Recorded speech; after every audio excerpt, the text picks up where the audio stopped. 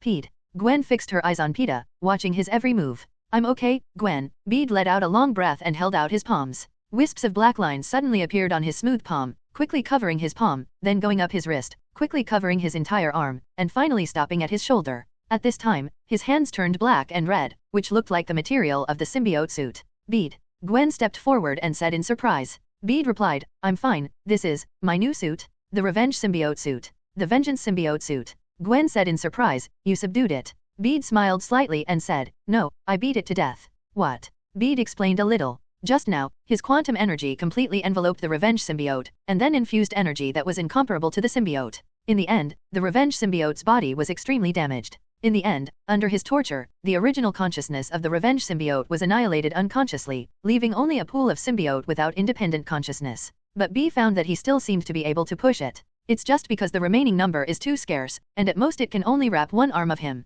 Simply put, what is now in Bede's body is a brand new Revenge symbiote. Just like the Demon King Piccolo in Dragon Ball and later the Sun family's Nanny Piccolo, the new Revenge symbiote is a blank piece of paper that can be painted on by Bede. No matter how he paints, it will always be his shape in the end. Wow. The Vengeance symbiote flowed quickly on Bede's arm, and soon separated from the arm, forming a long sword in his hand. The long sword turned into a short spear, a hammer, and a long claw. Various shapes changed according to Bede's will. Bede gradually realized the beauty of the symbiote suit. Ever-changing, very malleable, but also has a strong concealment. Just like quantum energy is hidden in cells, Bede directly hides the Revenge symbiote between his muscles, and when needed, he can directly drill out of his body for protection. And compared to the symbiote suits worn by Gwen and the others, this has another advantage, that is, concealment. The symbiote suit hidden in the muscles is equivalent to keeping Bede in a state of constant blessing. The strengthening of muscle strength gives him an all-round bonus to speed, strength, etc. This also means that his combat power has improved. After solving the biggest trouble, the rest of the matter became much brighter at once.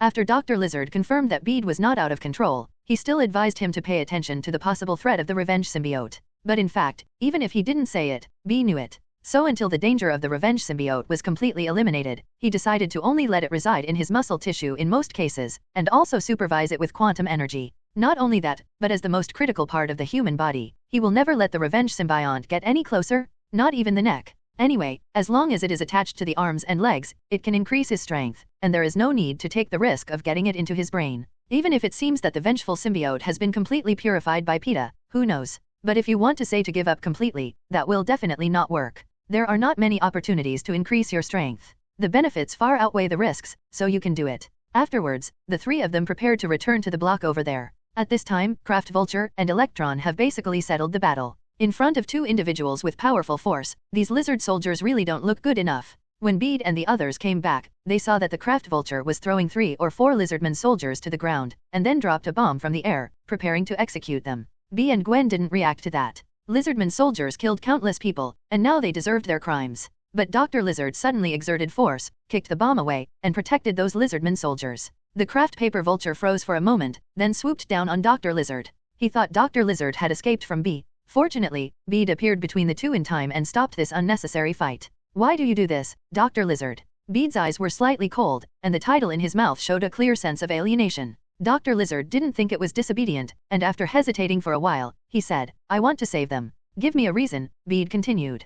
Gwen and the Craft Paper Vultures on the side were also staring at each other. Behind him, Electron, who had almost resolved the battle, appeared, also looking at the situation here. If Dr. Lizard doesn't give a suitable explanation, maybe he will be torn into pieces by them in an instant. Dr. Lizard pleaded, the reason why they are like this is all because of my fault. So the culprit of all this is me, and I hope that I can accept the punishment for them. However, I beg you, you can let me do one thing first. Bede looked at Dr. Lizard without saying a word. Dr. Lizard said, I hope that a drug that can reverse the genes of mutant lizards can be formulated first, and restore them to their original state. Hey everyone, welcome to our channel, and thank you for your support. If there's a favorite novel on the channel and you want the next part, you're just one step away. Become a Patreon member and I can make it depending on your tier. Thank you for your attention. And then, you want to die, Bede said. Dr. Lizard nodded, the crimes I have committed are too numerous to write down. Apart from death, I can't think of any other way to eliminate my sins. No, you do. Bede shook his head slightly and said, you can use your scientific knowledge to change this world that is falling into darkness. This world needs light. But I'm just a monster, a lizard. It's just a hope, it's an idea. It doesn't have a specific appearance, let alone a specific race. Bede took out the ancestral cauldron, forced open Dr. Lizard's mouth, and poured him a mouthful of chicken soup. This world needs a living Dr. Connors, not a dead Dr. Lizard. After some hesitation, Dr. Lizard accepted Bede's proposal. Although he endured humiliation to help slaughter Spider-Man, it is an indisputable fact that many people have died because of the Lizardman he created over the years. He was determined to atone for his sins, which was also his original plan. But as Bede said, this world has become a muddy mud, and the darkness is far more than this. It is true that he is dead, but living may be the real redemption. I went back to my hometown yesterday and was running around so much that I didn't have time to type. Because of Bede's actions, the people present had already taken him as the leader. Seeing what Peter said, Electron naturally has no other opinions. Of course, how to gain the trust of these people who were persecuted by him in the past is what Dr. Lizard himself has to worry about. Dr. Lizard left here with a few Lizardman soldiers who were knocked out. At this moment, Electron Man made a request to Bede that surprised Bede. You said you want to join my Super Dimension Task Force and become a member of the team. Yes. Do you know what this means? Bede looked into Electro's eyes and asked back. Electric Man replied without hesitation, it means that I may never return to this world. From then on, I can only wander in the vast universe, and may even die in other universes. No regrets. No regrets. Why? Bede became more and more confused. He didn't believe it was his charisma or anything. He is not Long Aotian, there is no such thing as saying that a shock of a tiger's body will attract thousands of surrenders. Electron sighed and explained the reason. He told Bede the story of him and Lafayette. Lafayette's wife rescued him from the dark and cold world, taught him how to help others, and how to use his own abilities to exchange for others' benefits. Respect. Although what Lafayette did in the end made Electro feel a little chilled, it only slightly changed his mind. As for the idea of following Bede, it actually just came up. He originally wanted to use this world's gold or something to pay Bede, because he was worried that the righteous Spider-Man would not take in a monster like him, until he met the craft paper vulture. Compared with the craft vulture, he is more human. His mind suddenly became active. Since Bede can even accept a craft paper vulture, it shouldn't be a problem to accept him, right? Hence this scene. Electro is willing to join, and Pete and Gwen are also happy. As a natural fruit ability user, Electro's upper limit is extremely high, which is a very powerful help. Moreover, this Electron is an upright man who can uphold his nature and protect one party in a dark world. Even if he is influenced by others to do so, his achievements cannot be erased. From this point, we can already see his temperament. With such a positive character joining, it can be regarded as getting rid of the ridicule of Super Dimension Task Force X. Just kidding, all the members of Task Force. Thinking of this made Bede feel happy unconsciously. However, Bede's good mood did not last long. When Electron led him, Gwen, and Craft Vulture towards the gate of the community named Electric, they were stopped by someone. Electro looked at the man opposite who was pointing a gun at him and shouted, Barris, it's me, Max. The crisis has been resolved, you can rest assured. Barris is a middle-aged man who looks to be in his 40s. He is not tall, but very strong. He is considered to be quite tough among ordinary people. He looked solemnly at Electro, as well as the three Bedes behind him, and shouted back, Max, you killed Lafayette and the others, and then brought Spider-Man and monsters. Spider-Man and monsters are not welcome in the electro-optic community. What? Electro's eyes widened. I killed Lafayette because he wanted to betray me? He actually wanted to betray me to Dr. Lizard. But Dr. Lizard was released by you. A voice came from the side.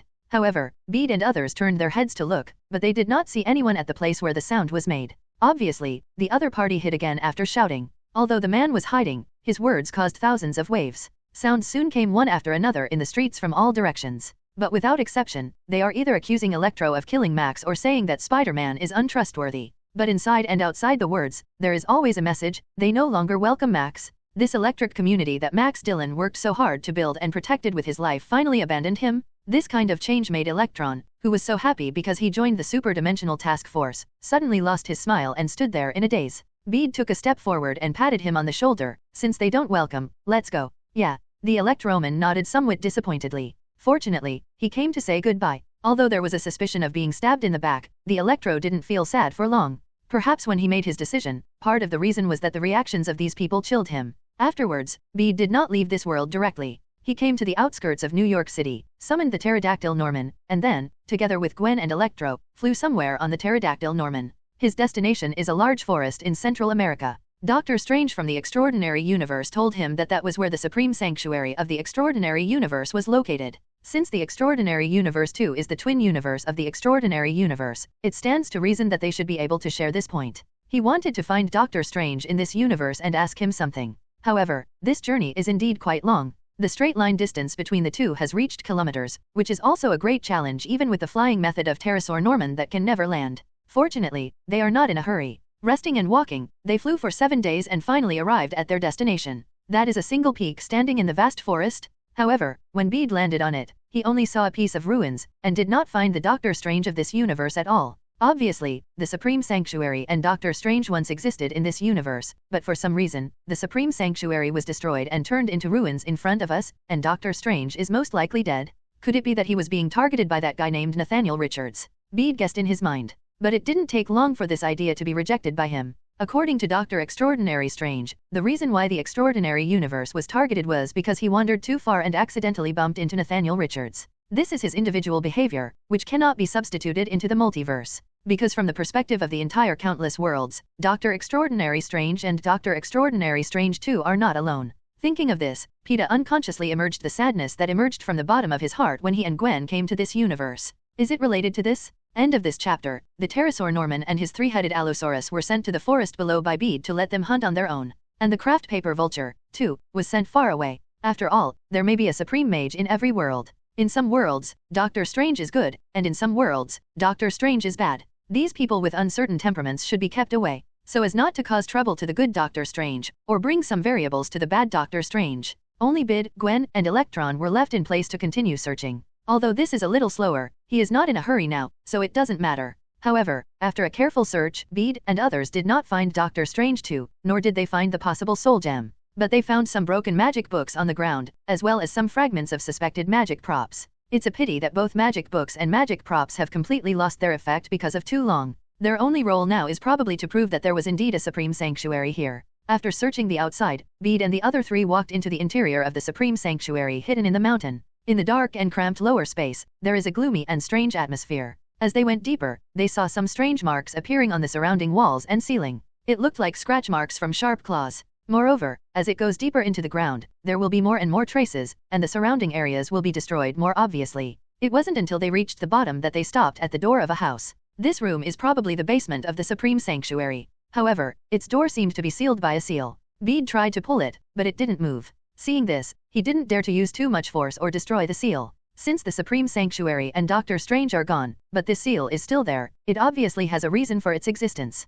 Even after he used quantum energy to enhance his spider sense, there was no warning of danger. But who knows? Maybe the magic seal applied on it can isolate the spider's induction? Magic beats magic, which makes sense, right? Taking a step back, he has seen a lot of blockbuster movies, including science fiction, magic, and fantasy, but no matter what kind of fantasy he is in, if he tries to die out of curiosity to unlock the seal, most of the results will not great. For example, in The Cabin in the Woods, because one of the heroines recited a spell, various monsters such as werewolves, aliens, zombies, ogres, etc. were released. In Prometheus, someone touched something on the ground curiously, so that the facehugger got on his body, and finally the group was destroyed. There are many, many similar situations. Learning from the past, in short, Bede would not do such a thing. At the same time, he also stopped Gwen and Electro from touching the door. It may be a pity to be only one step away from the final answer, but Bede does not regret his decision. So the three of them bypassed this place and split up to look for it again elsewhere. If there are really no clues, he will have no choice but to give up pursuing the secret and leave this world.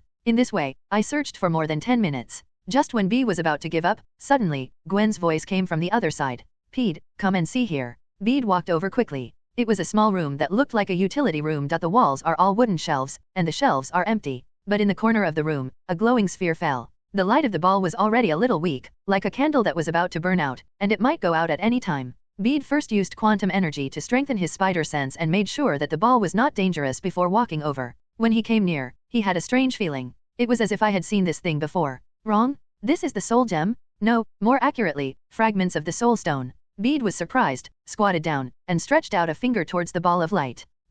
With the touch of his fingers, there was a slight heat first, and then a wave of energy drilled in along the fingertips. The speed was so fast that he didn't even react. When Bede came back to his senses, he found that his surroundings had completely changed. But he got used to it. In the extraordinary universe before, Dr. Extraordinary Strange took him to experience this once in a similar way. Although he doesn't know what Doctor Strange and the soul gem with only fragments are going to do in this world, he knows that maybe he can get the answer he wants from here. However, what Bede didn't expect was that when the surrounding scenes stopped changing, no characters like Doctor Strange 2 appeared in front of him, and there were no scenes similar to the cut scenes in the game. Appearing in front of him, there is only nothingness. Do not? When he looked down, he saw an extremely desolate land. The rocks are jagged and lifeless. It's like a completely dead land. But in the center of the earth, there is a large area of bright green strange material. But no matter how hard Bede looked, he couldn't tell what it was. River? Not like magma? The colors are all wrong. What is it? Just when Bede was confused, suddenly, somewhere on the ground flickered. Immediately afterwards, a strange machine suddenly appeared in this world.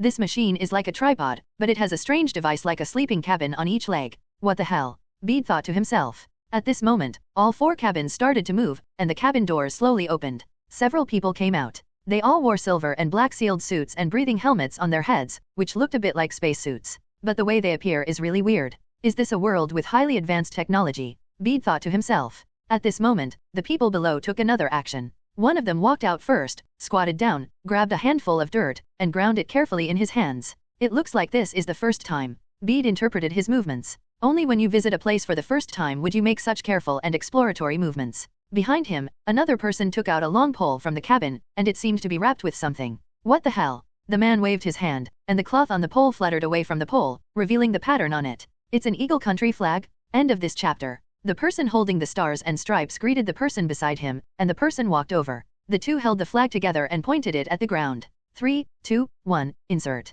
B could seem to hear their voices. The two of them pressed down together. The lower end of the stars and stripes flagpole pierces into the ground. However, the next moment, an astonishing scene appeared. I saw 2 cracks in the ground where the tip of the flagpole pierced, and the gaps began to spread rapidly to the distance. In fact, it's even more obvious from Bede's condescending perspective. When the tip of the flagpole was inserted, the whole land trembled slightly, and those bright green things that looked like rivers flashed for a moment. Then, one of them pointed to the front, and the 4 of them started to act. One person is looking at the rope from above, while 3 others are climbing down the rope. A question mark slowly formed in Bede's mind. Isn't this the rhythm of pure death? He immediately thought of what he had thought of before in that closed basement. At this time, there was a new situation below. When one of them desperately put his palm into the bright green energy substance, the originally calm green energy substance suddenly erupted, just like a volcano erupting suddenly. The 3 people were so frightened that they ran back quickly. When he ran to the vicinity of the cliff that climbed down, the guy who stretched out his hand desperately did not have time to catch up because of an accident. In the end, he was completely swallowed up by the green energy.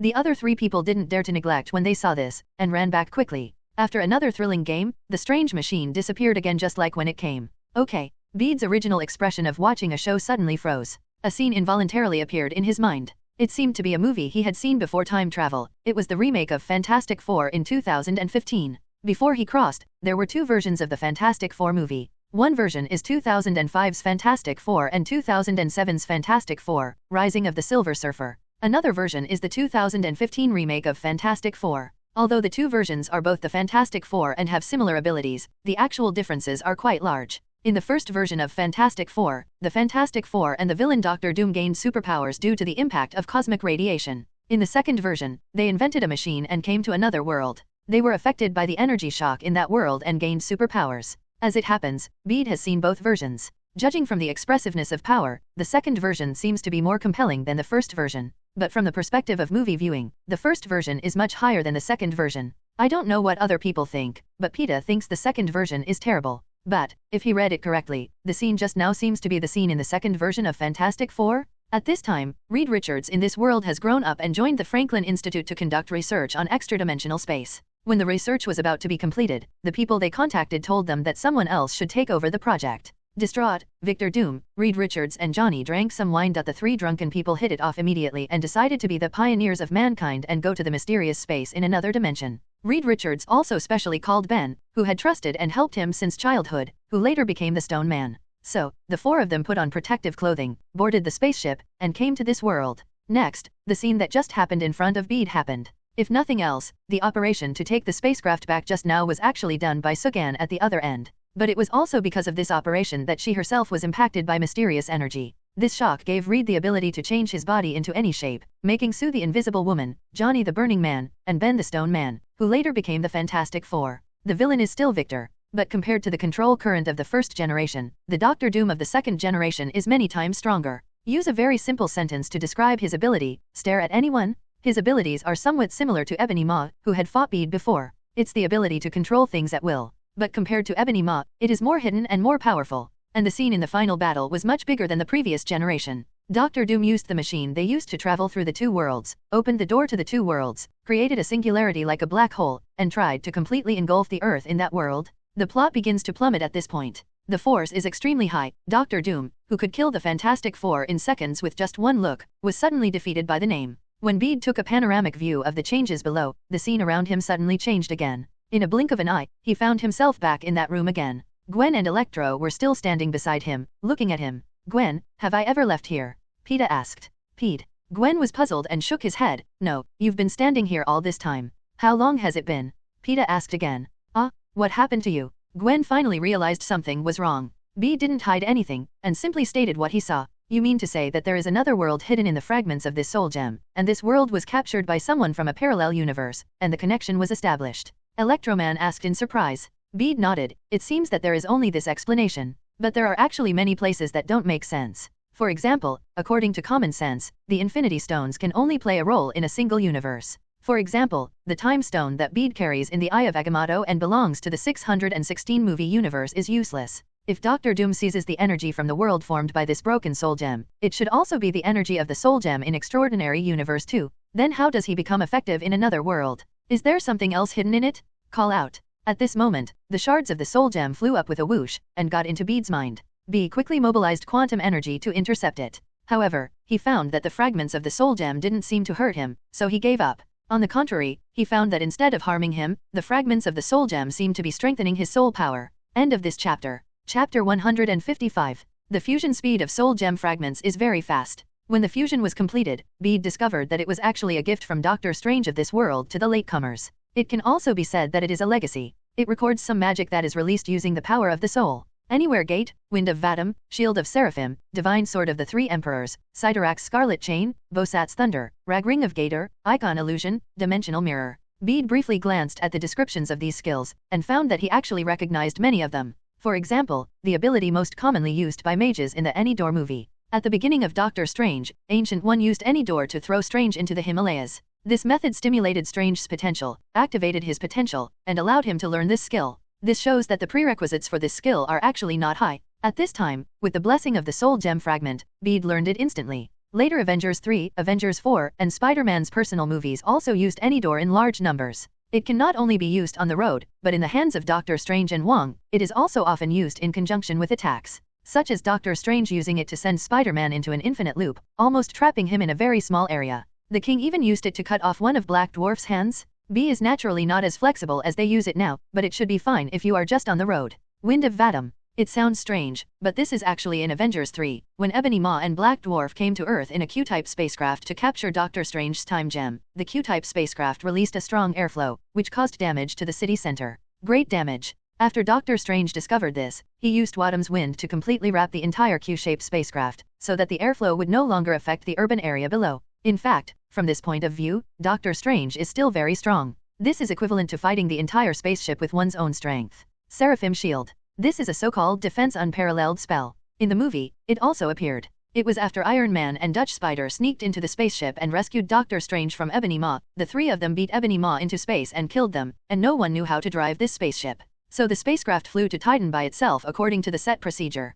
And because no one knew how to operate it, and there was no way to stop the spacecraft, so Doctor Strange used the Seraphim Shield to directly catch the falling spacecraft. Just imagine how much kinetic energy should be generated for a hard landing of a spaceship flying at high speed and pulled by gravity. With the size and mass of the spaceship, it feels no less powerful than some nuclear bombs. But Seraphim Shield insisted on following it. It can be seen how high the upper limit of this spell is. Other spells also have their own strengths. Divine Sword of Emperor Waishan is a long sword constructed of magical energy and burning on the outside. In Avengers 3, Doctor Strange also used it to deal with Thanos. Although he was caught by Thanos, you must know that Thanos had collected several infinite gems at that time. This requires the skill that Thanos deliberately blocks, and the power is not bad. Sidorak's Scarlet Chain is a control skill. Bosat's Thunder is an AoE skill with great power, but the disadvantage is that the release speed is not fast enough. Ring of Ragator is a compulsory course for mages. In fact, it is a pair of handheld magic shields that often appear in the hands of mages. It is a starting method for many magics and also has a certain defensive effect.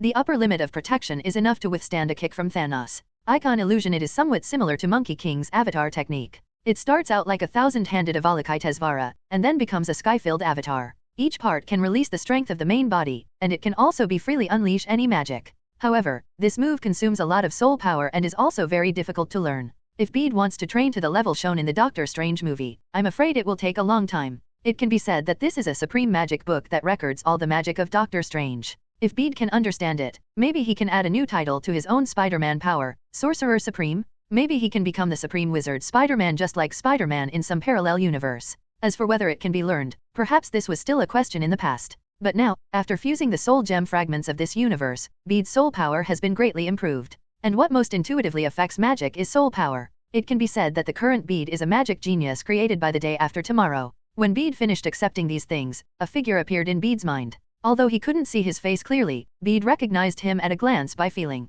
Doctor Strange too? Obviously, as the master of the soul gem, the Doctor Strange in this world also made the same choice as the Doctor Strange in the universe after his death for unknown reasons. That is to store one's soul in the soul gem. It is a pity that the soul gem of this world has also been broken into pieces, and all that is left are just some fragments. Therefore, the images of Doctor Strange 2 that appeared in front of Bede were only fragments of memories, not complete memories, and not people who could communicate with him. But these memories are not entirely useless. Bede quickly digested and absorbed these memories, and then learned a shocking truth. This world, Extraordinary Universe 2, turned out to be a world destined to end. Due to some reasons, this world will gradually disappear and eventually become completely empty. After a few years, it became what Bede saw before. In fact, what Bede saw through the soul gem fragments was the true appearance of this world. It is only because Bede has the ability to travel through time and space and enter the past of the universe that he enters the timeline before the end of this world. According to the original history, the world will be completely plunged into darkness under the influence of the Carnage Spider-Man. Although Dr. Lizard took the risk of using Venom and Carnage to create a vengeful symbiote,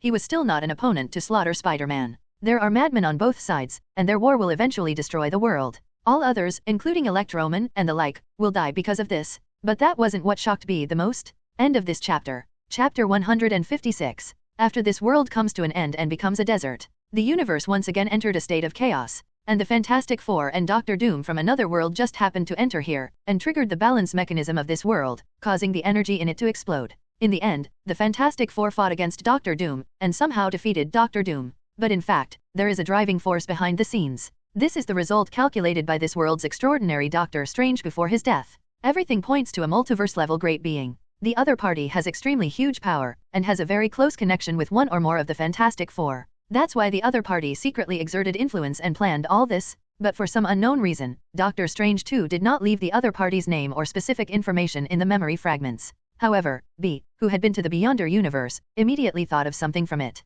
Multiverse level? Possess great power. Closely related to one or more of the Fantastic Four? All of this, aren't we talking about Nathaniel Richards? Could it be that the destroyed universe that Dr. Extraordinary Strange saw at that time was Extraordinary Universe 2? Or maybe it was Nathaniel Richards who discovered his heel during his fight with the extraordinary Doctor Strange, so he tracked him down. In the end, they didn't find the Extraordinary Universe hidden by Dr. Extraordinary Strange. Instead, they found the Extraordinary Universe 2 by mistake. There was so little information at hand that Bede couldn't even think of a reason. He simply kept this incident in mind and decided to slowly look for clues during his subsequent travels. Only in this way, his actions must be more cautious. If it is said that Doctor Strange's description of the danger of Nathaniel Richards was only superficial, then now, the tragedy of the Extraordinary Universe 2 has been bloody in front of him. A universe? Just because of some relationship, it was destroyed in his hands? What Thanos, compared to him, is nothing but pediatrics? After silently digesting the information, Bede opened his eyes again. Click. At this moment, a sound suddenly sounded not far away. Bede's expression changed. He stretched out his hand and tried to draw a circle in front of him. Any door, open. No response. Open any door. Call out. A glimmer of light flashed, and a fist-sized hole appeared, but there was still not much reaction. At this moment, a light suddenly flew from the corner of the room, and something hit Bede's hand. Bede caught it subconsciously, and found that it turned out to be a ring. The ring of the Supreme Mage? Ren, Yi, door, open it for me. Peeta put the ring on his left hand, circled it again, and yelled. Call out. Stab. Space is torn apart. A halo appeared in front of the three of them. Bede. Gwen looked at Bede in shock. She didn't even know when Bede would do this. Is this magic? Electro also asked in surprise. Bede didn't have time to explain to them. Quick, go. Seeing this, Gwen and Electron hurried in. Bede followed suit. After they passed, the portal quickly closed. Opposite the door is the vast jungle outside. At this time, Norman the pterosaur and the three Allosaurus brothers and sisters were happily eating. The beasts living in the jungle were really unlucky to encounter four behemoths. Not to mention the speed, great strength, and strong defense, this makes the animals in the forest have to be beaten and wait to die. When Bede and the others appeared, the pterosaur Norman was raising his head and swallowing a wolf alive with all its hair, which made people's scalp numb. Boss, what happened? An Allosaurus dining on the other side asked curiously. Bede's face was solemn, and he reached out to grab his tail and threw it into the quantum space. Then, in the same way, the pterosaur Norman and the other two Allosaurus were thrown in together. While he was doing these things, he saw that the mountain where the Supreme Sanctuary was located behind him had begun to collapse rapidly, turning into a dark cave. Bede knew what it was. That's the end of the world? It's a time wormhole. It turned out that Doctor Strange 2 of this world, after seeing the future of the world, influenced the past through the majestic soul energy, and gave his past self a warning in advance. So the past he set out to collect the 6 Infinity Stones. With the power of the 6 Infinity Stones, he sealed up the past of this world and extended it considerably. And the place of storage is in that sealed basement? That basement is a time wormhole connecting past and present. And Bede and the others are in the past of this world now. Today, the seal has been lifted. The now is constantly overriding the past, turning the world into what it should have been. This is what Bede saw through the Soul Stone fragment earlier, the one that is connected to a world where the Fantastic Four are, but Bede doesn't want to go there. First, he was not sure if he would meet Doctor Doom from that world if he passed by at this time. This Doctor Doom's brain is not normal. There is only destruction in his mind, and he looks like a psychopath. Oh no, he is mentally ill. But this psychopath is incredibly powerful. Any bullets and the like, shooting at close range is of no use to him. But he is the second kill attitude of stare at everyone and die violently to others. It's like turning on the invincible hook. If it weren't for the Fantastic Four who also suddenly turned on at the end, and then Doctor Doom suddenly stood by again, it would be a breeze for Doctor Doom to defeat the Fantastic Four. And from the memory fragments left by Doctor Strange 2, it is all because of Nathaniel Richards? Reed Richards and Sue Richards were his ancestors. For the sake of his birth, wouldn't he make sure they were safe? But Bede and the others were not so lucky. It is very likely that they were discovered by Doctor Doom and then destroyed by the Doctor Doom team. Also, there is a reason. He knew that all this was caused by Nathaniel Richards, and Nathaniel Richards' influence is likely to spread throughout the multiverse, and he is a multiverse-level boss, or a big villain.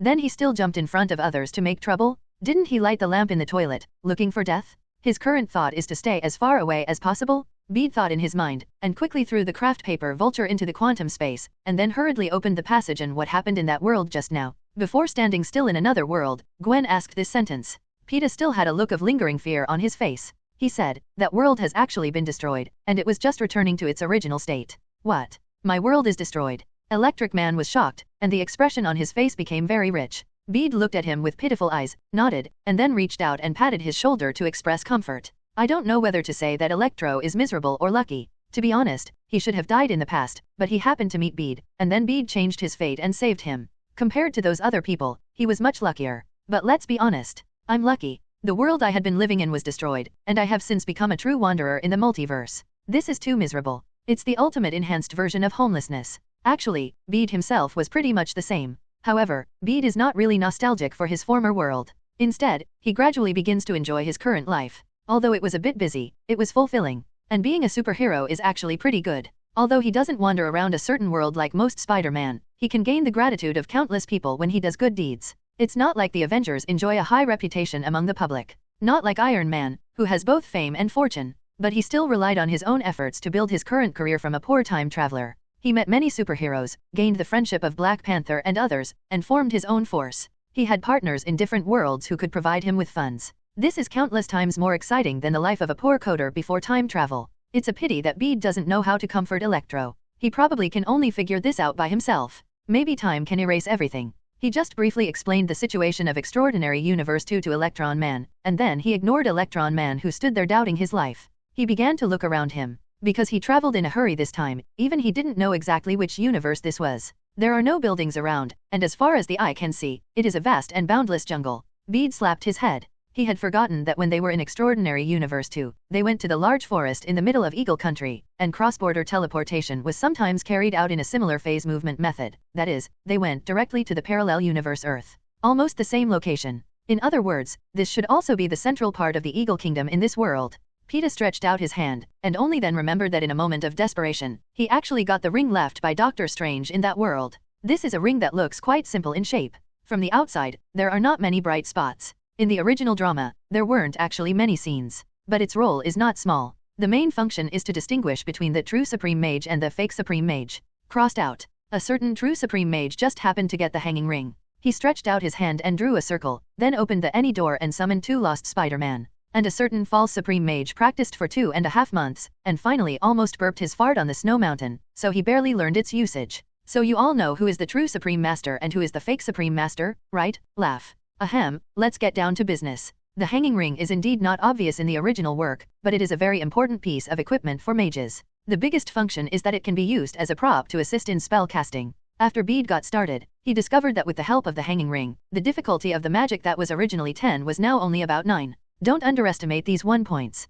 This point may be the key to deciding whether to release spells. In a fierce battle, if each spell is saved by 1 point, the cost of casting the spell will be reduced, the casting speed will be increased, and the total number of casts can also be increased. For a magic novice like Bede, a piece of magic equipment is of great use. Gwen said, "Is this what you gained in the last world?" Bede nodded, took off the hanging ring, and handed it over. "Do you want to try it?" Gwen took the suspension ring and tried to use it, but unfortunately, there was no response, so she returned the suspension ring to Bede. Bede comforted him, "I'll teach you magic when you have time. Try it, maybe you'll learn it." "Yeah." Gwen smiled and nodded. Then, Bede looked at Electro. Although Electron is still a little depressed, he has obviously adjusted his mentality. He is looking at Peta and listening to the next arrangement. Bede was secretly relieved when he saw this. Fortunately, this Electro has experienced many things and is not so fragile. Otherwise, he really doesn't know how to cheer him up again. Then, with one stroke of his hand, he drew a portal in the air. "Let's go and find out what this world is like." Before Bede had finished speaking, he saw something exploding from the other side of the portal. The spider sensed a slight movement, but not much. Bede knew that this thing should not be a big threat to him. He casually shot out a thread of spider silk to stick it to the side and flicked it to the side. Snapped. The thing fell to the ground. Bede then discovered that it turned out to be a piece of gravel. Boom, boom, boom. The sound of explosions was incessant. Bede and Gwen looked at each other, both speechless. What the hell? How come I can encounter fights in any world? Is this the Marvel universe with superheroes and supervillains? I love it. Well, although he was speechless, Bede was used to it now. Perhaps this is his fate, to travel to a world that was originally restless. So it's not that trouble comes to him, it's that he keeps looking for trouble. Let's go and see what's going on in this world. Bede waved his hand helplessly and walked out of the any door first. Gwen covered her mouth and snickered a couple of times, and followed with brisk steps. Behind him, Lightning Man looked at the actions of the two people, and his heart that was originally a little depressed lightened up. Although his world was destroyed, looking at it from another perspective, he did gain a new life. And it was the man and woman in front of him who gave him a new life. Maybe life like this is not bad. What about the Super Dimension Task Force? Let me also contribute. End of this chapter. This should be an abandoned factory on the outskirts of the city. But at this time, many people gathered here. It is obvious that there are two groups of people. On one side are 6 guys in fancy clothes. A white man with electricity all over his body, wearing green clothes and a long yellow collar around his neck, looked very strange. The second one is a man with an upside-down goldfish bowl on his head. Smoke is billowing from the goldfish bowl, which sets him off somewhat mysteriously. The third one had a handful of sand flowing from his body from time to time. The fourth had a pair of huge wings on its back. The fifth wore a tiger skin coat with a collar made of lion's mane around his neck, and he was not afraid of the heat. Behind the sixth one, 4 long mechanical tentacles flew with fangs and claws. The 6 people were so recognizable that Bede had already recognized them when he saw them. Electro, Mysterio, Sandman, Vulture, Kraven the Hunter, Dr. Octopus. It's the Sinister Six. On the other side of them, who was confronting them was a man wearing a spider suit but with a huge skull painted on his chest. These 2 logos remind people of 2 well-known characters in the Marvel system. Spider-Man, and the Punisher. The Punisher, also known as Uncle Punishment, is one of Marvel's anti-heroes. He does not have superpowers, but he possesses extremely high fighting skills, and is good at using various hot weapons, cold weapons, etc. to fight. And the philosophy he adheres to is as long as you are guilty, you must die. Spider-Man's insistence that with great power comes great responsibility is obviously different from this. The 2 elements with such a big difference are actually merged into the same person at this moment. This surprised Bede, Gwen, and Electro. The place where the 3 appeared was more than 20 meters away from the factory, and the 7 people in the field had already started a fierce battle at this time, so they didn't notice their existence. It must have been an explosion during a battle, and the rubble just happened to pass through the portal. Electro frowned. Isn't this guy another massacre Spider-Man? As he spoke, a few clusters of electric sparks appeared on Electro's body, and he already had the intention of taking action. Being under the pressure of spider carnage for so long has given him an overreaction to spider carnage and things like that. Peta stopped him with his hand. The existence in front of him that seems to be a combination of the dual elements of Punisher plus Spider-Man reminds him of the Shadow Spider. It combines some of the thinking of Spider-Man, and has the decisiveness of the Punisher. Or can he be called, the Punisher Spider-Man? Punishment Spider? If this is the case, then those who are being punished on the other side are obviously guilty existences. And if you had to choose a side between Spider-Man/the Punisher and the Sinister Six, almost 90% of people would choose the side of Spider-Man/the Punisher. No matter how vicious the Punisher is, he is still targeting those who are even more vicious, and he will rarely attack ordinary people for no reason. On the other hand, the Sinister Six. It would be acceptable if 1 or 2 of them changed their ways, like the Electro, or the Sandman from another world, or Dr. Octopus from the Toby Spider side. But Bede would never believe that the Sinister Six could transform into the Justice Six when they gathered together. The 3 of Bede remained silent for the time being. At this time, the battle situation on the other side also changed slightly. Punishment Spider has obviously received very strict training, and his body looks bigger than any other Spider-Man Bede has ever seen. Under the tight Punishment Spider battlesuit, there were lumps of protruding muscles. The burly figure does not affect his flexibility. I saw him shuttle back and forth among the attacks of the 6 supervillains, avoiding a beam of high-voltage current from the Electric Man for a while, and avoiding the hunting net thrown by the Hunter Craven for a while. When Mysterio unleashes a mind-numbing fume, it doesn't do him any good. Obviously, he had already made some preparations before the fight, enough to be immune to the mysterious nerve poison. At a certain moment, he suddenly appeared in front of Electro. Then, a hole suddenly opened in the web launcher on the wrist of his left hand, and a jet-black barrel ejected from it. Bang! A shot rang out. The Electro-Optic Man laughed loudly. "The bullets are not for me." Nourishes. The bullet hit Electro-Optical Man's body that had turned into Electro-Optical Man, but the strange thing was that it didn't pass through the Electric-Optic body directly, but suddenly released a strange energy.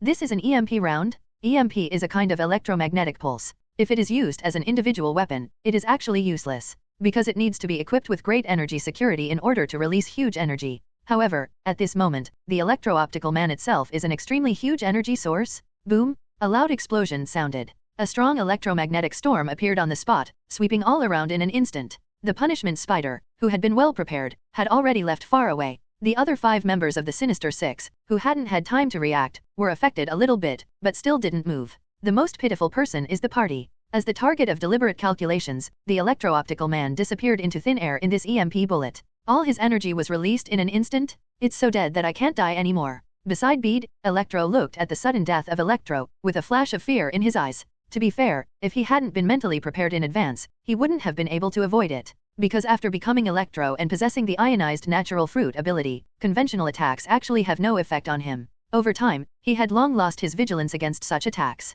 And the tragic situation of the Electron Man in this world undoubtedly sounded the alarm for him. He came prepared. "Everyone should be more vigilant," Dr. Octopus shouted. "It's so despicable to attack Max unexpectedly," Sandman yelled. As an elemental being immune to conventional physical attacks, Electro's sudden death made him feel hurt. "Kill him," shouted the Vulture. However, the Punishment Spider just looked at them coldly. No matter whether they cursed or wailed, they could not make him waver in the slightest. If you get closer, you can hear him mumbling to himself. "God gave me this ability just to let me bear the responsibilities I should bear and punish all sins so that more Uncle Ben will not have to pay the price, because the greater the ability, the greater the responsibility." End of this chapter. Ignoring the abuse from the remaining 5 members of the Sinister Six, the Punishment Spider stepped forward again and launched a new round of attacks. This time, with the lessons learned from Electro-Optics, the remaining 5 people began to shrink back. In fact, this was not the first day they had fought against the Punishment Spider. They know the Punishment Spider, and the Punishment Spider knows them very well. Since the other party can think of a way to kill Electron, it is very likely that he is already ready to kill them.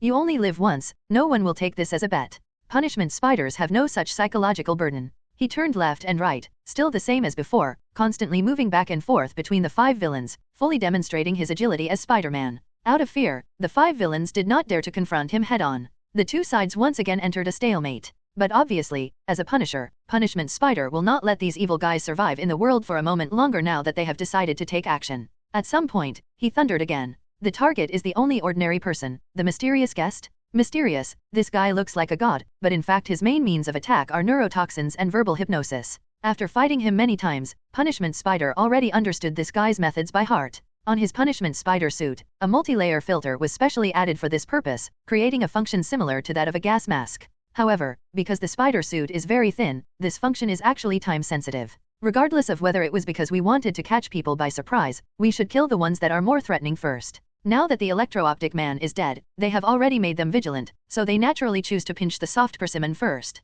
The Punishment Spider raised its fist and punched Mysterio on the head of the fish tank. Bang! How could a mere glass fish tank be able to withstand a punch of nearly 20 tons of force? A headless corpse crashed to the ground. Mystery guest, Pawn. You, the Vulture next to you who was about to attack the Punishment Spider, was startled and stopped suddenly. Hey! The Punishment Spider didn't want to let him go like this. The trajectory of the 2 people's actions was already in his calculations. He stretched out his hand, shot out a strand of spider silk, directly pasted it on the Vulture's face, and then pulled it violently. Only then did the Vulture react, and quickly flapped its wings vigorously, trying to resist the pulling force. However, his strength is not even a little bit worse than Punishing Spider. Without even a decent struggle, he was pulled in front of the Punishment Spider. The Punishment Spider grinned, reached out and grabbed one of the Vulture's wings, and pulled it hard. Tear! This wing was torn off abruptly. Blood was sprayed all over the sky. Let him go. At this moment, Dr. Octopus finally fulfilled his duty as a leader. He boldly stepped forward, waved 4 mechanical tentacles, and clawed at the punishment spider from 4 directions. The punishment spider ignored it. After throwing the torn-off vulture wings on the ground, he punched the vulture in the heart again. Click! With a crisp sound, the vulture's heart was the center, and the entire chest was sunk in. Judging from the slight protrusion of the back, it could be seen that all the bones and internal organs in this area had been broken off and mixed into a ball of rotten meat. Vulture, pawn? At this time, Dr. Octopus's mechanical tentacles finally arrived. But what he received was just the vulture carcass thrown by the punishment spider. Dr. Octopus is also a wolf killer. In order to prevent the vulture corpse from getting in the way, he directly grabbed it and tore the vulture corpse into 2 pieces, and then continued to grab the punishment spider. But at this time, the punishment spider had already taken the opportunity to escape and came to the next target. Kraven the Hunter? The successive deaths of Electro, Mysterio, and Vulture have caused him to lose his fighting spirit and he is about to run away. But the punishing spider refused to let him go. He also has an ability similar to spider sensing, called Beast Intuition, which is an ability he has cultivated from fighting various beasts for a long time. The fatal danger conveyed by the beast's intuition frightened the hunter Kraven. He rushed forward with all his strength and jumped several meters away. Bang!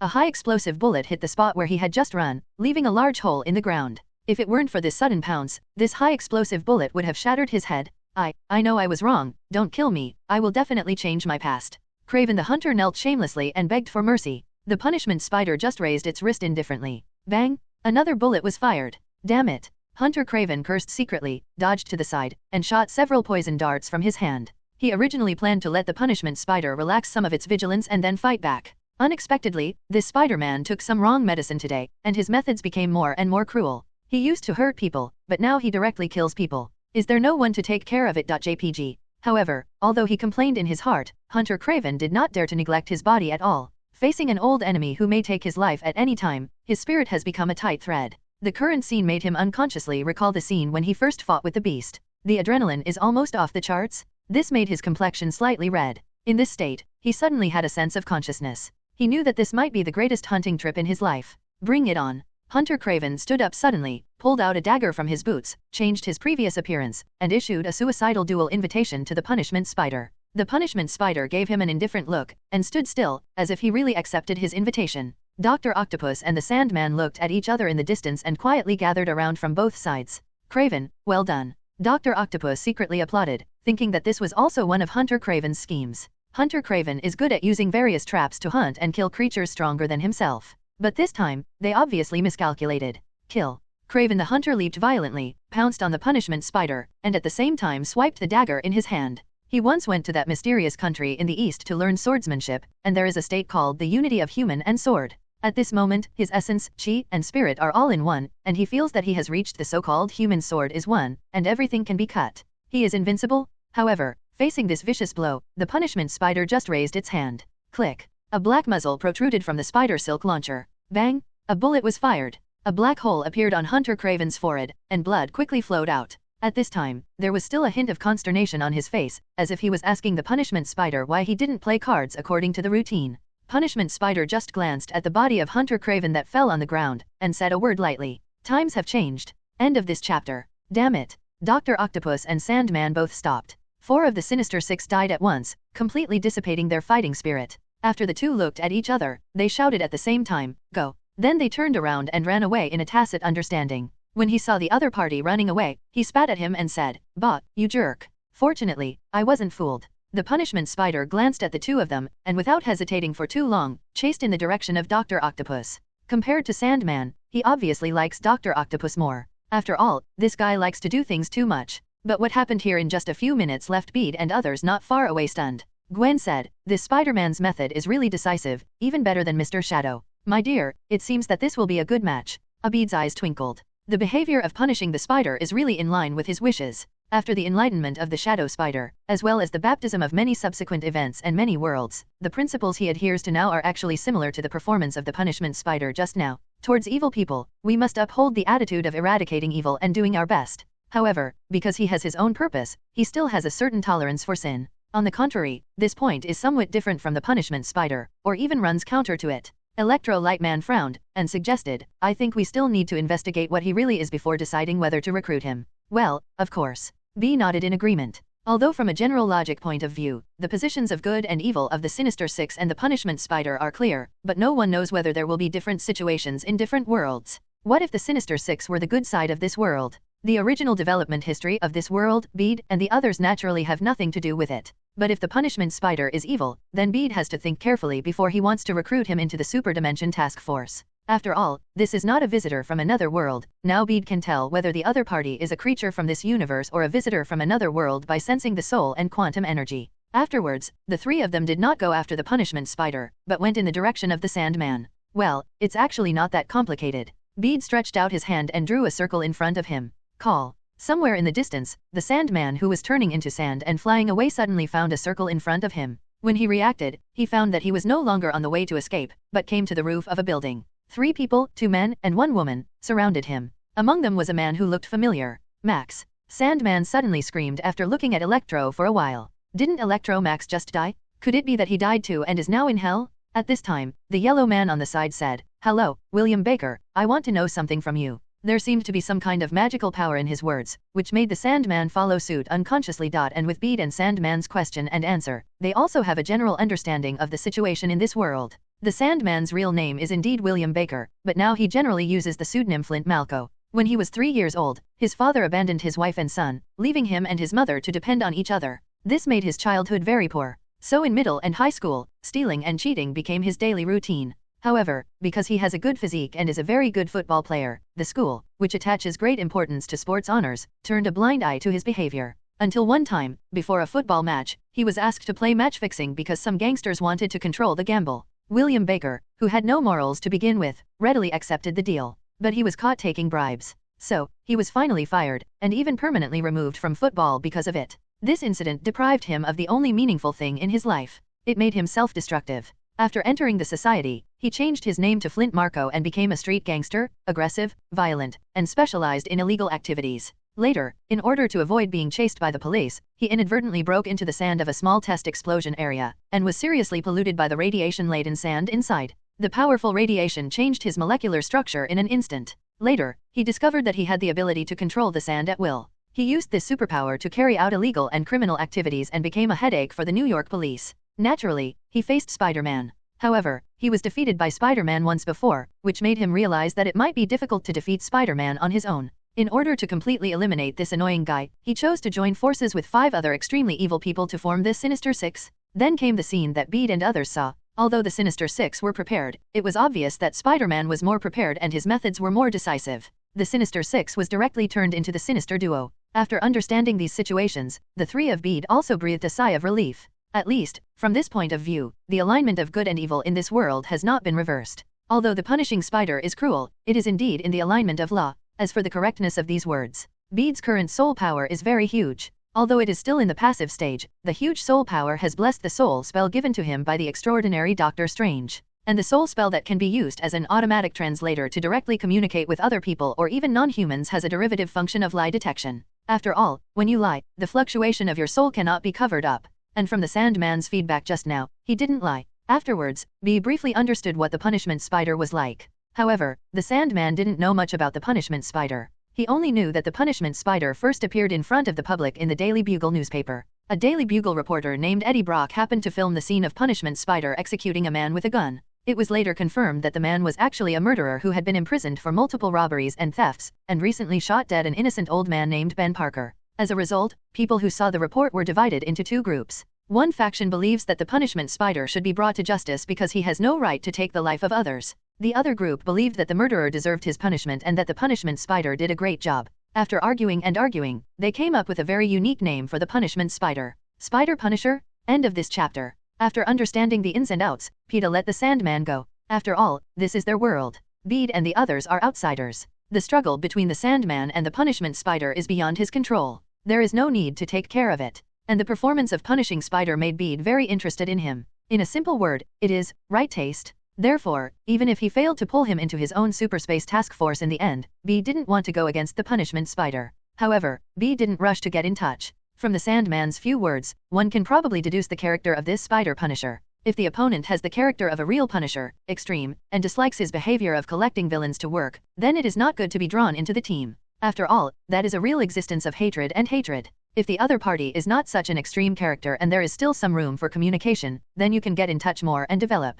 So Bede took Gwen to lurk in this world temporarily. Of course, they were simply 3 tourists. In addition to secretly investigating the punishment spider, they also have other things in this world. Electron has been living in a dark and miserable world in the past. Let him stay a little longer in this relatively peaceful world, travel, and feel the peaceful atmosphere. It can be regarded as a little vacation after he is busy. And Gwen, of course, went to school. Okay, in the first few worlds, BD did have this planned up, but now, Gwen has expressed her intentions, learning or something. Just let it go. So during this period of time, she is further refining the cooperation between her and Venom, so that the Venom suit is more handy to use. As for B, he has too many things to do. Quantum energy to be developed. Since it is to be used as the base of the hyperspace task force, it is impossible for the quantum space to keep it as it is now. And one day in the future, he plans to go to the quantum realm, beyond his quantum space, to see what is the source that sent him the dangerous signal. Vengeful symbiotes are to be cultivated and utilized. The spells in the Supreme Magic Book also require him to meditate and learn by himself. Bede took a detailed inventory of what he was going to do in his mind, and found a problem in some confusion. That is to say, why are there more and more things? Shouldn't it be normal to do less and less? Although he was very speechless, in order to improve his strength, Bede could only honestly keep himself busy. He decided to let the matter of the revenge symbiosis go. Anyway, it is not big now, and the space for development is not high. Let's wait until it grows up a bit. He selected 2 less difficult spells from the Supreme Magic Book, and decided to learn these 2 first. One is Raggador's Ring. This spell is actually a magic shield. One can be used in each hand, and the defensive performance is not bad. Of course, for him who has a Genjin battlesuit, it seems a bit tasteless. After all, the functions overlap. However, the Genjin battlesuit is mainly immune to physical attacks, while Raggador's Ring can resist magical attacks. He is now traveling through various universes, and it is inevitable that he will encounter some characters who use magical energy. For example, the Doctor Doom that was about to be born in the ruins of the Extraordinary Universe 2 was seen before, and the Sandman and Electro were barely considered energy attacks, but they were not yet at the level of magic. With this skill, his defense will be more comprehensive. This is one. In addition, Ring of Raggador is also the starting point for many magic spells. Just like you need to memorize the multiplication tables before learning mathematics, and you need to learn Pinyin before learning Chinese. If you want to use more advanced magic in the future, you cannot avoid this skill. Ring of Raggador. There are 2 types. One is Raggador, Orange Ring, and the other is Raggador, Crimson Ring. Raggador, Orange Ring is the most basic version, simple and easy to use. Peeta studied the contents of the magic book all morning and learned it. And Raggador, Crimson Ring is an advanced version of the magic shield. Its color has become red, and its defensive effect is many times higher than that of Orange. But relatively, the difficulty of learning has also increased significantly. After B learned Raggador, Orange Circle, he studied it for 2 full days before he managed to use this skill. Unfortunately, the casting speed is relatively slow, which means it cannot be used in actual combat for the time being. Because he is not very proficient, Bede needs to use Raggador, Orange Ring first, and then perform magic superposition on its basis to release Raggador, Crimson Ring. For the time being, it is not possible to release the Crimson Ring in seconds. However, the more you practice, the better. And there is a basic version of Raggador, Orange Circle, which is enough for the time being. In this way, it only took Bede 2.5 days to learn the Raggador Ring that most mages may take months or even years to learn. At any rate, he was a magic genius who had been strengthened by soul gem fragments. And the second chosen magic is Energy Whip. This magic is also one of the basic magic, and it is a compulsory course for mage apprentices when they get started. Its external appearance is an orange-yellow light whip constructed of magical energy, with a length of about 20 meters. The length can also be changed according to the injection of magical energy. It is an auxiliary magic. In Avengers 3, Doctor Strange used it to cooperate with the countless clones transformed by Icon Illusion to restrain Thanos. It's a pity that Thanos broke free. However, that is Thanos. Energy Whip used to deal with some ordinary enemies, the effect is still very good. Bede learned it, also to increase his restraint effect on some non-entity enemies. They are also energy bodies such as the Electric Man and the Sandman. They have the ability to elementalize themselves at any time. If they can't beat them, they will take the opportunity to escape, which is very annoying. As for the Energy Whip with magical energy, once it binds these muggles who don't know magic, it can directly imprison them. Energy Whip is not too difficult to learn. It took Bede 3 days to learn it, and he has reached the point where he can use his fingers. Originally, Bede planned to delve into other skills. For example, the very powerful AoE skill Bosset's Thunder. From the skill introduction, just releasing this skill alone is enough to destroy a small mountain. Moreover, the power can be continuously improved with the increase of the injected magical energy. It's a pity that Bede couldn't figure out why after 5 days of research. Considering that he had been in this world for almost 2 weeks, he had no choice but to give up temporarily. End of this chapter. During Bede's 2 weeks of retreat and practice, the world's intelligence work has not been left behind. Electron took the initiative to take over the job after resting for a few days. Thanks to the advanced social software in modern society, it is quite simple to collect news about punishment spiders. Because the punishment spider is quite active, not inferior to other Spider-Man. Almost every day, you can see articles, videos, etc. related to him on Twitter and Fisho. It is worth mentioning that on these social software, there are many fans and anti-fans of him who scold each other every day under relevant information. Recently, the most popular video is the video of Spider Punisher kills the Sinister Six. The fight between him and the Sinister Six that day was actually filmed from a distance and uploaded to social media. Each of the Sinister Six is a well-known villain who has caused harm to some citizens in one way or another in the past. Their deaths made many people applaud. Unexpectedly, it also reversed the word of mouth of Spider Punisher on the internet. On the internet in recent days, most of his evaluations have been one-sided praises. The biggest one is J.J. Jameson, the owner of the Daily Bugle. He became Spider Punisher's most ardent fan, working hard to promote him every day. If someone questioned him, he would pull out a comparison chart of the crime rate in New York City before and after the appearance of the Spider Punisher, and slap them in the face with facts. This tends to silence the naysayers. With the efforts of J.J. Jameson, the voice of Spider Punisher among the people is getting higher and higher. However, officials do not want to see this. Because the Spider Punisher's methods are cruel, and people are killed at every turn. Although he killed villains with cases on their backs, they hated this act of ignoring the law and arbitrarily judging others. Even fear?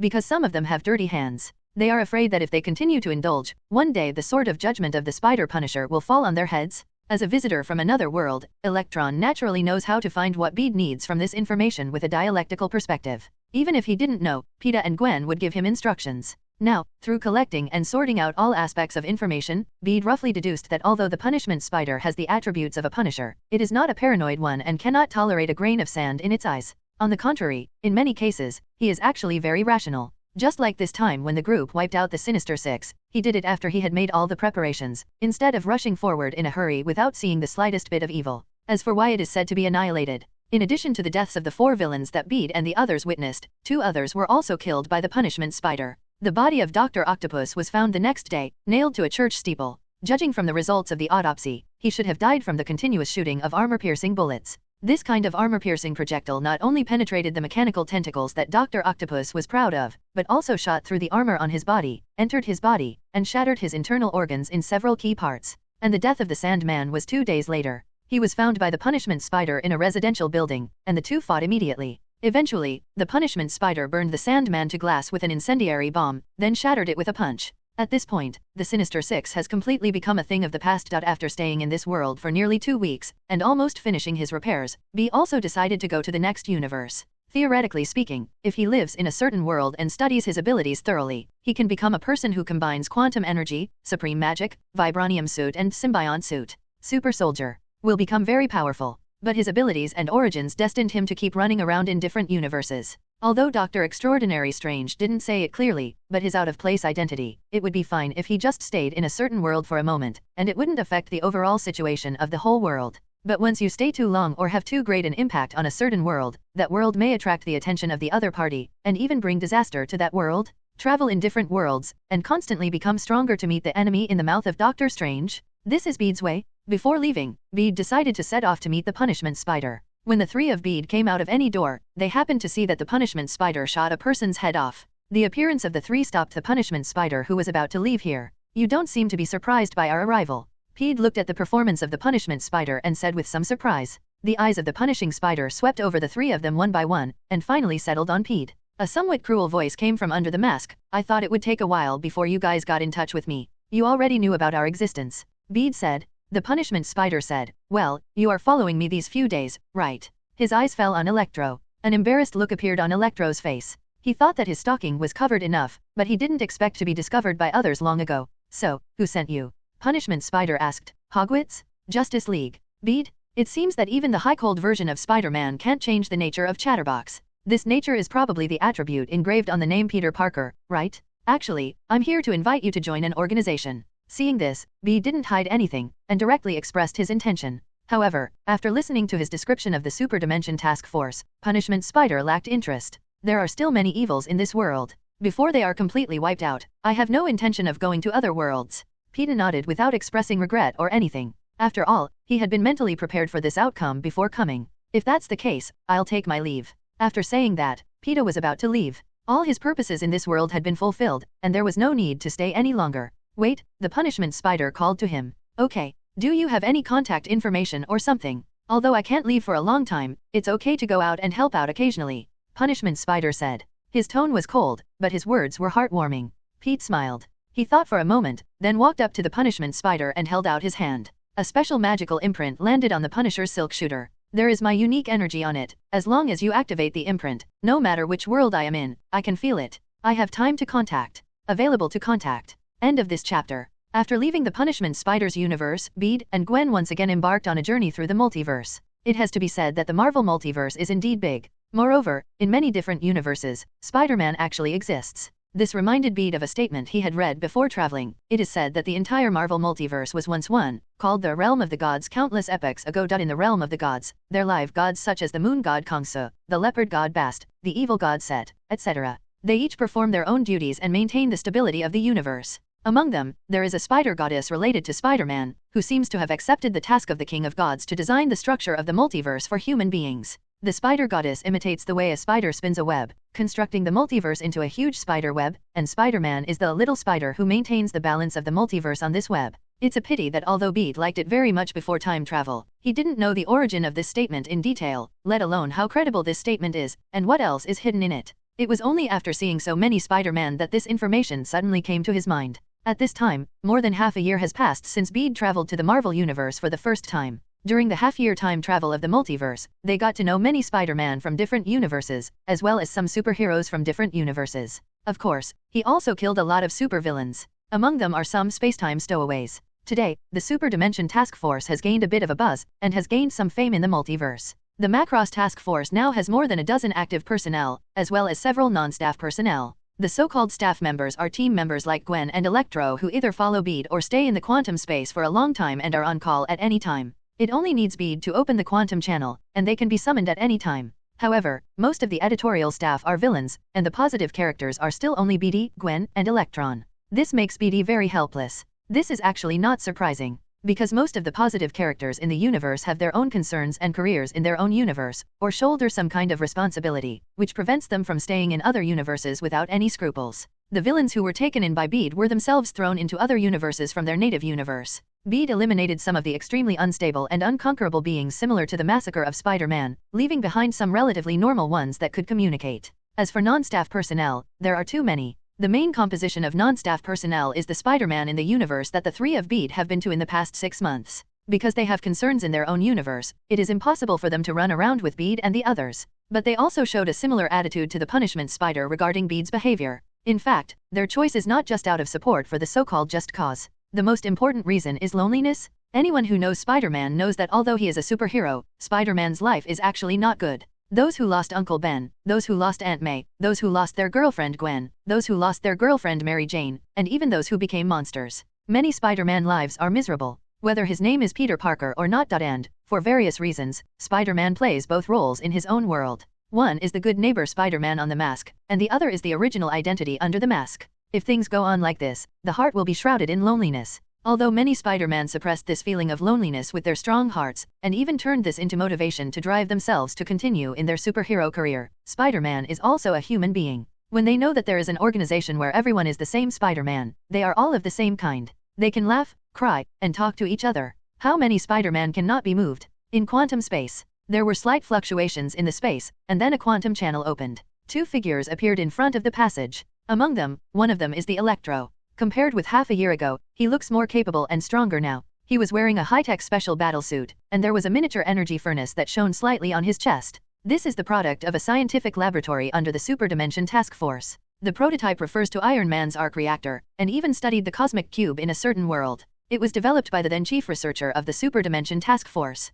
Produced jointly by a certain cosmic mechanical Dr. Octopus and a certain cosmic Dr. Octopus and a certain cosmic Dr. Octopus. It has an extremely huge energy reserve, which can completely get rid of its own weaknesses. Electro-Optic Man is very strong, but it has a fatal weakness, that is, the electrical energy in the body is not infinitely generated. Once it is used up, it needs to be just recharged. With this miniature energy furnace, Electro no longer needs to recharge at all times and can fully unleash his powerful combat power. This allowed him to be promoted from a surface-level hero to a god-level hero who can almost stand shoulder to shoulder with Thor. Not only that, but the armor on his body is also engraved with magic runes, which has functions such as waterproof and anti-electromagnetic pulse. The unprepared water flow may short-circuit the Electric Man in the ionized state. Spider-Man in a certain world once defeated the Electric Man in this way, and the Punishment Spider also used the electromagnetic pulse of the EMP bullet to solve the Electric Man in his universe. In order to protect Electro, who is now one of the deputy captains of the Chrono Task Force, Bede has taken great pains. And following Electroman is a robot with 4 mechanical tentacles behind him.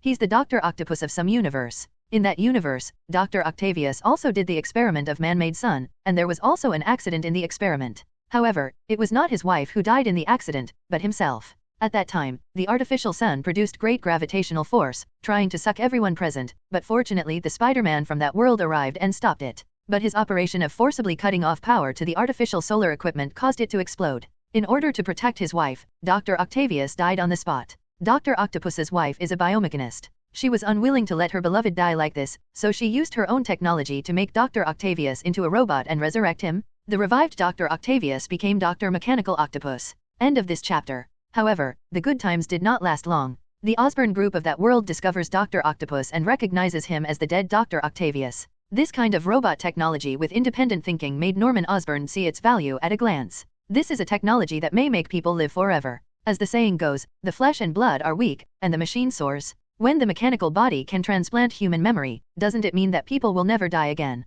Then those rich people who are about to come to the end of their lives still wave their banknotes to buy this thing? Therefore, in order to obtain this technology, the Osborn group began to contact Mrs. Octavius continuously. Coercion and temptation exhausted all means. But what they don't know is that even Mrs. Octavius herself has a hard time explaining how she made the mechanical Dr. Octopus look like a real person, because the biomechanical technology she has mastered is actually not very mature yet. Of course, the greedy Norman Osborn didn't believe this, and firmly believed that Mrs. Octavius was deceiving him and didn't want to give him the technology. So they managed to assassinate Madame Octavius? The tragic death of Mrs. Octavius caused the mechanical Dr. Octopus, who was originally just like a normal person, to suddenly go berserk. Dr. Mechanical Octopus became a real mechanical monster, killed the Osborn group, and killed Norman Osborn and many Osborn group executives in public. Just as he was about to slaughter the rest of the Osborn group's top brass, Spider-Man arrived and fought him fiercely. In the end, Spider-Man defeated him, but after learning what happened, instead of destroying the mechanical Dr. Octopus, he took him to Horizon Labs and tried to restore him to normal.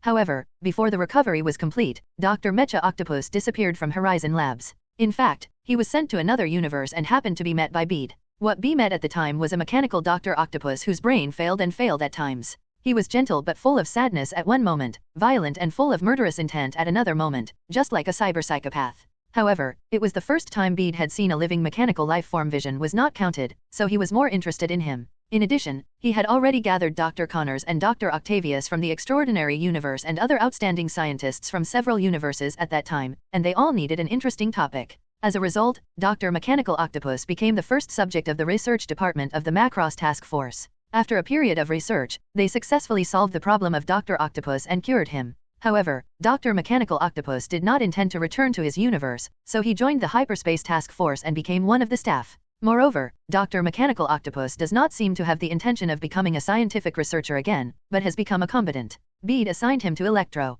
What's interesting is that not long after, Bede went to a certain world, which happened to be the original universe of Dr. Octopus, and he also attracted Spider-Man from that world. Today, he also comes to the quantum space from time to time to see Dr. Octopus, or to chat with other Spider-Man. Today's quantum space is completely different from the initial period half a year ago. Bede planned the quantum space, and used the funds of companies that cooperated in various universes to purchase a lot of steel and build a huge spherical building. The spherical building is completely closed, and Bede even engraved magic circles on it with quantum energy and dimensional magic, completely isolating the inside and the outside. Then, he spent some effort to get rid of all the different kinds of quantum energy in the spherical building, and filled it with the quantum energy processed by Bede. In this way, as long as they don't leave the spherical building, they can move freely in it, without needing Bede to specially charge them individually. There is a huge magic halo on each of the 6 directions above, below, left, right and front of this spherical building, making it look like a metal football from the outside. In fact, these magic halos are magic circles that can automatically sense and transmit magic. As long as the Spider-Man on the opposite side activates the teleportation spell on the magic item Bede gave them, they can be teleported here. And from each magic halo, there is a long passage extending. At the end of the passage, there is a building connected. That's the main base of the Macross. A large metal floor extends next to the main base to form a huge square. There are also buildings on the square. There is a game room for entertainment, a bar where you can drink and talk, and there is also a small hotel that provides dry wood and fire for some men and women who see each other. It seems to be the prototype of a small village. At a small table by the side of the road, a Spider-Man was holding a glass of drink, inserted a straw, and tried several times in a row but failed to drink the drink. Next to him, another Spider-Man from another universe patted him, pressed his head and lifted his mask up. Idiot, how do you drink while wearing a mask? I'm sorry, I've been wearing the mask for too long, and I'm used to it. The Spider-Man scratched his head in embarrassment. Hey. The other Spider-Man smiled helplessly, and said, it's okay, we are all our own people here, you don't need to wear a mask. At this time, Dr. Mechanical Octopus was using the 4 mechanical tentacles behind him to control the hands and feet of a spider monster covered in black hair. Hey, Mr. Mechanical Octopus, where did you get this hairy kid? A passing Spider-Man greeted him. Mechanical Dr. Octopus didn't even turn his electronic eyes, he just silently followed Electro and walked forward along the street. Captain Electro, take me with you next time you go on a mission. My world has been peaceful recently, and my spider launcher is thirsty. A Spider-Man approached Electro and said with a smile. Okay, Captain Beatty is considering a public mission model recently, you can pay attention to it. Electro-Optic Man was kind, and returned a gentle smile to the Spider-Man from a certain world who volunteered.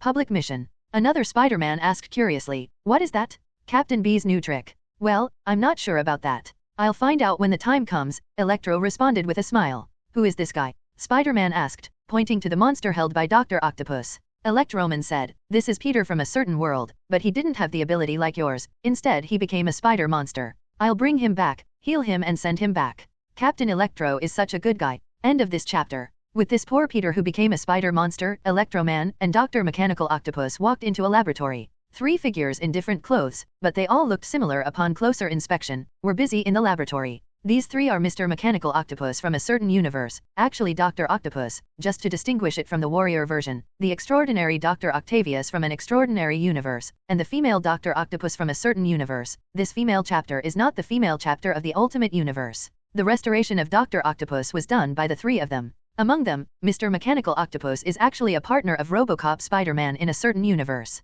That universe is purely mechanical in style, and the people in it are also robots, not modified. It is a truly pure mechanical structure. It is precisely because of his leadership that Dr. Mechanical Octopus can be completely restored. Otherwise, with the skills of the extraordinary Dr. Octavius and the female Dr. Octopus, it will take some time to save Dr. Mechanical Octopus. Hello, Captain Max, put him on the table here. Mr. Mechanical Octopus said politely. The mechanical tentacles behind Dr. Octopus stretched out, placing the struggling spider monster on a table. Caca. Immediately, a metal button stretched out to hold the spider monster. Even though he has 6 hands and 1 pair of legs, the metal buttons sticking out still match the number. At this time, the short and fat middle-aged female Dr. Octopus had already taken out a needle tube from the disinfection cabinet at the side, and walked over here. Ho ho dash. The spider monster struggled and grinned. He is quite tall, about meters tall. His whole body is covered with hard black hair, and his head is almost indistinguishable from a human shape. Spider-like sharp mouthparts extend from both sides of his cheeks, always trying to bite him. 1 mouthful.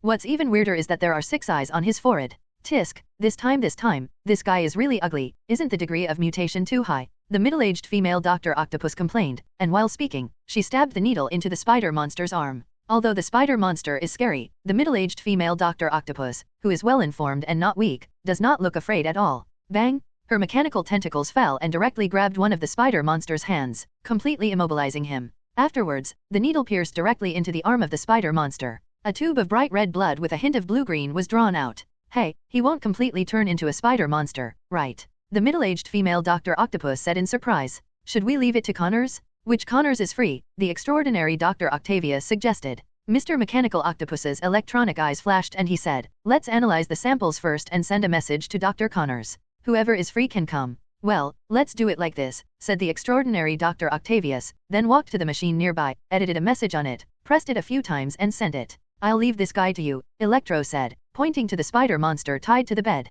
Okay, no problem, but let's register his information first. Do you know about it? Mr. Mechanical Octopus said. Well, I understand a little bit, Electro nodded. His name is also Peter Parker, and he should come from Earth numbered Earth 6078. Well, if possible, just eliminate his abilities. Huh? Eliminate the ability? Is this his own request? Asked the middle-aged female Dr. Octopus. Requirements for eliminating abilities are actually not uncommon. Not every Spider-Man in the world wants to be Spider-Man, and some people actually prefer to live the lives of ordinary people. Since the greater the ability, the greater the responsibility, then if he doesn't have this ability, he naturally doesn't need to shoulder this responsibility, right? However, for most requests in this category, Bede usually asks them to refuse, especially some positive Spider-Man abilities. Because in the original history of some worlds, the participation of positive Spider-Man is required, and rashly eliminating and changing the direction of that world may cause some unnecessary consequences. On the contrary, some of them turned into spider monsters, or their abilities deviated, and there was no pressure to eliminate them.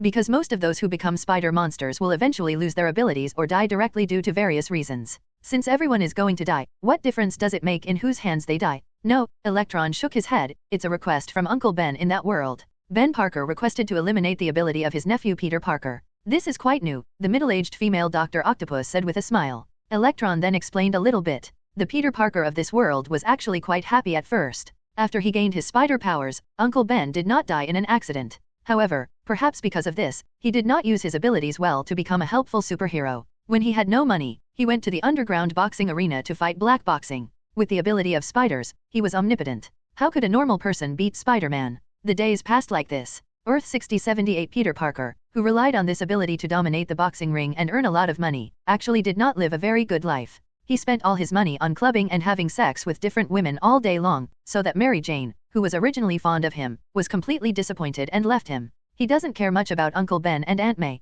It wasn't until one day that Aunt May passed away in an accident that Earth 6078 Peter came to his senses. But he still didn't have the consciousness to become a superhero. Instead, he revealed his identity as spider boxing champion to Uncle Ben, and suggested that Uncle Ben be his manager, and set foot in the entertainment circle from then on. With the confidence of being the spider boxing champion, his handsome face, and his powerful spider abilities, he suddenly became the king of the Earth 6078 universe. But he soon became tired of this kind of life, became irritable, and became increasingly unable to control himself. Uncle Ben discovered this problem and advised him to go to the hospital for a physical checkup. He also secretly contacted a psychiatrist for him. But Earth 6078 Peter refused to accept treatment. Until one night, when he was sleeping with 2 actresses in his arms, he suddenly discovered that he had 4 extra arms. Fortunately, both actresses fell asleep because they were too tired from being tortured by him. Upon discovering this, he panicked and fled his mansion. When Uncle Ben found him, he had completely mutated into an irrational spider monster. End of chapter. Chapter 166 Spider-Man 2099.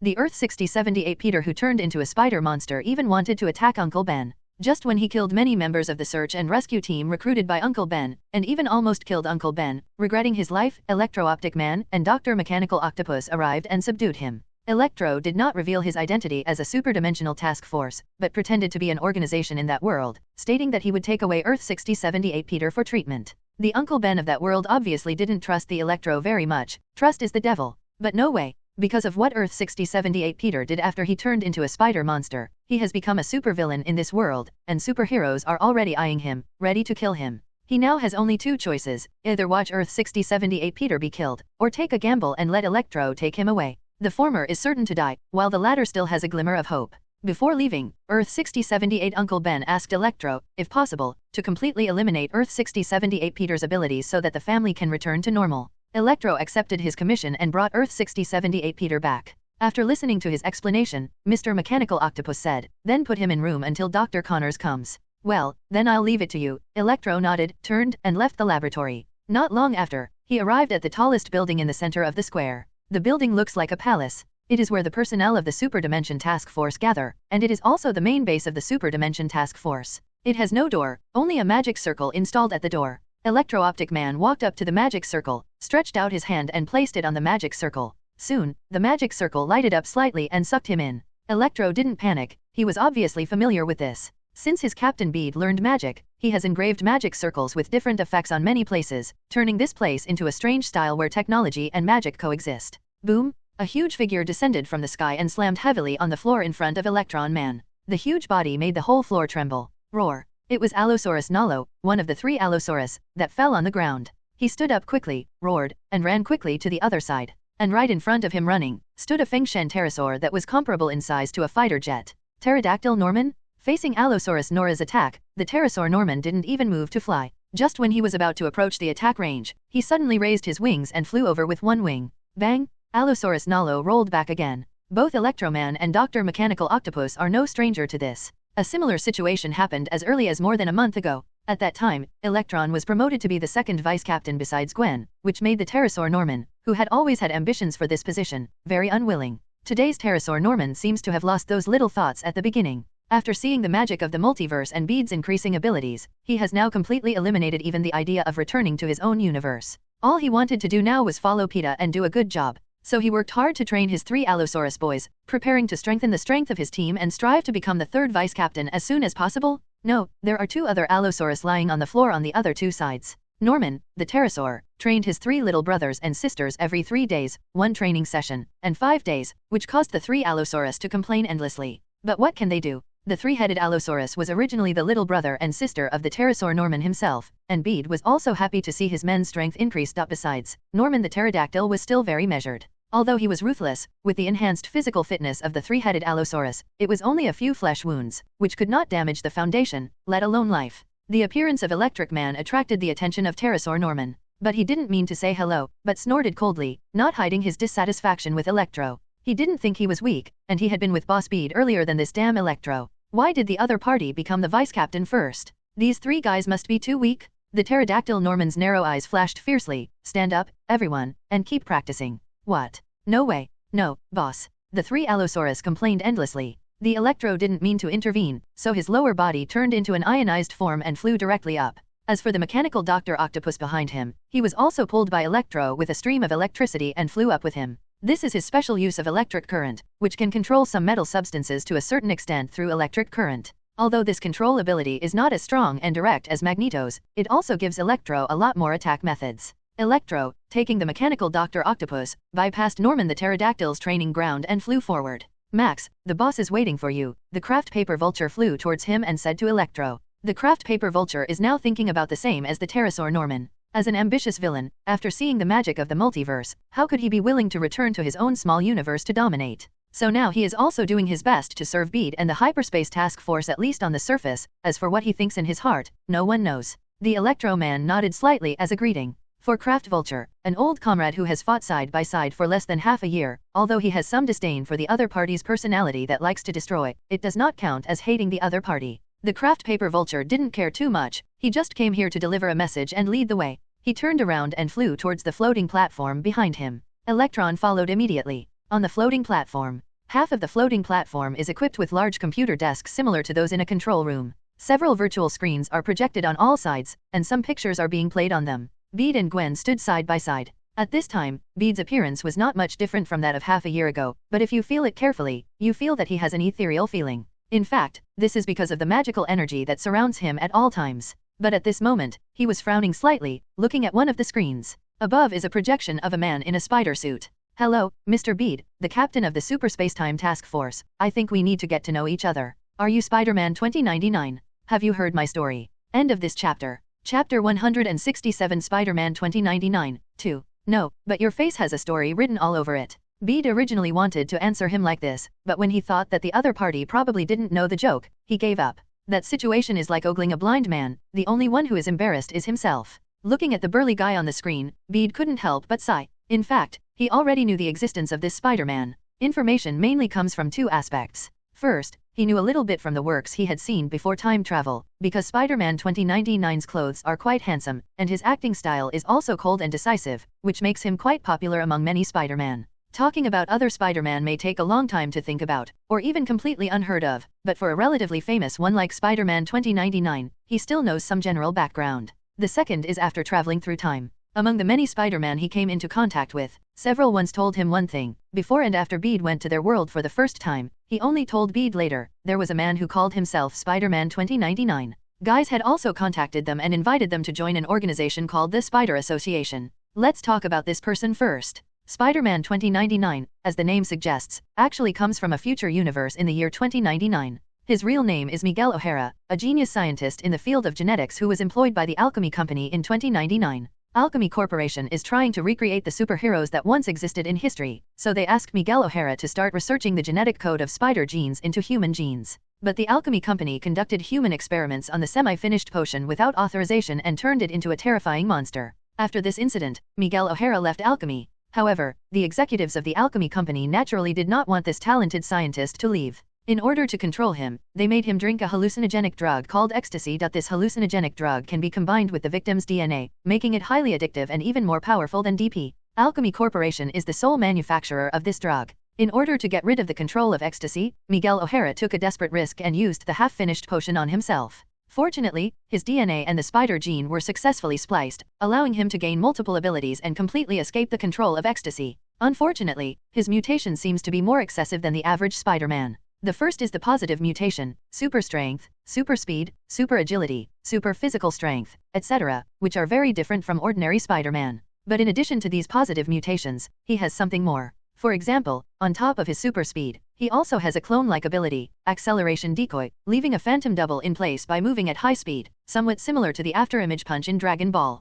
For another example, he has an ability similar to telepathy and can communicate with others on a spiritual level. This seems to be a further variation of spider sensing. Also, he has elongated canines and retractable claws. His canine teeth can secrete a non-toxic but paralyzing venom, and the tips of his fingers and toes can freely extend his claws, which can be used to dig, crawl, or even attack. That's right, he doesn't have biostatic electricity, so he relies on these claws to climb walls and so on. In addition to these points, his self-healing ability, endurance, and even lifespan, etc., are stronger than normal Spider-Man. This is an enhanced version of Spider-Man. Oh, by the way, he is still the type that can spin his own silk. On each of his forearms, there is a set of new organs for spinning silk. In fact, this is also a manifestation of variation. To put it simply, although he is stronger than the average Spider-Man, he is also more like a monster than the average Spider-Man, and it is more difficult for him to integrate into ordinary people's lives. Because his fangs cannot be retracted, if he talks to people without wearing a mask, his mouth full of fangs will be exposed, which will extremely damage his personal image. Therefore, when he takes off the mask, he will become taciturn. Only wearing the mask can make him feel more relaxed. However, Bede is not sure who the Spider-Man 2099 in front of him is. The only thing that is certain is that the Spider-Man 2099 in front of him looks bigger and stronger than the ones in the introduction works he saw before traveling through time. I don't know if it's because of the difference between reality and virtual, or because it's not the one he knows in the first place. However, he was quite interested in the so-called Spider Association. Judging from what other Spider-Man said, it seems that the Spider Association is also an organization that unites Spider-Man in the multiverse. When Bede was sizing up Spider-Man 2099, Spider-Man 2099 was also sizing up Bede. His current mood is actually quite complicated. In fact, he had been tracking Bede for a long time. As early as more than half a year ago, when Bede first appeared in Gwen's Earth 65 universe, he noticed Bede's existence. But at that time, he went to invite Gwen to join the Spider Association, but accidentally found that he had been cut off. It was at that time that he discovered the existence of Bede, and guessed that Bede should also have some ability to travel through the multiverse, or have technology similar to his. But he actually didn't pay much attention to this matter. The multiverse is extremely vast, and there are countless things beyond his knowledge. Moreover, at that time, he had just experienced the destruction of the universe, and his mind was in chaos. He only wanted to establish the Spider Association to ensure that similar things would not happen again. Therefore, Bede's existence was temporarily forgotten by him. Afterwards, he went to a different universe again to grow his Spider Association. But gradually, in some universes, he discovered some problems. He found traces of Bede again. There are also traces of beings from other worlds. This shocked Spider-Man 2099 and made him angry. Why did he establish the Spider Association? It's because he wants to protect the peace of the multiverse? After completing a series of events in his own universe Earth 928, Spider-Man 2099 and his artificial intelligence assistant Lila conducted some research on the multiverse, and then designed a device that allows the wearer to travel from one universe to another. Three-dimensional travel watch that travels to another universe. This watch can protect the wearer from quantum collapse when entering other universes because its basic quantum structure is different from the corresponding universe, thereby destroying its own molecular balance. After he obtained the watch, he began to travel to different universes to test the watch. End of this chapter. His first stop was to the Earth 1967 universe where Spider-Man lived in 67, where he met the first parallel universe Spider-Man. He then proceeds to time travel, until he came to a universe very similar to his own world, Earth TRN 1042. In this world, there is also a Miguel O'Hara, but the other person's life is obviously more comfortable than him. He is married, has a lovely daughter, and lives a happy and peaceful family life. But the accident still happened. Miguel O'Hara of Earth TRN 1042 was shot and killed by a thief in an accident. Spider-Man 2099 stepped forward to continue raising his daughter on behalf of deceased Earth TRN 1042 Miguel O'Hara. However, his existence disturbed a classic event. What is a classic event? That is, in the timeline of a certain universe, there will be a fixed point. For example, Miguel O'Hara in this world must die, and his daughter must become an orphan in order for the world to continue. Spider-Man 2099's actions caused the fixed point of Earth TRN 1042 to disappear, causing a chain reaction that shattered the entire universe and wiped out everyone in it. Among them, his daughter is also included. After what happened, he was devastated and felt extremely guilty. So, he began to investigate the multiverse to prevent similar incidents from happening again. In his research, he discovered the Web of Life and Destiny, an established timeline of classic events belonging to the spider heroes in the multiverse that cannot be broken and cannot be destroyed. Once an external force joins in and destroys the established timeline, it will inevitably lead to the destruction of the universe. He also discovered that due to the collider event of Earth 1610, the Ultimate Universe, many individuals were dispersed into the wrong parallel universes. This phenomenon has caused abnormalities in many parallel universes. For example, a radioactive spider in the Earth 42 universe that was about to bite Miles Morales was transported to the Earth 1610 universe for this reason and bit Miles Morales in that world. As a result, Miles Morales from the Earth 1610 universe became Spider-Man, while Miles Morales from the Earth 42 universe has since departed from his original life trajectory. This has many consequences. For example, the death of the Ultimate Spider-Man in the Earth 1610 universe. In order to protect the multiverse, Spider-Man 2099 created the Spider Association and recruited many Spider-Man from the multiverse to serve as members of the association. Together they eliminated anomalies and returned individuals who had strayed from each universe back to their original universes. 100 Earth 94B Earth 332 Earth 807128 Earth 1610 Earth 751263 Earth 66. It's also in the process that he discovers what PETA and his Chrono team are up to. Although the Super Dimension Task Force seems to be doing the same thing as the Spider Association in each world, they are to capture individuals who stray into other universes and take them away. But compared to the Spider Association, which only works and basically does not affect the operation of the world itself, the behavior of the Super Dimension Task Force can be described as bold. Even in the eyes of Spider-Man 2099, what the Super Dimension Task Force did was blatantly opposing the Spider Association, multiverse terrorists, destroyer of the web of life and destiny. Spider-Man 2099 was very angry about this and issued a mission in the Spider Association to find traces of the Chrono Task Force and capture its members, especially Bede as the leader. However, although the Spider Association possesses many high technologies from 2099, it can travel through time and space, and can trace back the impact of the event to know ourselves and our enemies. They can even monitor many universes, but Spider-Man 2099 discovered that they had exhausted all means and were unable to contain the members of the Chrono Task Force. They are, as their name suggests, over time and space, above time and space. Some people may say, wouldn't the Spider Association stop people in advance?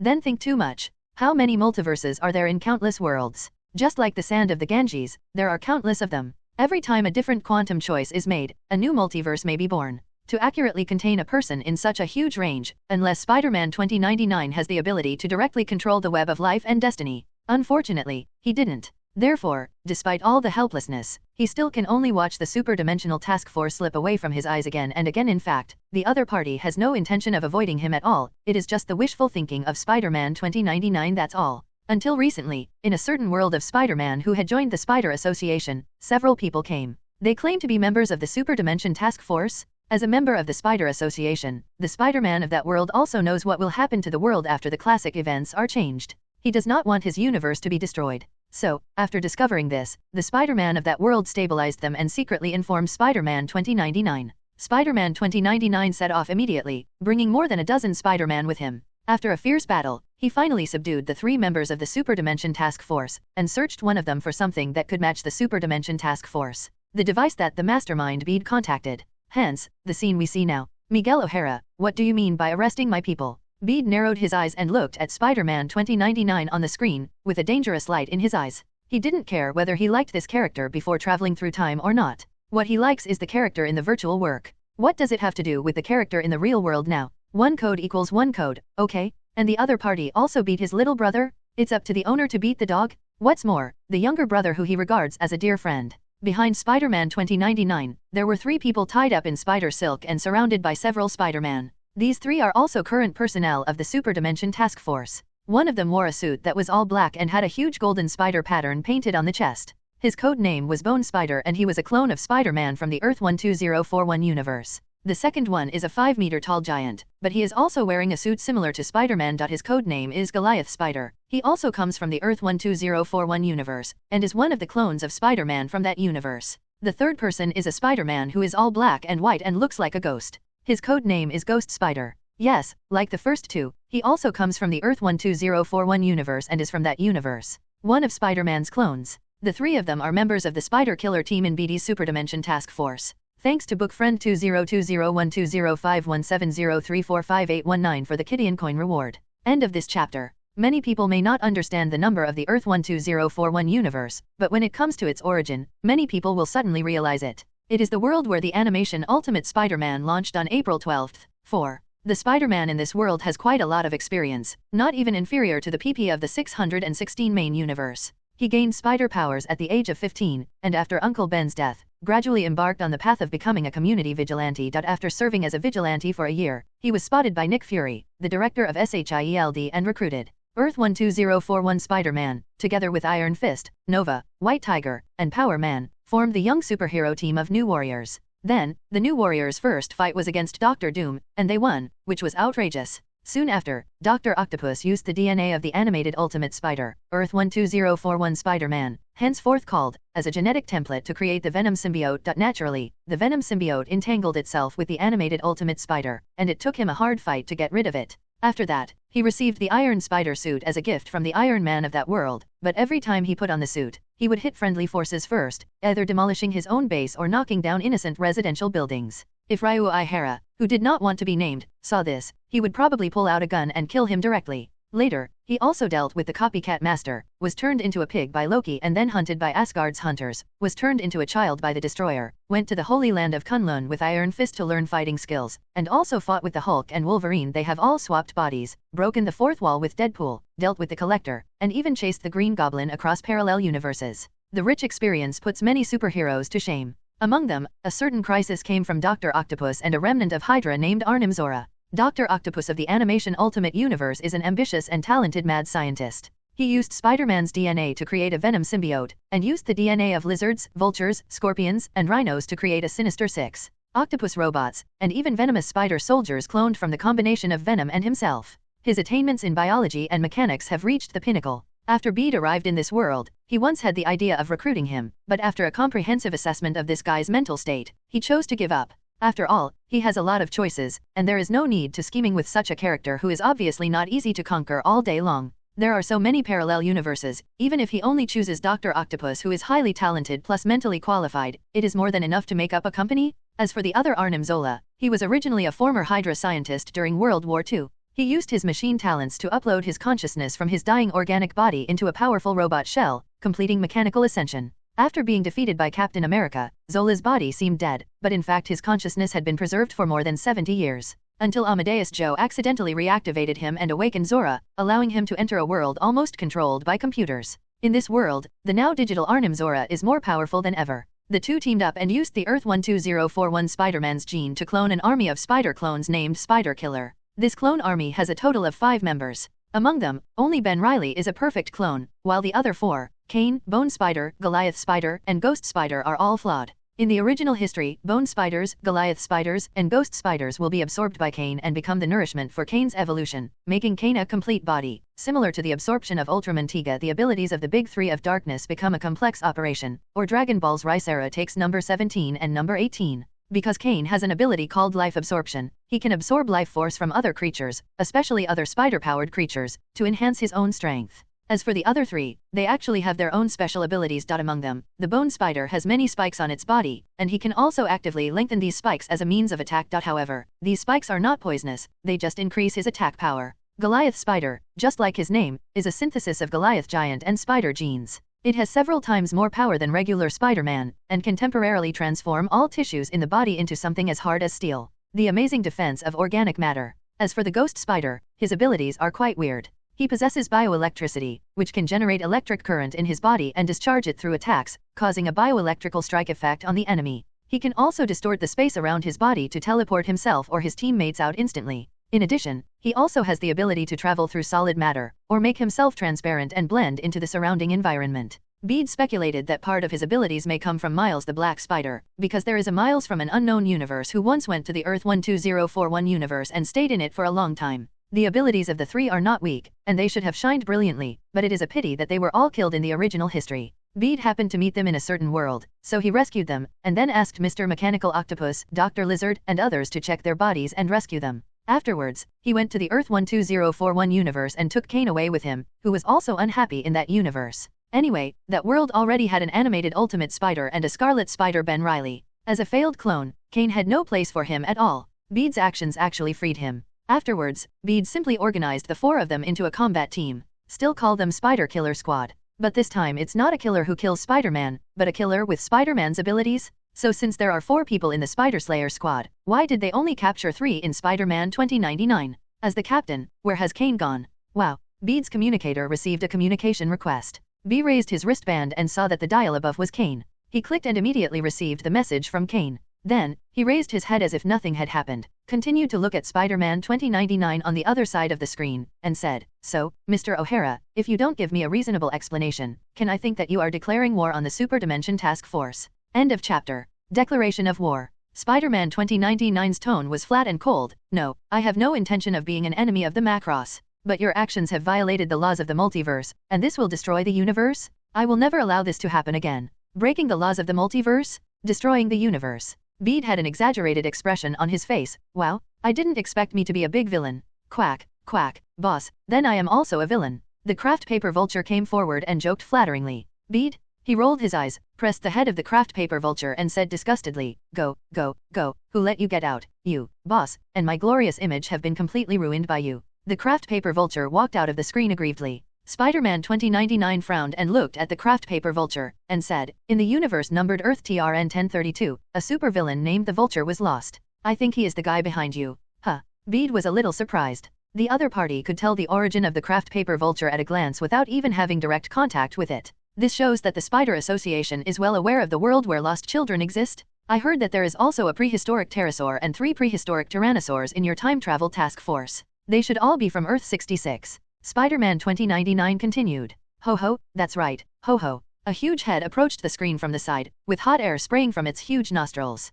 Fortunately, this screen is not a glass screen, but a magic projection screen. It was a huge Tyrannosaurus with a red and blue spider pattern on its body. The identity of the other party is obvious. It was Norman the Pterosaur's deadly enemy, Spider Tyrannosaurus, a strange Spider-Man from a strange universe that came from the prehistoric dinosaur era of Earth 66, but the dinosaurs in it all had extraordinary intelligence. Roar! Damn Parker! The pterosaur Norman came nearby at some point, and when he heard the voice of his deadly enemy, he immediately responded with an angry roar. This caused his 3 younger brothers below to roar. "Quiet, quiet," said Bede, raising his hand. The pterodactyl Norman quickly shut his mouth. The 3 younger brothers below him yelled a few more times if they disobeyed, and even received a wing slap from him. Seeing how well he had tamed the pterodactyl Norman, Spider-Man 2099 had a surprised expression on his face. Unfortunately, he couldn't see it with his mask. However, this did not make him change his opinion of Bede, and it even made him feel a little disgusted. What can make villains from several different universes obey may be a greater evil. No wonder the other party acted recklessly, regardless of the danger of the possible destruction of the universe. Not only did not send those lost children back to their respective homes, but also let them go to other universes to do things.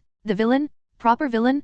Thinking about it, Spider-Man 2099 gradually revealed a fierce light in his eyes. His eyes stared at B through the lenses on the mask, and he said, "I am now formally notifying you in the name of the Spider Association to immediately stop all your actions and stop all activities of the Hyperspace Task Force, otherwise." What else? Bede narrowed his eyes slightly and became dangerous. "At your own risk." "Hey." Bede laughed. "Then I would like to ask, what should happen after the Hyperspace Task Force suspends all operations? Follow the arrangement of the Spider Association." Spider-Man 2099 said, "Disband the Hyperspace Task Force and merge into the Spider Association. I will assign your positions according to your abilities. As for those guys, I will let them return to their hometowns. Go back to your hometown." The craft paper vulture poked its head again. "You want to go back? Shall I take you back now?" Bede glanced at him. "No, no, no." The craft paper vulture shook his head repeatedly. "I don't want to go back, boss. Don't drive me away. You are electricity. You are light. You are my only myth, boss. Go away." "What song are you listening to? You're still learning and using it," Bede scolded with a smile. Recently, the craft paper vulture dug out some Chinese songs from nowhere and listened to them every day, saying that he wanted to get closer to him. If it weren't for the fact that this thing is made of paper, he almost thought this guy was a burnt zero. "It's so hot." He was later set on fire. As for the others, Bede didn't even look at them. If before this, Spider-Man 2099's words could still be somewhat attractive to the craft paper vulture and pterodactyl Norman, but now, they have already been convinced by Bede, and they can't even drive them away. "How could you agree? Boss, do you want to fuck him?" Pterosaur Norman asked after falling from the sky and landing on the open space behind him. "Boss, what are you going to do? How about I put a bomb in his mouth?" The craft paper vulture also looked at Spider-Pig 2099 fiercely. Gwen raised her wrist and shook it. "The man who threatened me also wants to annex our family's power. Please ask my fist if he will agree." Bede looked at Spider-Man 2099 with a smile, and waited quietly for his teammates to finish speaking, then shrugged, and said, "Look, they didn't agree, and there's nothing I can do about it." Spider-Man 2099 couldn't hear the sarcasm in it, and said coldly, "In this case, I will take these 3 of your subordinates away. I wonder if you dare to come to the Spider Association to save them." Spider Association? It's scary. There must be some monsters in it, right? Is there a group of spiders crawling all over the body? Or zombie spiders full of rotten meat and eating meat? Bede asked curiously. Spider-Man 2099 frowned, sneered, and ignored Bede. He cut off the contact, put away the communicator seized from the members of the Spider Killer Squad, and prepared to take it back to his laboratory for further research. In fact, until now, he has not been able to determine which universe the base of the Macross Task Force is in. He knew that the communicator in his hand seemed to have the function of traveling to that place, just like the three-dimensional travel watch worn by members of their Spider Association also had the function of traveling in parallel universes and communicating across universes. But he tried several methods, but couldn't use this thing to successfully reach the other party's location. This thing probably has some kind of recognition function, but it didn't bother him. Spider-Man 2099 is full of confidence. As a supreme genius from the high-tech future era, he is confident that no matter what it is, as long as it exists, he can research it. Take them, let's go back,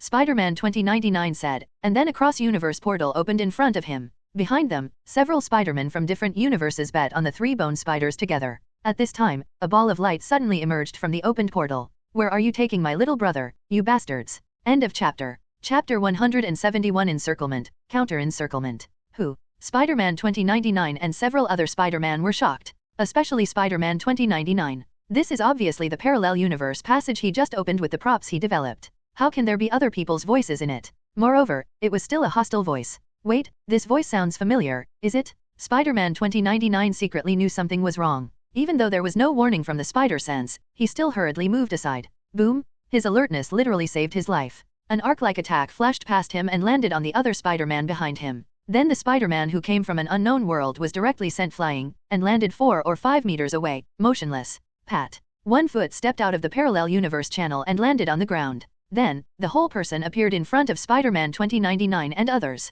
He was wearing a red and blue spider suit with a metallic texture, a huge golden spider pattern on the chest, and a red cloak behind him. There was obviously no wind, but his cloak automatically separated from his body and floated slightly. Somehow, Spider-Man 2099 sees a combination of science and metaphysics in him. Captain of the Macross, B. Spider-Man 2099 immediately guessed the identity of the Comer. When the other Spider-Man heard this, they immediately acted as if they were facing an enemy. Bede investigated the Spider Society, and the Spider Society naturally also investigated the Super Dimension Task Force. In fact, they still know a few important members of the Hyperspace Task Force quite well. For example, not only is the first deputy captain of the Super Dimension Task Force, but also Spider-Gwen, Bede's companion. They know that Gwen possesses a symbiote suit, and they also analyzed Gwen's actions in certain situations through the image retrieval device. Combat scenes in the world can be used to deduce her strength, speed, fighting skills, etc., and her overall strength. There are also veteran employees of the Time and Space Task Force such as Electro, Norman the Pterodactyl, and the Craft Vulture. They have all collected some data to a greater or lesser extent. Only Bede. As the captain of the Chrono Task Force, Bede is not low in activity. He has been there many times, but strangely, with their devices, it is difficult for Spider-Man 2099 and others to find traces of the battle left by Bede. At most, they can only learn from witnesses near the incident site. Collect some data verbally. This is strange. It's as if the other party has some way to make himself exist in this world and not exist in this world. A state of inseparability. Spider-Man 2099 can't help but think of Schrödinger's cat. Is this guy actually a Schrödinger's spider? Schrödinger's, Bede didn't know. However, he is indeed a magic spider? Before Spider-Man 2099 and his Spider-Man Association could react, several halos appeared in all directions at the same time, and a light whip flew out of each halo, directly binding to all the Spider-Man in the field. Spider-Man 2099 and his Spider-Men all got out of the way. But these energy whips are extremely fast, and they can all evade spider sense. Only those senior Spider-Man who have very rich combat experience and do not completely rely on spider sense to fight can barely avoid their sudden attacks. As a result, 4 or 5 Spider-Man were tied up on the spot and fell to the ground. At the same time, after the energy whip appeared, a figure jumped out of several circles of light. One of them was emitting blue light all over his body. The moment he appeared, he suddenly burst into endless flashes of light, turning into several thunder and lightning in an instant, and followed by the energy whip to attack the Spider-Man.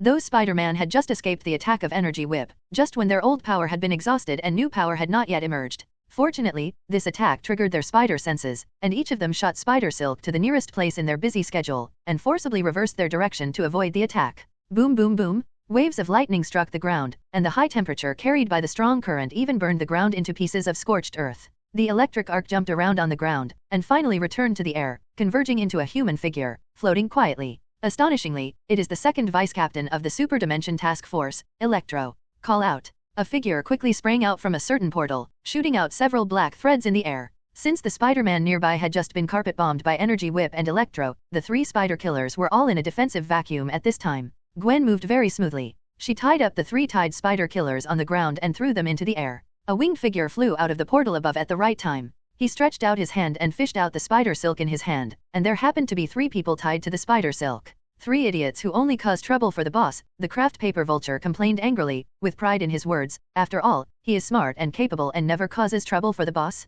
As he spoke, he took out 3 bottles of potion from his body with his other hand and threw them at the 3 bone spiders. Bang bang bang! There were 3 sounds of the glass bottle breaking, and the medicine in the glass bottle sprayed out. The spider silk bound to the 3 people was quickly dissolved into a viscous liquid state when they encountered this potion, and thus lost their binding effect. The 3 of them exerted their strength together in midair, and broke free from the shackles of the spider silk. I saw the ghost spider flashing in the air, and ripples like water waves appeared in the space around him. With a swish, he disappeared in place. The Goliath spider roared and fell downwards. Just now, they were attacked by a gang of guys from the Spider Association, catching them off guard.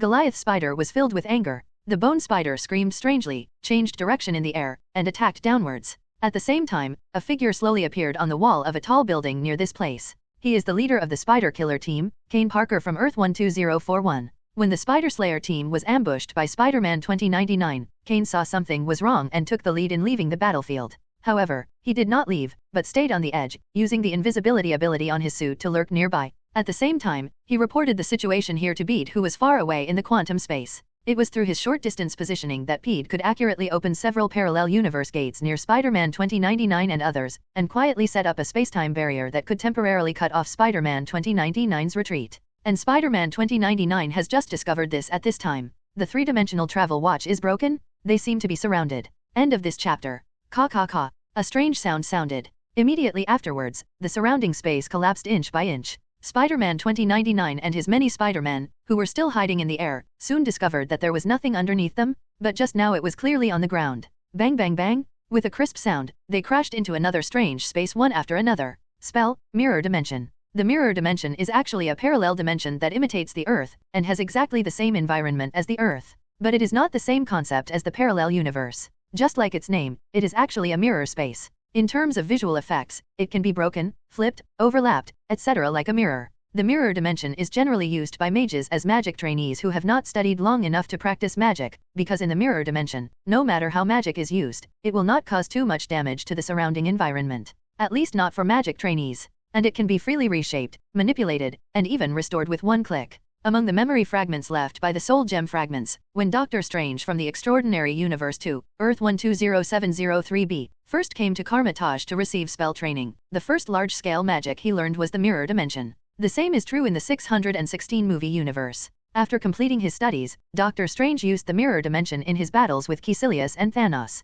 As a bystander, Bede knew that the mirror dimension was far from as simple as it seemed. It can not only be used as a field magic to trap enemies, but can also be used as a defensive magic that combines offense and defense. Doctor Strange used it to rebound Thanos' attacks in Avengers. Bede has been coveting this skill for a long time, so after thoroughly mastering the Ring of Ragator and Energy Whip, the first thing he learned was Mirror Dimension. Getting started with this spell is actually very simple, and the difficulty is not even much higher than Ring of Ragator. But just like turning Ragador, Orange Ring into Ragador, Crimson Ring, after opening Mirror Dimension, in the Mirror Dimension, turn it into it also takes a lot of effort to take advantage of the home court advantage on your own battlefield. The folding and fragmentation of the mirror image changes the phase of space, making those trapped in it disoriented. It can even be used in attack methods. Every point is a complex knowledge. Fortunately, Bede's soul power is strong enough, coupled with long-term practice, it only took him less than 2 months to basically master this skill. The transformation of quantum space also benefits from the learning of mirror dimension to a certain extent. It was the enlightenment of the mirror dimension that allowed Bede to mobilize the quantum energy in the quantum space, peel off the quantum space, and form 2 layers of wild and domestic, becoming a truly independent place that can be used as a permanent residence. Space. A space free from all parallel universes? Boom boom boom. Mountain peaks rise from the ground, with a flat ground in the middle. Many members of the Spider Association, headed by Spider-Man 2099, were standing on the flat land, and there were figures standing on the peaks of the mountains on all sides. They all look exactly the same? It's all Bede. Spell, Icon Illusion. This is a spell that can create countless clones in one move, and each clone can have a strength close to the original body. The spells mastered by the main body can also be mastered by the avatar. The skills possessed by the main body can also be possessed by the avatar. It's quite a feeling of seeing Monkey King, the Monkey King, after plucking out a hair. However, Bede's proficiency in mastering this move is not very high yet, and he can only create 10 clones at most. If there are any more, it will be difficult to maintain, causing the intensity and duration of the clone to drop significantly. Moreover, this move consumes a lot of soul power, and Bede can only maintain it for a few minutes. After the time limit is exceeded, his combat effectiveness will be reduced, which is not good for battery life. However, 10 clones plus 1 body are enough for the current situation. Swish swish. One after another energy whip flew out from each clone's hand and whipped towards the flat ground below the mountain peak. The Spider-Man had no choice but to run away from each other. But they soon discovered that the mountains on all sides were constantly squeezing inward, constantly compressing their activity space. Each Spider-Man cannot trigger the spider sense between them, leaving them accustomed to fighting alone at a loss. Boom! One by one, Spider-Man accidentally bumped into each other, and then was hit by the energy whip shining orange-yellow light, and fell to the ground. When a Spider-Man falls, a circle of light will appear below and engulf him instantly. As for the Spider-Man who is teleported away, they will all be sent to the nearby mirror prison. The mirror prison consists of a total of 6 portals, up, down, left, front and back. This means that no matter which door a person locked in falls from, he will eventually fall out from the opposite door and remain in a falling state indefinitely. Of course, B is still very humane. He did not let the captured Spider-Man feel this infinite free fall motion all the time, but intimately tied their hands, feet, heads and other parts with spider silk, turning it into a big character, just like that firmly fixed in the center of the mirror prison.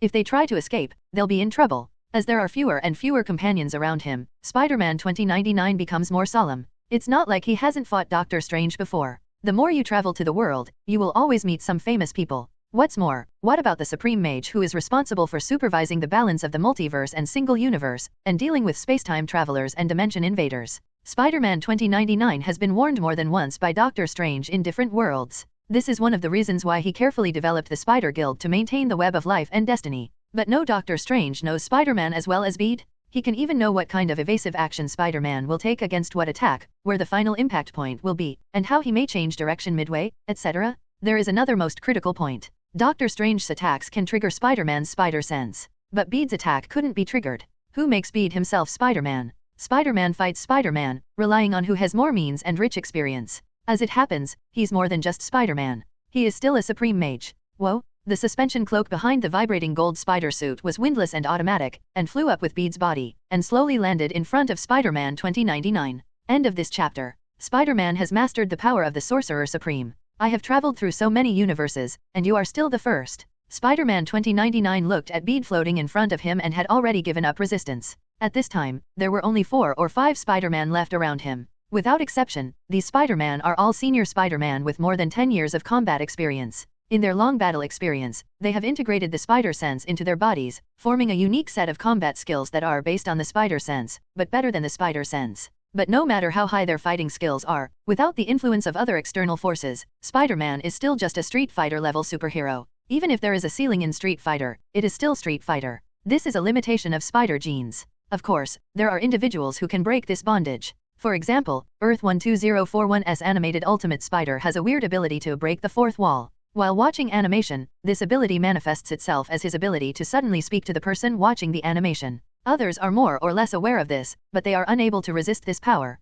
In reality, after close contact with Bede, he discovered that the ability of the animated Ultimate Spider is somewhat similar to time stopping. He can briefly pause the time of the entire universe. During this time, others can still think and still feel, but they simply cannot control their actions. In the entire universe, only a few people, including him and the animated Ultimate Deadpool, can move freely in time. This has actually touched the level of rules to some extent. However, his ability can only be used in his own universe, which is the Earth 12041 universe, and is invalid in other universes. This reduced his combat power to a certain extent. Of course, the animated Ultimate Spider is not here. Bede had visited the animated Ultimate Universe once before, and the Spider Slayer squad was abducted from there. The animated Ultimate Spider takes a neutral stance on the dispute between the Super Dimension Task Force and the Spider Association, and does not help either. Bede looked down at Spider-Man 2099 and several other Spider-Man, and snapped his fingers. Several portals passed by several people. When Spider-Man 2099 reacted, he found that he had arrived in a suspended palace. The palace adopts an obvious Chinese style, with carved beams and painted buildings, which is very stylish. Bede directly copied a set of Chinese gardens here as a place to temporarily imprison the Spider-Man of the Spider Association. Spider-Man 2099 and several other Spider-Man were finally captured. Bede did not restrain them, but just teleported them over. And when they came to a huge square in the palace, they found that some people were already sitting here. Moreover, they are all their acquaintances. Gwen, the venomous spider from the Earth 65b universe. The pterosaur Norman and the 3-headed Allosaurus from the Earth 66 universe. The mechanical Dr. Octopus from the Earth 2129 universe, made up. Scarlet Spider Kane and 3 clone spider killers from the Earth 120441 universe, the Ultimate Animated Universe. Electro from the Earth 120703b universe, Amazing Universe 2. A craft paper vulture from the Earth TRN 1032 universe. Excluding Dr. Octopus and Dr. Lizard, who usually only participate in research and development work, these are now the full combat capabilities of the Super Dimension Task Force. It can't be said to be very luxurious, but it should be enough to deal with some Spider-Man opponents. Of course, those who are beyond the scope cannot be counted. Sit down, Bede gestured with his hand, and then took the lead in sitting down on the main seat without waiting for Spider-Man 2099 to react. Spider-Man 2099 saw the members of the Chrono Task Force sitting on one side, while the seats on the other side were all empty, obviously prepared for them. The situation was stronger than the person, so he didn't think too much about it, so he walked to a chair and sat down, looking at Bede. Upon seeing this, several other Spider-Man also found their seats and sat down. Everyone is not an idiot. Obviously, the mysterious leader of the Super Dimension Task Force did not directly arrest or even kill them, but created such a situation because he did not want to be too hostile to them. As for what he did before, it was just showing off his skills. Now that the wrist has been shown, it is natural to start making his requests. As predicted, after watching the Spider-Man Association sit down, Bede began his speech. As Spider-Man 2099 and others expected, Bede actually had no intention of being hostile to Spider-Man. Otherwise, Spider-Man 2099 and others would not be sitting here listening to Bede, but would be lying on the ground as corpses. He first asked Spider-Man 2099 to find out the reason. Why does Spider-Man 2099 want the Spider Association to work hard to maintain the original ecology of each universe? And what exactly is the classic event that the Spider Association has been talking about? How does Spider-Man 2099 determine what is a canon event and what is a non-canon event? Could it be that there is also a loom in the Spider Association? The League of Assassins uses looms to control assassins to assassinate targets in order to maintain world order. And the Spider Association also uses web-weaving machines to control the behavior of Spider-Man to maintain the order of the multiverse? Is this too bullshit? Bede was quite confused, but thinking that this was in the mysterious Marvel multiverse, out of caution, he decided to ask carefully. After thinking about his words, he asked his question. Mr. Spider O'Hara, I would like to ask, what exactly is a classic event? What is the basis for judgment? And why do you think that actions that affect classic events will destroy the balance of the universe and even destroy the entire universe? Gwen, Electro, and others, and even several other Spider-Men from the Spider Association, all looked at Spider-Man 2099 after hearing this. Gwen, Electro, and others are just curious. After all, this kind of fate is indeed a bit mysterious. They were even more surprised when they heard that this illusory thing could actually destroy the entire universe. As for the Spider-Men of the Spider Society, when they joined the Spider Association, they did hear Spider-Man 2099 say these things, but once someone asked, Spider-Man 2099 was very taboo about this and did not say anything deeper. Now, you can always say it, right? Facing the gazes of more than 20 pairs of eyes, Spider-Man 2099 also felt quite stressed. I can say it, but I can't say it here. The matter is so important that Spider-Man 2099 is very cautious. He doesn't even trust these Spider-Men he brought himself. At his urging, Bede teleports the others away. So there were only a few people left here. They are Bede, Gwen, Spider-Man 2099 and Super Spider-Man. Looking at the 3 beads, Spider-Man 2099 said solemnly, do you know about Spider Apocalypse? End of chapter. Chapter 174 The Successor and the Weaving Master. Spider Apocalypse? What is that? Super Spider-Man frowned slightly and asked in confusion. Super Spider-Man comes from Earth 751263, and his version is also called Spider-Man Unlimited, so maybe he can also be called Spider-Man Unlimited. However, because the translation of the version Bede read before was called Super Spider-Man, he was easily called Super Spider. Now he is 26 years old, has experienced almost all the plots of Super Spider-Man, and is a warrior who has experienced hundreds of battles. He was one of the Spider-Man who was able to stand up to Bede's magical bombardment before. But as a Spider-Man who has fought on 2 Earths and has rich combat experience, he has never heard of the Spider Doomsday thing. But why does it feel vaguely familiar? Some déjà vu? The Super Spider frowned more and more, almost wrinkled into a ball, and fell into deep thought alone. Now that he has said it, Spider-Man 2099 did not give in and continued. The Spider Apocalypse is a disaster that once swept the entire multiverse. It was the end of the Spider Totem. Spider Totem. Bede wondered, what is that? Is it related to Spider-Man? Yes, Spider-Man 2099 nodded slightly. Spider Totem is a mysterious force that exists in the multiverse. Every Spider-Man is the embodiment of Spider Totem. Totem? Isn't that an object of worship personified by people in the primitive era? And, as far as I know, the sources of Spider-Man's power include technological variation and magical variation. One is the technological side, the other is the mysterious side, and the so-called totems are 2 different, right?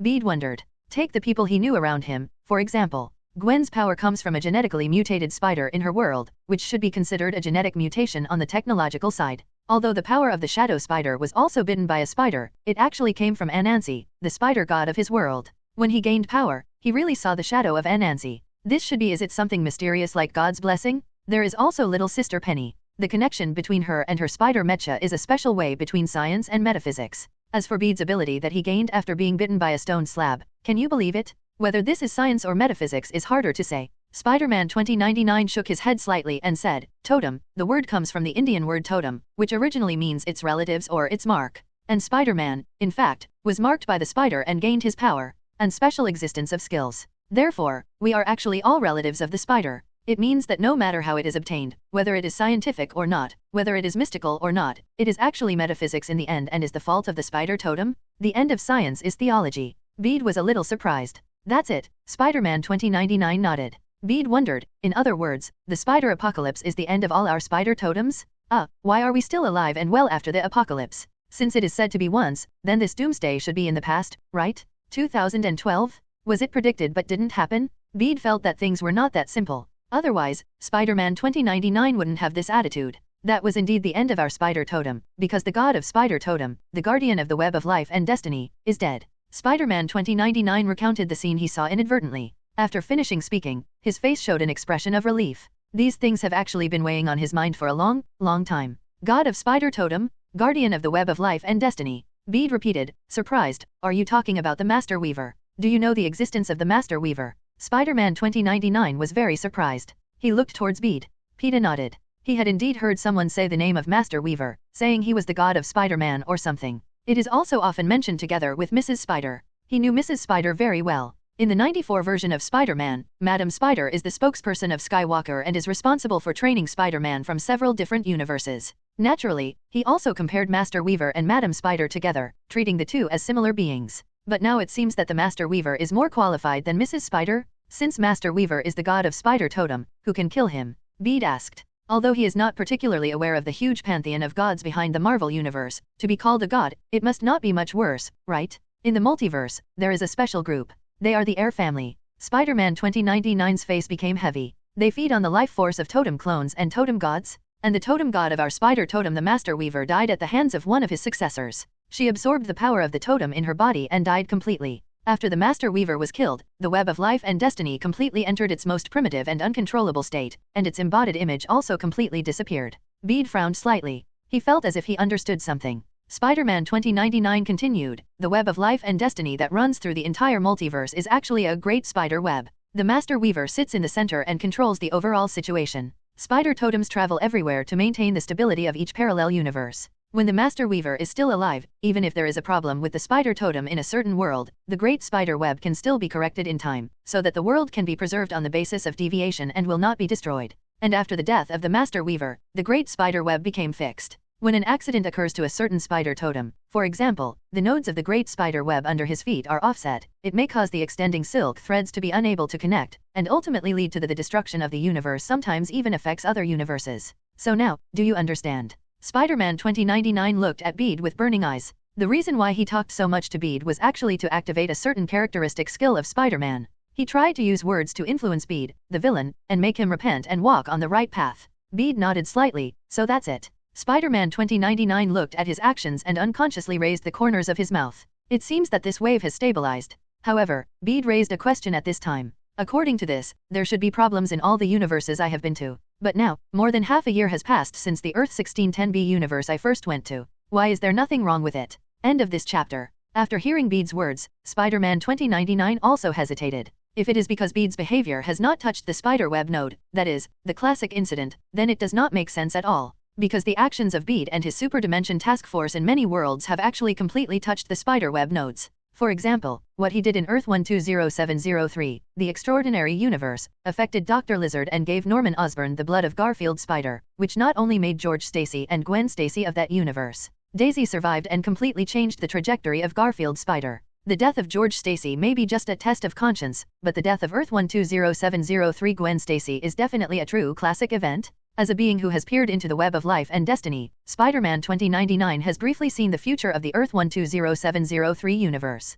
After the death of Gwen Stacy in the Earth 120703 universe, Spider-Man in the Earth 120703 universe will come out again after a period of decadence and appear as a superhero again during the Rhino attack against the Rhinoceros. Then, the Spider-Man of that world will integrate his anger and pain into the battle and become a superhero who hates evil. For another example, what he did in the Earth 96283 universe, Tobey Spider's movie universe, also affected that universe to a certain extent. Because of the arrival of Bede and Gwen, the battle between Spider-Man and Green Goblin vs Venom and Sandman that was supposed to happen did not happen, and the Green Goblin who was supposed to die in the battle did not die either. The death of a beloved relative or friend should have become a classic event that promoted the growth of Earth 96283 Spider-Man, Tobey Spider. There are many more things like this. As the Super Dimension Task Force grows, the members inside are constantly active, which will more or less have an impact on certain events. As for whether these effects will affect the spiderweb nodes, it is unknown. But after Spider-Man 2099 thought about it carefully, he discovered that it was really just like Bede said, neither he nor the people under him did anything in each universe, but in the end they did not affect the universe itself.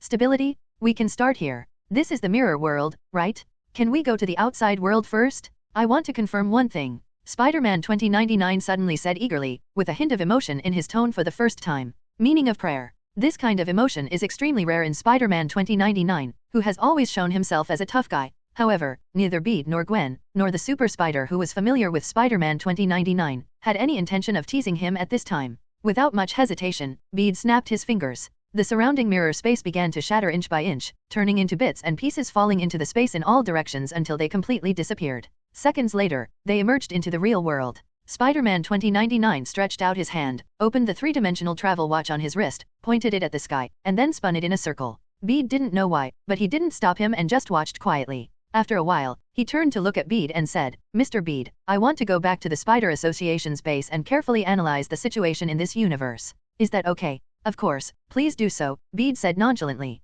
He didn't feel at all that he was letting the tiger go back to the mountain. Anyway, he has no ill feelings towards the existence of the Spider Association. They can do whatever they want, as long as they don't disturb the operations of the Super Dimension Task Force. Spider-Man 2099 took a deep look at him, nodded, but did not speak. He operated the three-dimensional travel watch to open a portal in front of him, and then walked in. "Aren't you going?"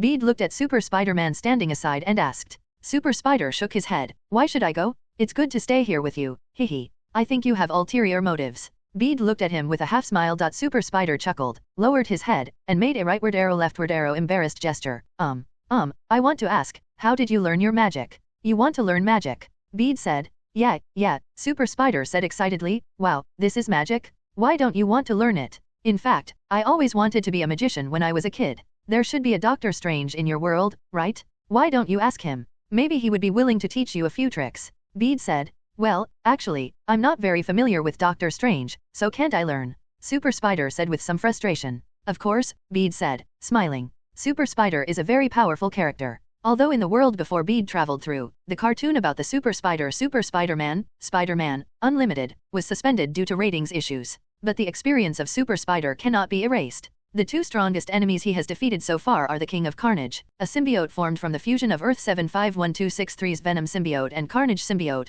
and the Supreme, who created the entire planet of Conti, Evolver. These two are both quite strong characters. Venom and Carnage before being merged into the King of Carnage have actually broken away from the level of being attached to humans and have reached the point where they can move independently. The Venom suit Gwen is wearing now even destroyed the Earth 120703b universe. The massacre is even stronger. With the combination of powerful forces, one can imagine how powerful the King of Massacre is. As for the Supreme Evolutionary, he is an absolute idealist who wants to build a utopian world without war. But the problem is, they really built it. He used the technological means given to him to turn fish into fish-headed men, cats into cat-eared girls, and mice into ducks. Cross out this one. In short, in this utopian harmonious society, only human beings were excluded by the Supreme Evolution due to the aggressive nature of their genes. And with such superb genetic modification technology, how could the level of evolution of the Supreme Evolutionary himself be low? "I can teach you, but before that, I want to ask you something," Bede chuckled. Super Spider suddenly had a bad premonition, but with the drive to learn magic, he still asked, "Say."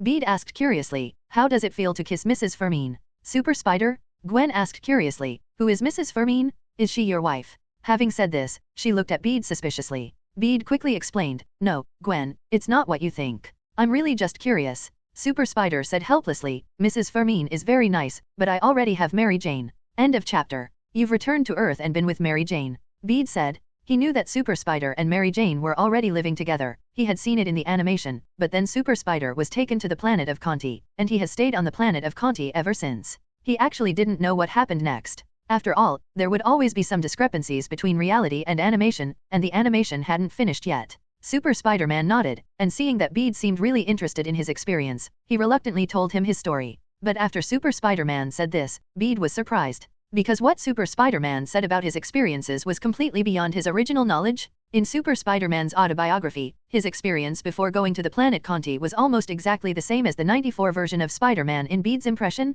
The only difference is that he did not experience the subsequent Secret War, nor did he fight Spider-Man Carnage with the Spider-Man of several other universes. In the '94 version of the Spider-Man animation, the Green Goblin stole props from Spot that could open doors to other universes, and when he fought with Spider-Man, Mary Jane was affected, and then was involved in the dimensional portal, lost in the multiverse. In the ending of the '94 version of Spider-Man, after defeating Spider-Man Carnage, the '94 version of Spider-Man was taken by Madam Spider and set off to find Mary Jane. The Earth 751263 universe is different. The Super Spider rescued Mary Jane at a critical moment, and then the two got married smoothly as previously agreed. After getting married, Super Spider rejoined the Daily Bugle and took photos for JJJ. JJJs in this world are still pretty good. They are smart but occasionally messed up. Then came the plot of the Super Spider animation. JJJ's son, the famous astronaut John Jameson, flew the space shuttle to the planet Kant, but Venom and Carnage were also mixed in. Super Spider went to stop it, but was mistaken for sabotage. In order to clear up his grievances, he borrowed a space shuttle from SHIELD and set out on his own. In the '94 version, Spider-Man and SHIELD were relatively familiar with each other and had cooperated many times, such as catching the chameleon.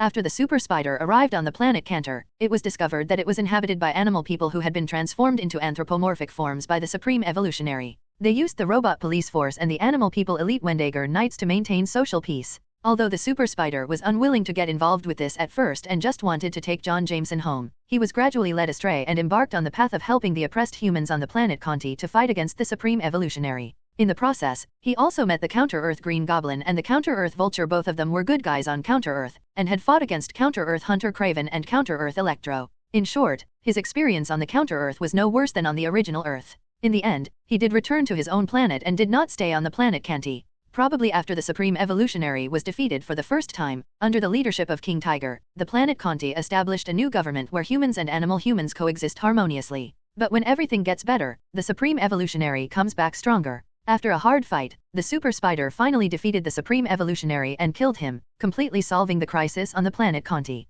After that, he returned to his own Earth with John Jameson. Under John Jameson's explanation, his grievances were cleared and he was able to become Spider-Man, respected by thousands of people again, and he and Mary Jane reunion. Finally, he said a little shyly that in fact, he and Mary Jane had recently made a parenting plan and were preparing to give birth to the child of their love. After listening to Super Spider's narration, Bede was also deeply pleased. Although Super Spider-Man sucked, it was still a pretty good animation he had ever seen. Now, the protagonist of the animation has a happy ending, which makes him feel very happy. As for Mrs. Fermine's question, in fact, Mrs. Fermine is a rat person, also known as the Mouse Lady. Judging from the animation, compared to other weird-looking animal people, Mrs. Fermine is already an out-and-out beauty. And she's bold, too. She fell in love with Super Spider at first sight, kissed him forcefully as soon as they met, and boldly said that she wanted to marry Super Spider. The falling flowers are helpless and the flowing water is unintentional. Super Spider already has Mary Jane, so naturally it is impossible for her to hook up with her like before. He has matured a lot now and has become more responsible. Therefore, this unrequited love must have been resolved as early as when Super Spider was still on the planet Canti. Bede did not dwell on the joke. He really started teaching Super Spider magic, starting with the introductory Ring of Ragator. He had tried to teach Gwen this magic before, but Gwen didn't seem to have any magical talent. After learning it for a long time, he couldn't get started, so he had to give up. As for the Super Spider, Bede wasn't sure either. But anyway, it's just a try. There's really no way to learn it, and it doesn't matter. No one loses anything. The two began to learn and teach. Gwen had no interest in magic since she discovered that she had no magic talent. When she saw this, she went to run in with the Venom suit. She is now very well integrated with the Venom suit, and the Venom suit has also swallowed symbiotes from 2 different universes in the past 6 months, becoming stronger than before, and adding to Gwen's comprehensive combat power. Improved a lot. However, I don't know if the Venom suit has really changed or is still dormant. Anyway, his influence on Gwen has hardly improved, let alone added any threat. Looks like a good baby. Bede was confident that he had the ability to control the life and desires of the Venom suit, and he only maintained a certain degree of vigilance against him and did not take any other actions. Just like that, about an hour later, Bede, who was doing meditation with the super spider, opened his eyes. The super spider on the side immediately stood up. This caused Bede to shake his head helplessly. He estimated that super spider had no magical talent. When he was teaching the Ring of Ragator just now, he learned the gestures very quickly, but he couldn't sense the magic power at all. So Bede asked him to focus on sensing magic first. However, after more than half an hour of induction, there was no progress. Judging from his actions just now, this guy probably wasn't sensing it properly. Otherwise, if he really didn't care, why would he be paying attention to his movements? But now is not the time to worry about this. Bede looked to the side of the air. There were ripples in the space, and then a portal opened. Spider-Man 2099 is back? End of chapter. Chapter 177. Am I a master of weaving? As soon as he returned, he stared at Bede with burning eyes. Bede couldn't help but feel a chill. He quickly hugged Gwen, who was walking by. First of all, I have a girlfriend and I'm not gay. Spider-Man 2099's head was full of black lines, and he resisted the urge to curse. My sexual orientation is also normal. That's good. Bede patted his chest. Your expression just now was really scary. Gwen rolled her eyes at him, looked at Spider-Man 2099, and said, it seems that your investigation has produced results. Well, yes, when it came to business, Spider-Man 2099 straightened up and began to talk about his discovery. In the Spider Association, there is indeed a machine called the Eye of the Spider Web, which was created by Spider-Man 2099 based on his insights when he was accidentally connected to the Web of Life and Destiny for the first time. It can be connected to the Web of Life and Destiny, thereby monitoring the multiverse to a certain extent. If necessary, it can also be used to open a channel with a certain universe and transport people in. Gwen raised her head slightly and looked at her lover, with a little surprise in her tone. So, my dear, there may be some kind of mysterious power in you that can truly rewrite the fate of the universe. Before this, he never thought that one day he would become a god. Now that he and the Spider Association have initially reconciled, those Spider-Man who were arrested naturally can no longer hang them like this. At least let them squat on a flat ground first. What does this mean? It means that this universe has not become bad because the spiderweb nodes are destroyed, but has a potentially more benign and free future, a brand new future. It is a key node in the spiderweb extending in this direction. If someone else had done something like this, the consequences would have been quite serious. You said I am the new spider totem god. Bede was quite surprised. And he also controls the fate of the multiverse? Because of the death of the Master Weaver, the fate of the universe has been solidified, and even a slight change may lead to destruction. And his disappearance made Earth 199606 Scarlet Spider think that he was dead, so he pretended to be him. But this time, Spider-Man 2099 used the eyes of the spider web to check the situation of the universe where they are now. The spider team came to this universe to escort the healed Earth 199606 Spider-Man back. Spider-Man 2099 said excitedly, this is such a power. This kind of power was only possessed by that adult in the past. As a result, they were ambushed by the Spider Association on their way back, and this happened after that. Thinking of this, Spider-Man 2099's gaze towards Bede became fiery again, even though his gaze had just been evaluated by Bede as a gaze with problematic sexual orientation. However, Earth 199606 Spider-Man was actually captured by members of the Super Dimension Task Force in another universe, and underwent intracranial surgery in the quantum space, the headquarters of the Super Dimension Task Force, which restored him to normal. Its overall development history is very similar to the Earth 616 universe. The biggest difference is that in this universe, after Maid Parker, the daughter of Spider-Man Peter Parker, was born, the Green Goblin activated the Jackal and placed it on Earth 199,606, a malfunctioning device in Spider-Man's brain, ordering him to kill Mary Jane. Bede and Gwen looked at each other and said, Gwen, go back and tell Max and the others that I'm a guest at the Spider Association. But in the multiverse accident, Earth 199606 Spider-Man was transported to other universes before committing the crime. The number of this universe is Earth 199606. No, but Spider-Man 2099 shook his head at this moment. That sir? Who? Bede asked doubtfully. Guardian of the Web of Life and Destiny, God of the Great Spider Totem, Master Weaver. Because this term always gives people a feeling of being high and out of reach. After Gwen left, Bede followed Spider-Man 2099 into the space passage leading to the Earth 928b universe. In order to protect Mary Jane, Earth 199606 Scarlet Spider Ben Reilly had to kill Earth 199606 Spider-Man and assume his identity. Moreover, this god seems to be more powerful than a god like Thor. He is also worried that Spider-Man 2099 may be detrimental to Bede. As for letting go completely, we have to wait until Bede comes back. It is very likely that it will be the same as what Spider-Man experienced before 2099, which will directly lead to the collapse and destruction of this universe. But after Spider-Man 2099 took a closer look, he discovered that the universe is continuing to develop in a healthy and orderly manner, and its future is being redefined, overwriting the future it originally saw. This is what Spider-Man 2099 has to say about it. Although she is still a little girl, her character has matured a lot. He asked Gwen to go back, just in case, and the other reason was to let her resettle the captured Spider-Man. Not to mention, Spider-Man 2099 and his gang were all defeated by Bede. Moreover, to put it bluntly, Bede's current strength may be stronger than their combined strength. A Spider-Man who has Spider-Man's physique, mysterious quantum energy, and masters spells comparable to those of a senior mage, not yet at the level of the supreme mage, can already walk sideways most of the time. In fact, the terminals of the three-dimensional travel watches held by members of the Spider Association are connected to the eye of the spider web. In that case, he would side with Bede. Bede didn't have that much insight. Later, with Bede, Gwen and Super Spider-Man watching, Spider-Man 2099 stretched out his hand and made an invitation gesture. I would like to invite you to go and see it for yourself. She didn't say anything pretentious about going to face possible dangers with Bede. Okay, Gwen nodded and without hesitation activated the teleportation to leave this world and return to the quantum space. Unbelievable? Because this is a god common to all Spider-Mans in the multiverse? When he got this result, he couldn't help but wonder, if Earth TRN 1042 could be like this, then he could stay in that universe forever, live like this with his lively and lovely daughter, and enjoy the beauty. The word God has always been far away to him. Super Spider-Man also walked up. For the Earth 199606 universe, the incident of Scarlet Spider killing a spider and assuming its identity is obviously its classic event. At this time, Bede is experiencing his first experience of using technology to travel through parallel universes for the first time. From his point of view, there is actually not much difference in the feeling of passing through the door to the parallel universe made by technology and the door to the parallel universe made by magic. Okay, let him take it back. Because when he passed through this door, he found a deceptive tunnel. End of this chapter. It was a transparent tunnel of unknown length and only about 2 meters wide, but Bede was certain that it was definitely not made of glass. Nor is it any kind of technology, but something more mysterious. He felt a power similar to magic on it. Then, he thought that Spider-Man 2099 had just said that his base was built on the understanding of the web of life and destiny. In other words, his parallel universe channels are most likely to temporarily borrow the network threads of the web of life and destiny that exist between the universe and the universe. Really crawl along the network cable. Okay, worthy of being a spider. Bede looked a little strange. Spider-Man 2099 didn't know that this person's thinking was so out of the ordinary. But the Spider Association belongs to Spider-Man 2099 after all, so Bede shouldn't get involved in talking about it. Rather than like now, just because of some minor development deviations, the entire universe will be destroyed. So there are often situations where several Peter Parkers are chatting and several Peter Parkers are drinking. The speed of this hover car is comparable to some small jet aircraft. It is very fast.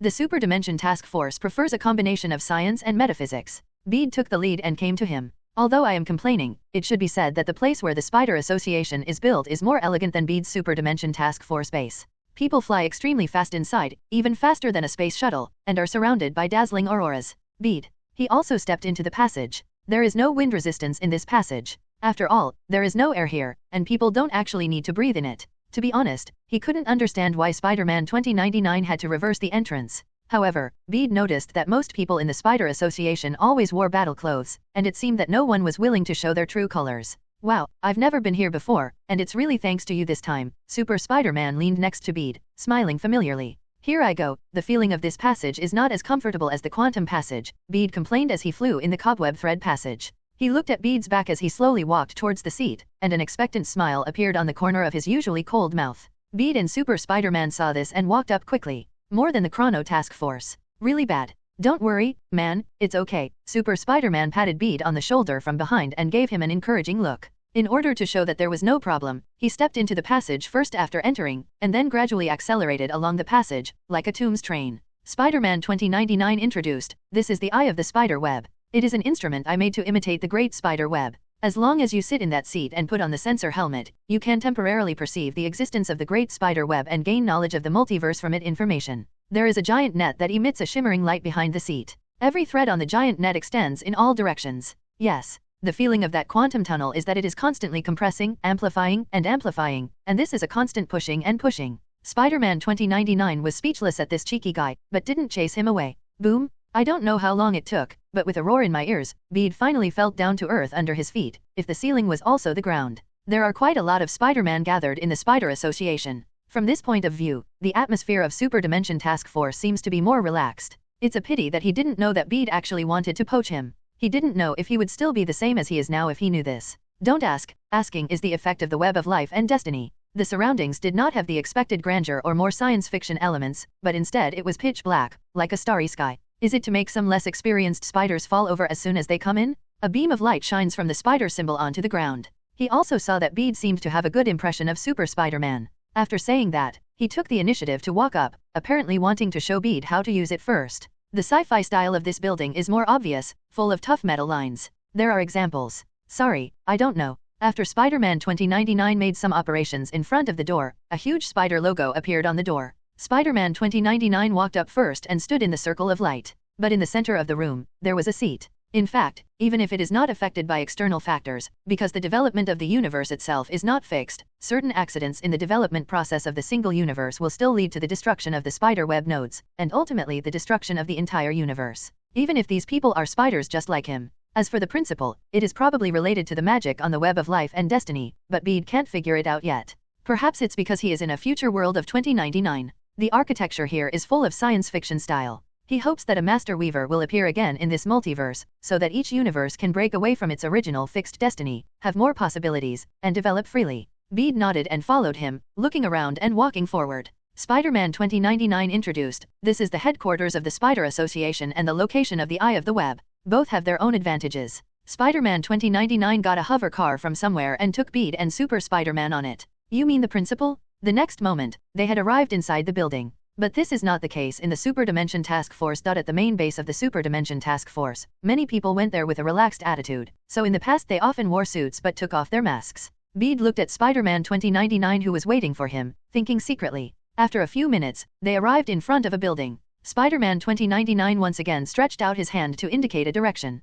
However, this will not produce any overload force or the like. Interesting. Swish, the beam of light flashed, and the three of them disappeared. Spider-Man 2099 was startled and stopped. But to be honest, this experience is not as good as the feeling Bede had when he passed through Dr. Pym's quantum tunnel in Earth 199999, Marvel Cinematic Universe. It's the Earth 120703b universe? Every minute and every second, there may be one or even several Earth 120703b heading for destruction. And now, their savior has appeared. Bede had a strange feeling when he entered the room. Because of this, he would take the initiative to approach the eye of the spider web. When he walked to the chair with spider web eyes, this strange feeling became more intense. Somehow, Bede put his hands on the armrests of the chair and sat on it. Boom! Mysterious quantum energy spewed out from his body crazily and followed the pipes in all directions. Super Spider-Man was shocked. What did you do to him? He was immediately ready to rush up and pull Bede down from the chair in Spider Eye. But Spider-Man 2099 grabbed him. Believe me, this is not what I am doing, but what he chooses to do. The web of life and destiny chose him. As he spoke, his gaze remained on the figure sitting on the eye of the spider web. In fact, at this time, neither Spider-Man 2099 nor Super Spider-Man could see Bede's figure clearly. There were bright tubes in all directions, and more light points began to escape at this time. These light points did not look like magic energy, nor were they simple photons. They are like living plankton, floating freely in this room, appearing here and there, flickering and flickering. What is this? Super Spider-Man stretched out his hand curiously and spread it flat. There was a small spot of light slowly falling down. However, when it touched the Super Spider-Man's hand, it seemed as if this world did not exist. It passed directly through the Super Spider-Man's hand, and then disappeared in a flash. Spider-Man 2099 said, "This is quantum."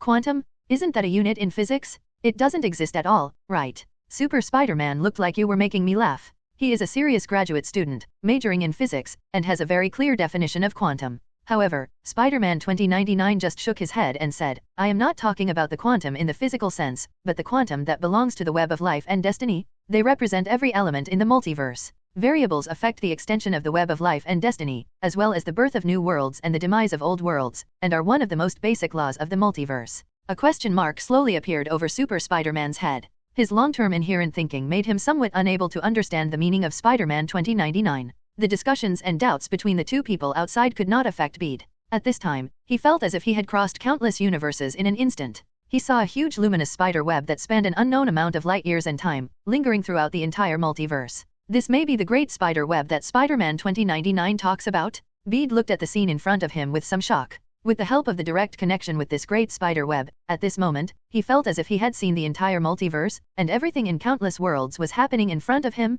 In a certain universe, Spider-Man is kissing a black cat passionately. In this world, they are a couple. In addition to teaming up to fight monsters, their favorite thing to do is to do some things in places that ordinary people can't go to. Love to do. However, at this moment, Spider-Man suddenly woke up and raised his head suddenly. What's wrong, honey? Come on. The black cat twisted its hot body, rubbing against Spider-Man like a real cat. However, Spider-Man's raging anger just because of flirting was extinguished at that moment. He looked up at the sky and said doubtfully, Felicia, wait, it seems like something is watching us. The black cat was stunned, immediately pulled on the tight leather jacket, and looked around warily. Who is it? I'm going to blind his eyes. I don't know. Spider-Man shook his head, but his breath is not dangerous, but makes me feel very friendly? Yes, my inspiration told me so. Wait, he seems to be gone already. Another universe. Spider-Man Peter Parker was seriously injured and lying on a hospital bed. A villain named Red Hood put a pistol on his head, threatening two hot beauties standing opposite him. Among the two beauties, the one with burgundy hair is Spider-Man's real girlfriend Mary Jane, and the one with silver-white hair is his rumored girlfriend Black Cat Felicia Hardy. At this time, the Black Cat was wearing a cloak. The Red Hood looked at the Black Cat's appearance and said angrily, "Give me my cloak quickly." "Okay, here you go." Black Cat pulled the red cloak off his body and threw it to Red Hood. Red Hood quickly caught it and put it on with satisfaction. "Haha, I really don't know how you two beautiful beauties did it. You actually got it back for me." It turns out that not long ago, during the battle between Red Hood and Hawkeye, Hawkeye managed to take away his red cloak, a cloak with demonic power that could give him superhuman abilities. Later, when Spider-Man was injured and hospitalized, Black Cat was worried and often came to visit him. As a result, he was targeted by the thoughtful Red Hood. The Red Hood used Spider-Man's life to threaten the Black Cat and asked the famous female snitch to get his red cloak back. The Black Cat cooperated with Mary Jane, and after a lot of hard work, they finally found it back, and then the current scene appeared. The Black Cat quietly watched the Red Hood put on the cloak, with his usual charming smile on his face, and said, "You know, Robbins, as long as you know what the other person wants, you can get anything from him. Something you want." "What do you mean?" Red Hooded Robbins put on his cloak and was about to leave from the window.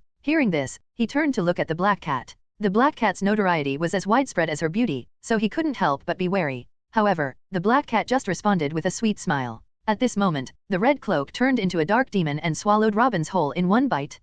Robbins screamed, but it had no effect. Soon, he was devoured. Later, the demon returned to its original state, and it turned out to be a backpack demon. It turns out that what Black Cat and Mary Jane stole was not the red cloak at all, but another backpack demon. And the content of their deal with the devil is to completely eliminate this guy who threatens their beloved man from the world. End of this chapter. At this time, Spider-Man, who had been unconscious for several days, suddenly woke up. He looked in a daze as the two attractive and sexy beauties appeared in front of him at the same time, and they seemed to get along very harmoniously. This plot seems wrong. Peter Parker looked at his real girlfriend and then at his rumored girlfriend, feeling a little panicked for a moment. After hesitating for a while, he said, "Am I dreaming again? Can you guys be gentler?" Black Cat and Mary Jane looked at each other and both showed a helpless smile. After everything was over, the two female snitches left the ward and came to the roof of the hospital, looking at the sunset gradually setting in the distance. "You know, I'm actually very jealous of you. I'm jealous that you can appear openly next to him. You know, I'm actually often jealous of a girl. Her name is Gwen Stacy. She's a girl that Peter can't forget." The two figures gradually moved closer together. Perhaps after tonight, these love rivals will become important people in each other's lives. Some universe. Midnight in Manhattan, the city is bustling with lights and entertainment. The dreamy atmosphere exuding in the air attracts those men and women who love disco dancing. They release their emotions on the stage, vent their hormones and exchange genetic material in the dark corners. Oh, except for that unfortunate guy in the corner.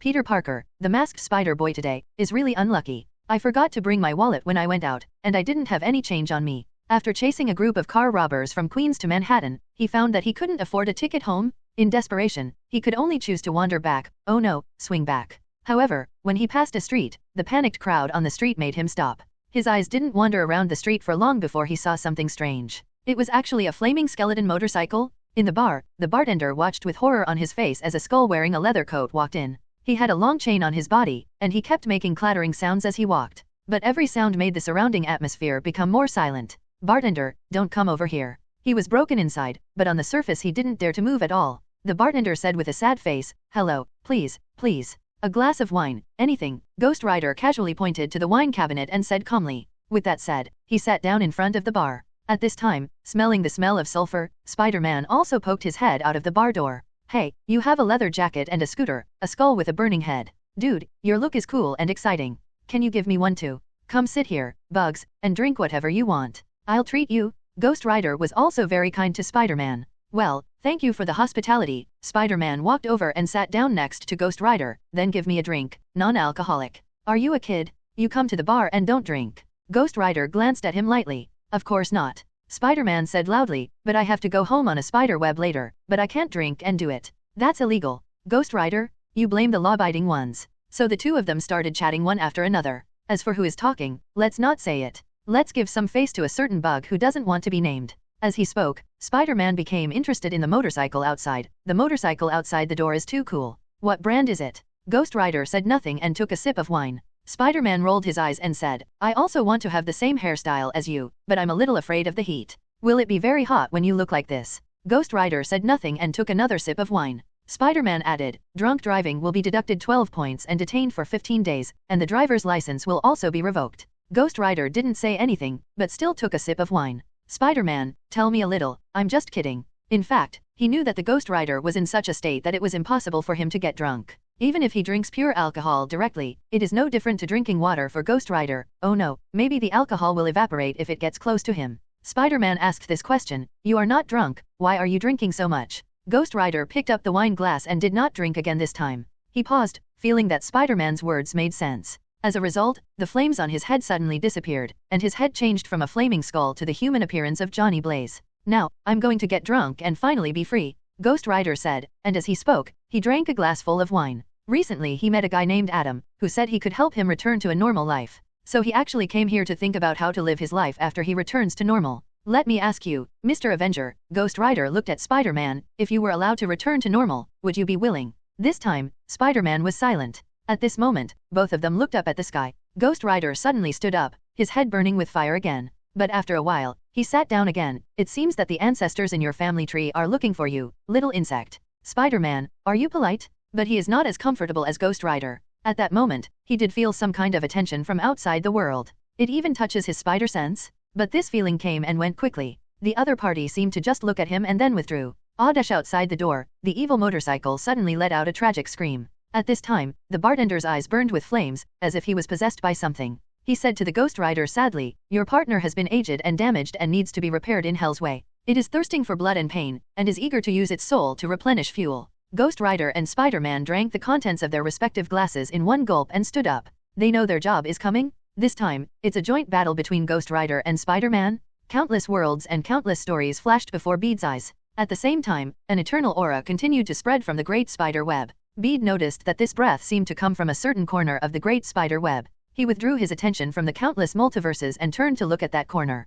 There is a very special thread. It exudes an extremely ancient atmosphere. End of this chapter. Century? Millennium? 10,000 years? Hundreds of millions of years? Perhaps it can no longer be measured solely on the time scale, because it may even exceed the time that many individual universes have existed. When his attention was completely focused on this thread, a picture appeared in front of him. It was an extremely huge pyramid. The bottom stands on the earth, and the spire reaches into the sky, as if connecting the entire sky and earth. At the top of the pyramid, there were several figures with bright golden light standing, seemingly talking about something. With their unique appearance, Bede quickly identified their identities. The whole body is wrapped in white bandages, like a mummy, with a white cloak behind it, but there is no head above the body. It should be the legendary moon god Kongsu. At the same time, he is also served by Moon Knight, a mysterious superhero in the Marvel Universe. And standing opposite the moon god Kongsu, the goddess with the head of a leopard and the body of a leopard should be the leopard god Buster, worshipped by the Black Panther clan who rules Wakanda. The man next to them with long burgundy hair and an evil smile on his face was the evil god Set. However, Bede's eyes did not stay on these three great gods for long. Following his feeling, his attention was quickly drawn to a little girl running on the ground below the pyramid. Compared to the other weird-looking gods, this little girl who also appeared in the realm of the gods has an appearance similar to that of a human being. However, there is a very obvious spider beacon in her outfit. From the feedback of the spider sense, Bede easily learned a fact. This little girl is the real spider goddess who created the spider totem. Nice. He saw Nisi stretching out her hands, spitting out silk threads from her hands, and weaving them into a large net, while talking about the reason why she did this. Each thread represents a person's destiny, but she won't worry about where the thread is going. Everyone's destiny should be written by themselves, and everyone's destiny will be related to everyone else's. They are intertwined to form the complex and free universe of human beings, and this is the truly great spider web. Soon after, Nice's great spider web was built, and the huge spider web shrouded the sky over the realm of the gods, forming the most basic structure of the universe. To celebrate all this, Gaia, the mother of the earth, held a grand inauguration ceremony. Buster, Adam, Agamotto, Kongsu and other great gods were all present. During the ceremony, Nice introduced the spider web helper she created to everyone. She calls them spiders. These spiders will follow their instincts, find a suitable partner, and give them their power. And along with the power, there is also a mission. Seeing this, Bede understood what Spider-Man actually represented in the Marvel Universe. However, in this way, it is obvious that the little goddess Ness living in the realm of the gods is the real spider goddess and the creator of the spider totem. And the so-called spider totem god Master Weaver is actually just a manager? or when the spider goddess Ness died or fell asleep for some reason, the Weaver Master took over the authority of the spider totem. Just as he was thinking, he caught a glimpse of something in the corner from the corner of his eye. There stood a goddess with a hot figure and a high-cut dress. When she looked at Nisi, who was chatting with the gods, the goddess had a look of jealousy on her face. Seeing this expression, Bede's spider sense trembled violently. However, when Bede wanted to continue exploring, his vision suddenly went dark. When he came back to his senses, he found that he had returned to the eye of the spider web of the Earth 928b Space Spider Association. At this time, he was still sitting on the chair of the eye of the spider web. Above his head were several pot-lid-like brainwave amplifiers, which could help those sitting in them quickly connect to the great spider web. What did you see? Spider-Man 2099 asked curiously. Super Spider-Man also cast a curious look at Bede. Bede frowned unconsciously. He did not immediately answer Spider-Man 2099's words, but began to quickly sort out what he had just gained when he was connected to the great spider web, especially the first thread. After corroborating his own findings with what Spider-Man 2099 had said before, Bede quickly discovered some problems. Spider-Man 2099 once said that the great spider web runs through the entire multiverse, and the Master Weaver sits in the center of the great spider web to control the overall situation. Spider totems travel around to maintain the stability of the universe. The second half of this sentence is actually the same as the original setting of Goddess Nice, but the previous sentence. Bede, who watched almost the entire process of Goddess Ness creating the great spider web, said that Goddess Ness had never set up such a position as guardian of the web of life and destiny. Therefore, the so-called spider totem god, the Master Weaver who is the guardian of the web of life and destiny, may actually be just a false god who happened to have some similar powers and then proclaimed himself. In Eastern terms, this kind is generally called a grass-headed god, specifically used to refer to this kind of guy who is not included in the official establishment. However, although Master Weaver is just a grass-headed god, judging from the description of Spider-Man 2099, he did do something. When the Master Weaver is still alive, even if there is a problem with the spider totem in a certain world, the great spider web can still be corrected in time, so that the world can be preserved on the basis of deviation and will not be destroyed. Clearly, the web of life and destiny does require a master. According to Spider-Man 2099, he, Bede, seems to be the new being who can become the guardian of the web of life and destiny. However, Bede did not want to bear such heavy yoke. Think about it, although this thing sounds very high-end. Maintaining the long-term peace and order of the entire multiverse and countless worlds, wow, what a great power. But correspondingly, it also means a heavy responsibility. Moreover, just now, after being briefly connected to the web of life and destiny and catching a glimpse of some things in the universe, Bede couldn't stand it. He felt that if he really stayed in that state for a long time, he would become a god who was indifferent to everything. So is he still him? Since he doesn't want to be the one himself, then he will find someone to do it. And the best candidate is obvious. Since the weaving master was very good before, let him continue to be the master. As for the Master Weaver is dead, how can he continue to be a master? Of course, it's not a magic card like Resurrection of the Dead, but a new ability that Bede just realized in the Great Spider Web. This ability is called Time Travel. End of chapter. Countless Worlds. Marvel Universe. Some years ago, in this era, unbeknownst to many, an event occurred that affected the entire multiverse. This is an era where all insects live together. A Spider-Verse? Countless Spider-Man from different time and space and different universes gather here. What they have to face is their common enemy, an extremely powerful enemy, a family that makes a living by hunting Spider-Man. Its name is the Air Family. Death's scythe spans countless parallel universes and is quietly raised behind Spider-Man. Bloody massacres are taking place in each parallel universe. Spider-Men from all universes were killed one after another on the streets. All Spider-Mans have become delicacies on the Air Family's banquet table, until two Spider-Man from different universes discovered the clues. One of them is John Parker, the ultimate Spider-Man from the Earth 616 universe. This chapter Parker is not Parker, but a Peter Parker whose body is occupied by Dr. Octopus. As for specific things, we have to start from the beginning. Earlier in the 616 universe, perhaps due to years of evil deeds, Dr. Octopus Otto Octavius suffered retribution. He found that his body was gradually declining. If nothing else happens, he may die completely in a few months. As an ambitious genius, how could Dr. Octopus's life end like this? So, he thought of a way. He first collected a large amount of key data through constant battles with the Spider-Man of the main universe. Then, based on these things, he used his ingenuity to invent a golden little octopus consciousness exchange device. Just like its name, this is an instrument that can be used to exchange the consciousness of two people. Then, through mental calculation and unintentional calculation, the unsuspecting Earth 616 universe Spider-Man, hereinafter referred to as the main universe Spider-Man, fell into the trap. His body was usurped by Dr. Octopus, and he ended up in that body that was on the verge of death. However, as a veteran warrior, Spider-Man in the main universe cannot just sit back and wait for death. When he and Dr. Octopus exchanged bodies, he naturally obtained all the memories from the other person's body. After all, the human body stores memories in the cerebral cortex. So, with the help of these memories, he obtained a plan from Dr. Octopus's memory. According to this plan, he contacted several supercriminals, the younger brothers of the original Dr. Octopus and other members of the Sinister Six. The Sinister Six changed team members several times. Later, they escaped from the prison together and went to deal with Spider-Man, actually now Dr. Octopus, also known as Jong Pakistan. After the Spider-Man of the main universe prepares to control Jong Parker, he uses the consciousness exchange device to replace the consciousness of the two people. However, as the original owner of the consciousness replacement device, Jong Parker is also a wily and experienced villain, and is well prepared for this. He modified the spider suit with a layer of carbon-plated fiber to isolate the effect of the consciousness exchange device, and successfully defeated the Spider-Man of the main universe who came dragging the remains of the octopus. However, although Spider-Man in the main universe was finally trapped and died in Dr. Octopus's body, he failed to regain his body. But before he died, he did one thing. He awakened his body's instinctive consciousness and allowed Jong Parker to passively experience his life, thus making Jong Parker understand what the greater the ability, the greater the responsibility. For the first time, Parker took on the identity of Spider-Man after the death of Spider-Man in the main universe, and vowed to become a better Spider-Man than Spider-Man. The ultimate Spider-Man? He defeated the new Sinister Six,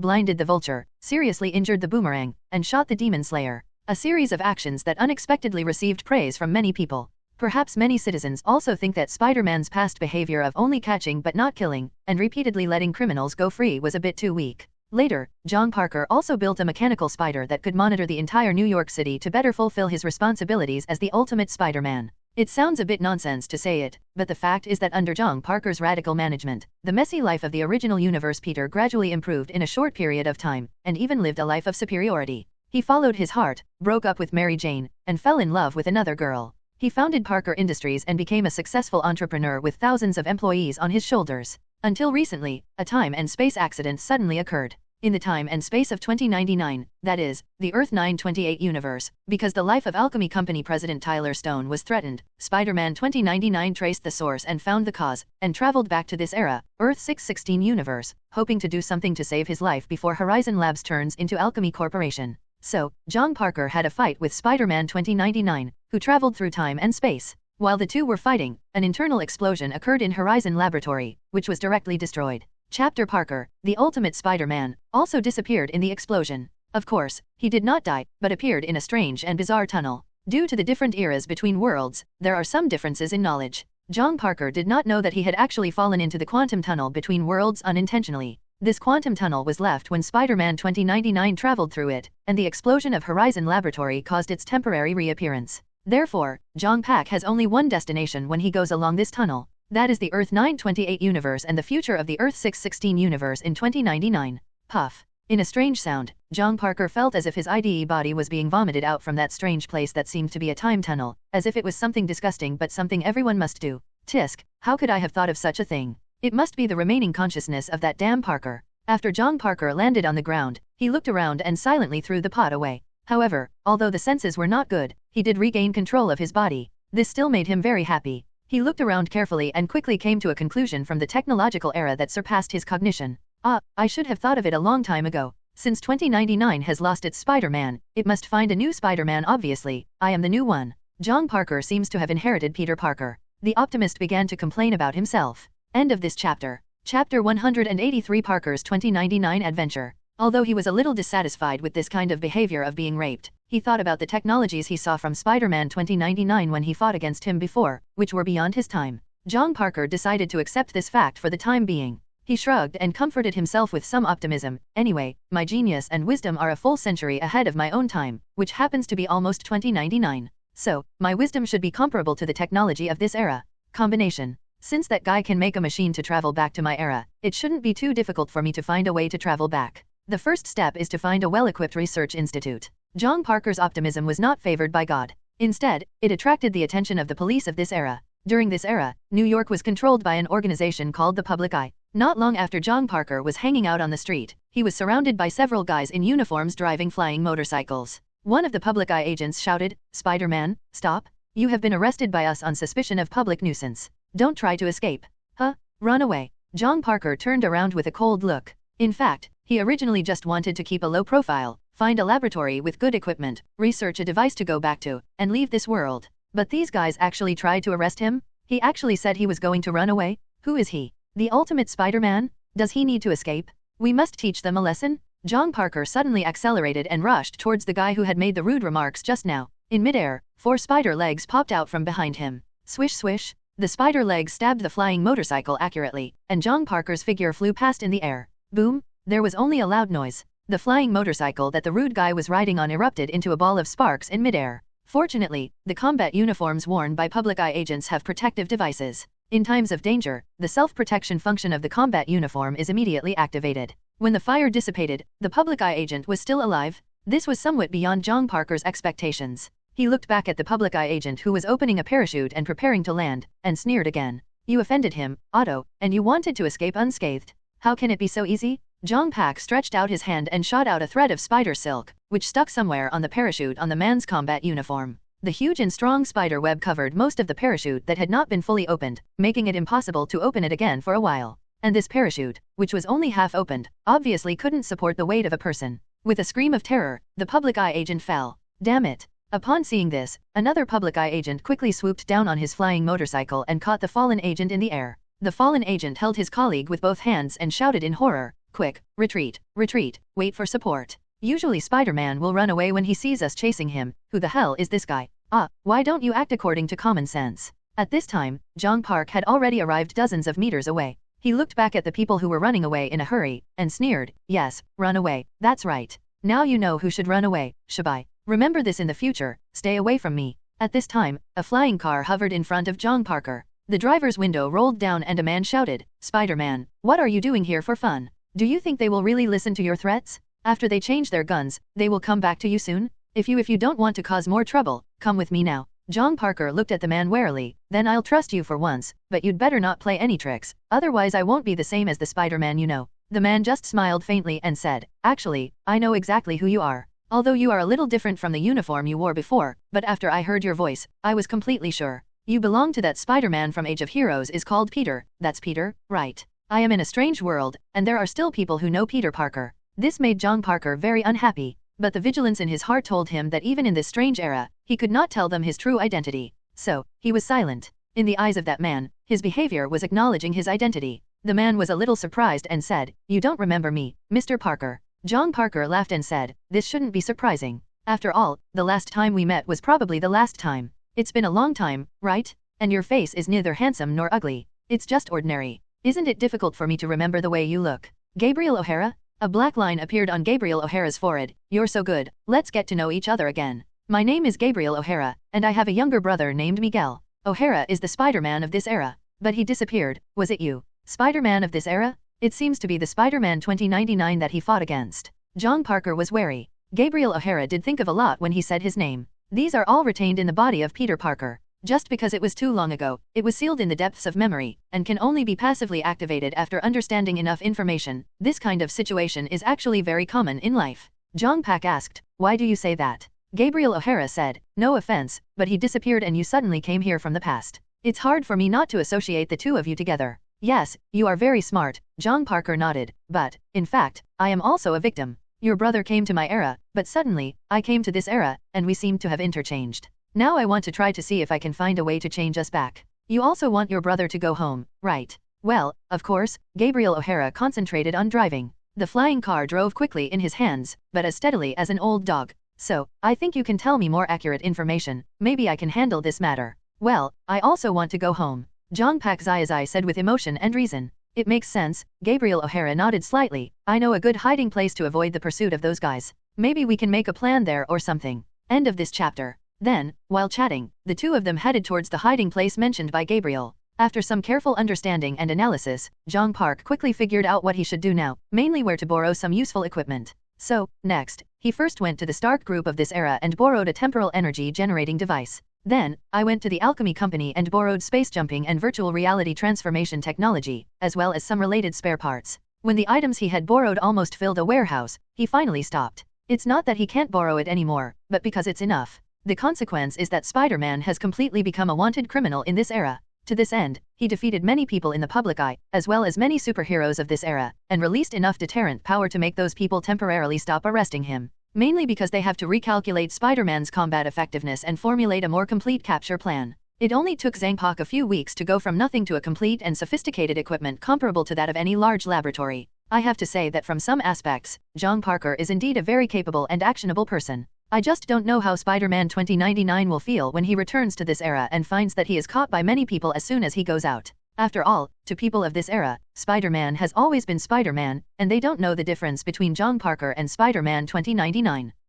In fact, John Parker himself felt that it was not very kind to do this, and he felt a little guilty inside. The guilt was mainly directed at Gabriel O'Hara. So he decided to be out of sight and out of mind. He left the place Gabriel found for him and found a relatively empty abandoned warehouse in the ruins of Old York City, where he completed his design. An auxiliary bracelet with artificial intelligence. He named it Anna. This was the name of his new girlfriend using this body after breaking up with Peter's original girlfriend Mary Jane when he was in the 616 universe. The other one is the device he uses to return to his own universe, a time shuttle. This is the future technology? Pooh. After quickly analyzing the mysteries of the technologies he had obtained, John Parker made no secret of his disgust. I guess this is the misfortune of having an IQ that is too far ahead of my own time. In this vast world, there is nothing that can keep up with my thinking. Even in this future 100 years later, these gadgets are barely enough. Well, John Parker put his hands in his pockets and looked at the device he had built in a short time. He boasted proudly that he had found a sense of superiority in the technology of future people, which gave him great inner satisfaction.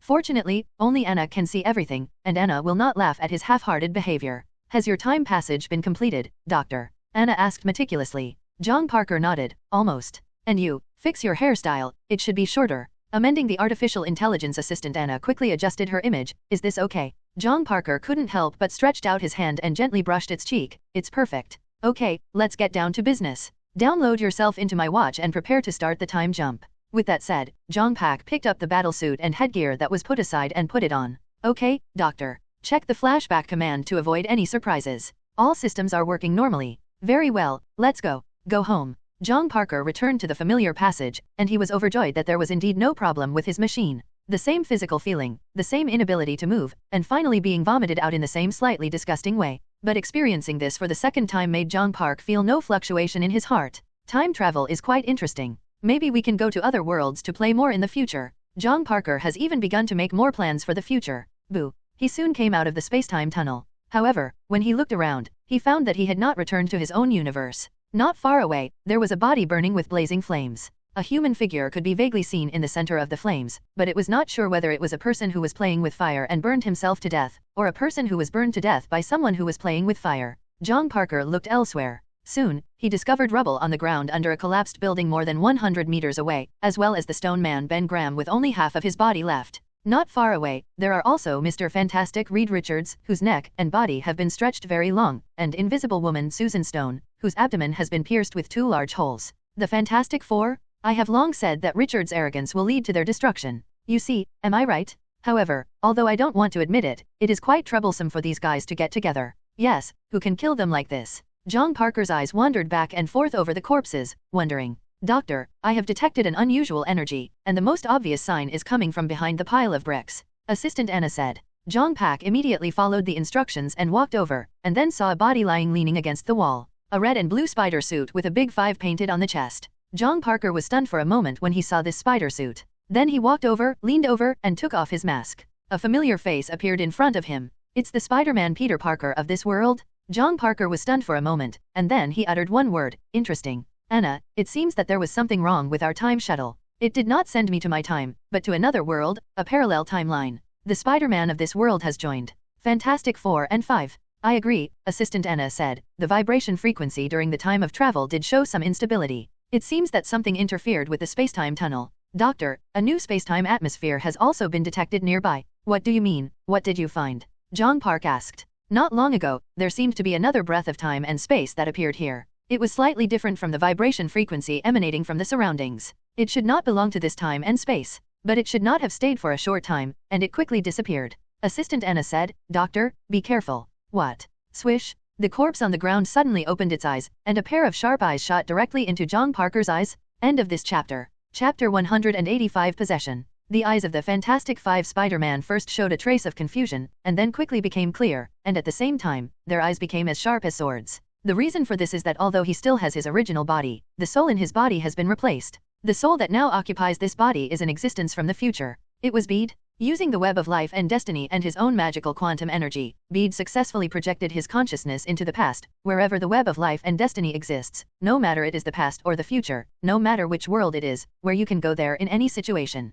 It took Bede a few seconds to quickly absorb the remaining memories in this body. The Spider-Man of this world is also called Peter Parker. His initial experience was exactly the same as that of Spider-Man in the Earth 616 universe. It wasn't until he wanted to join the Fantastic Four that differences arose, and this universe was derived. In the Earth 616 universe, the Fantastic Four rejected his request, and Spider-Man had to continue his life as a Lone Ranger. In this universe called Earth 772, the Fantastic Four still rejected him, but then the Invisible Woman Susan managed to convince Reed and others to let Spider-Man join and make him the Fantastic Five. After joining the Fantastic Five, Earth 772 Spider-Man's life has changed drastically. First, the Fantastic Five issued a public statement and became the background of Spider-Man. JJJ thus ended his long-standing slander against Spider-Man and began to support him. Then, through the activities and scientific research results of the Fantastic Five, they earned enough money to treat Aunt May. After that, the Fantastic Five experienced many battles together, until a successor crossed the multiverse and came to the Earth 772 universe, trying to hunt the Earth 772 Spider-Man.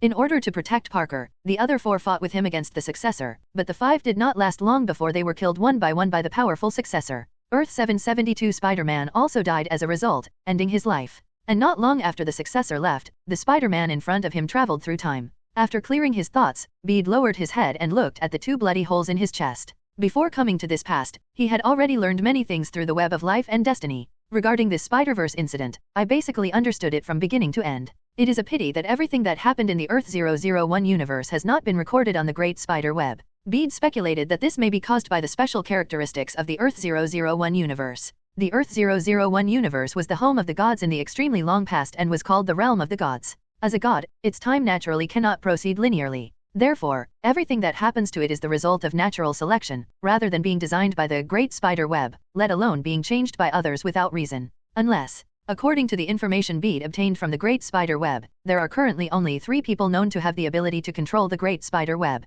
One of them is the Master Weaver. The Master Weaver is actually a spider totem, and a very powerful spider totem at that, because his true identity is Khan, a Khan from the future. It was after Bede understood this that he determined the feasibility of using the Great Spider Web to travel to the past. Khan is also a member of the Air family. As for why a successor actually turned into a spider totem, it was because of the special nature of the successor's family. The Air family is actually also a totem creature called leech totem. Leeches are almost at the bottom of the food chain and can only feed by parasitizing and sucking the blood of other organisms. The same is true for the leech totem. They can only use the power of others to strengthen themselves, so they feed on the vitality of other totems, whether they can eat totem incarnations like Spider-Man or totem gods like the Master Weaver. But the successor family did not succumb to their own weakness. They used the technology they mastered to secretly hunt totem creatures to strengthen themselves. Then, they carefully studied many totem creatures and selected the spider totem as the main hunting target. Mainly because they found that the spider totem seemed to be extremely closely connected with a great web. So, they came to Earth 001, defeated and captured the Master Weaver, and controlled him with a chain, allowing the Master Weaver to use the web of life and destiny to help them travel in dimensions, in order to hunt down those living in different parallel universes. Spider Totem in. As for Khan, his mother was killed by the Master Weaver because he hesitated when all members of the Air family were hunting the Master Weaver. In order to punish him, his father and family put a mask on him and exiled him to the multiverse, making him hunt spider totems to atone for his sins. However, in the process of constantly hunting and sucking the spider totem, Khan was gradually assimilated by the spider totem's breath, and finally became a spider totem himself. Moreover, due to the large number of spider totems he sucked, his ability surpassed that of most spider totems, and he became the god of spider totems. The second person, named Anna Mae Parker, comes from the Earth 18119 universe. She is the daughter of that universe's Peter Parker and Mary Jane Watson. Although she doesn't know why, judging from the records of the Great Spider Web, she did serve as the Great Spider Web Restorer for a period of time after the Master Weaver was killed inexplicably. Of course, she should only be repairing, but she could not control the Great Spider Web like a Master Weaver. As for the third person, it was Bede himself. In fact, if you don't want to imprison yourself from now on the throne of Spider Totem God and Guardian of the Web of Life and Destiny where power is actually a prison, it would be most suitable for Bede to take the position directly. The result was, "Who are you? A ghost." John Parker jumped out of the distance and looked at Bede warily. "Anna, scan his vital signs." "Doctor, his vital signs are recovering rapidly and growing rapidly," Assistant Anna said. "Did that abnormal spacetime aura come from him?" John Parker asked again. "No, there's something weird about his aura." Assistant Anna actually hesitated for a moment. Apparently, even future artificial intelligence would have a hard time expressing what happened to the resurrected Spider-Man in front of her. At this time, Bede looked at Jong Pak and recognized him, the Dr. Octopus version of Spider-Man from the Earth 616 universe. "Well, I am barely happy to see you." End of this chapter. Chapter 186 Action. You actually know about me. John Parker looked at Bede in shock, and unconsciously took a few steps back. Who are you? In his understanding, even the Avengers in his native universe don't know that he is actually Dr. Octopus inside him. At most they just have suspicions, but as long as they don't come into contact with them, they won't be able to find out for a while. But he didn't expect that this matter would be revealed in a strange universe from a person he didn't know at all. Spider-Man from another world was definitely not the same person he knew.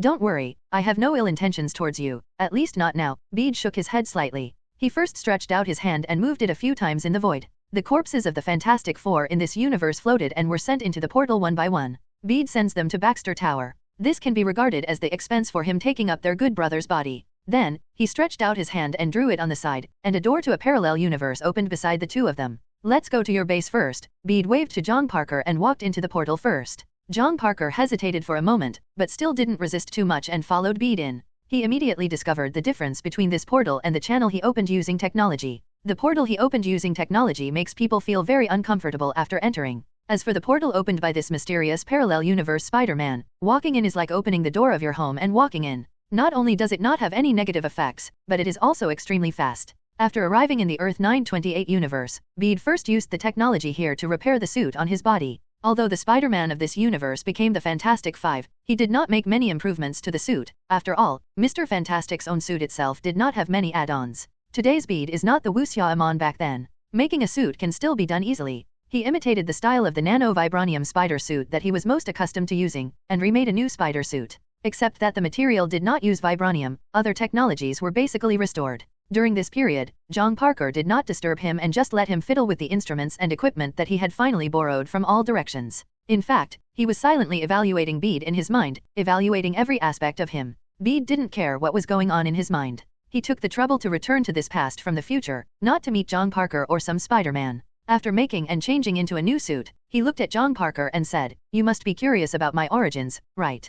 John Parker nodded slowly. Bede shrugged, "But I don't want to tell you, you just need to know that I am also a Spider-Man, and I have no ill intentions towards you or any of you. In fact, I am here to guide you to do what you want to do. You know what I want to do." John Parker was very surprised. "Of course," said Bede, "heirs of all things, that is the name of that family." "What do you mean?" John Parker asked confused. At this time, he actually didn't know that the horror he was inadvertently exposed to came from the Heir family. Bede then spent some time explaining to him the origins of the Successor family and their purpose. After listening, John Parker fell into great shock. Even, some fear. A terrifying family that travels through countless parallel universes, hunts down countless Spider-Man, and even captures the god of Spider Totem. Why, are you scared and want to retreat? Bede glanced at him and sneered. He had some understanding of John Parker's temperament. Although this guy is very arrogant and conceited, he thinks he must be better than Peter Parker. But in fact, his resilience is far less than Peter Parker. Otherwise, he would not choose to return his body to Peter Parker when faced with a crisis in the near future. Back off.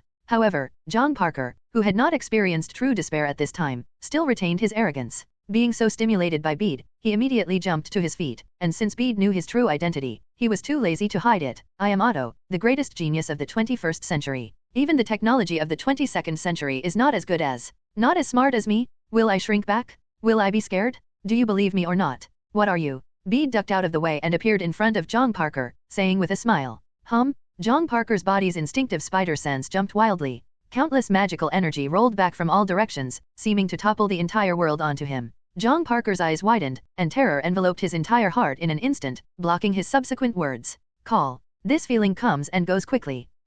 John Parker fell to his knees on the ground, breathing heavily. Bede knelt down and put a hand on his shoulder. His tone was gentle, and there was no hint of the harshness of his overwhelming power. "I said, I have no ill intentions towards you. On the contrary, I am here to help you of. Who the hell are you?" John Parker knelt on the ground and roared, and was directly suppressed by someone's momentum, which made him feel very ashamed. "I come from the future and traveled through time and space to come here. You can call me, Time and Space Spider-Man." With that said, Bede patted him on the shoulder, opened a portal behind him, stepped back slightly, retreated into the portal, and left this world. John Parker was left kneeling on the ground, still trembling. After a long time, he stood up again. "Doctor." Assistant Anna's voice sounded. John Parker wiped the cold sweat on his mask, looked at the place where Bede disappeared for a long time, and said, "According to what the Spider-Man of time and space said, now we should recruit troops. Anna, open a channel to the universe." "Okay, Doctor." "Call out." John Parker also disappeared from this universe. Earth 311. This is a parallel universe that evolved due to the dispute between the purple people of Earth 460 and Captain America.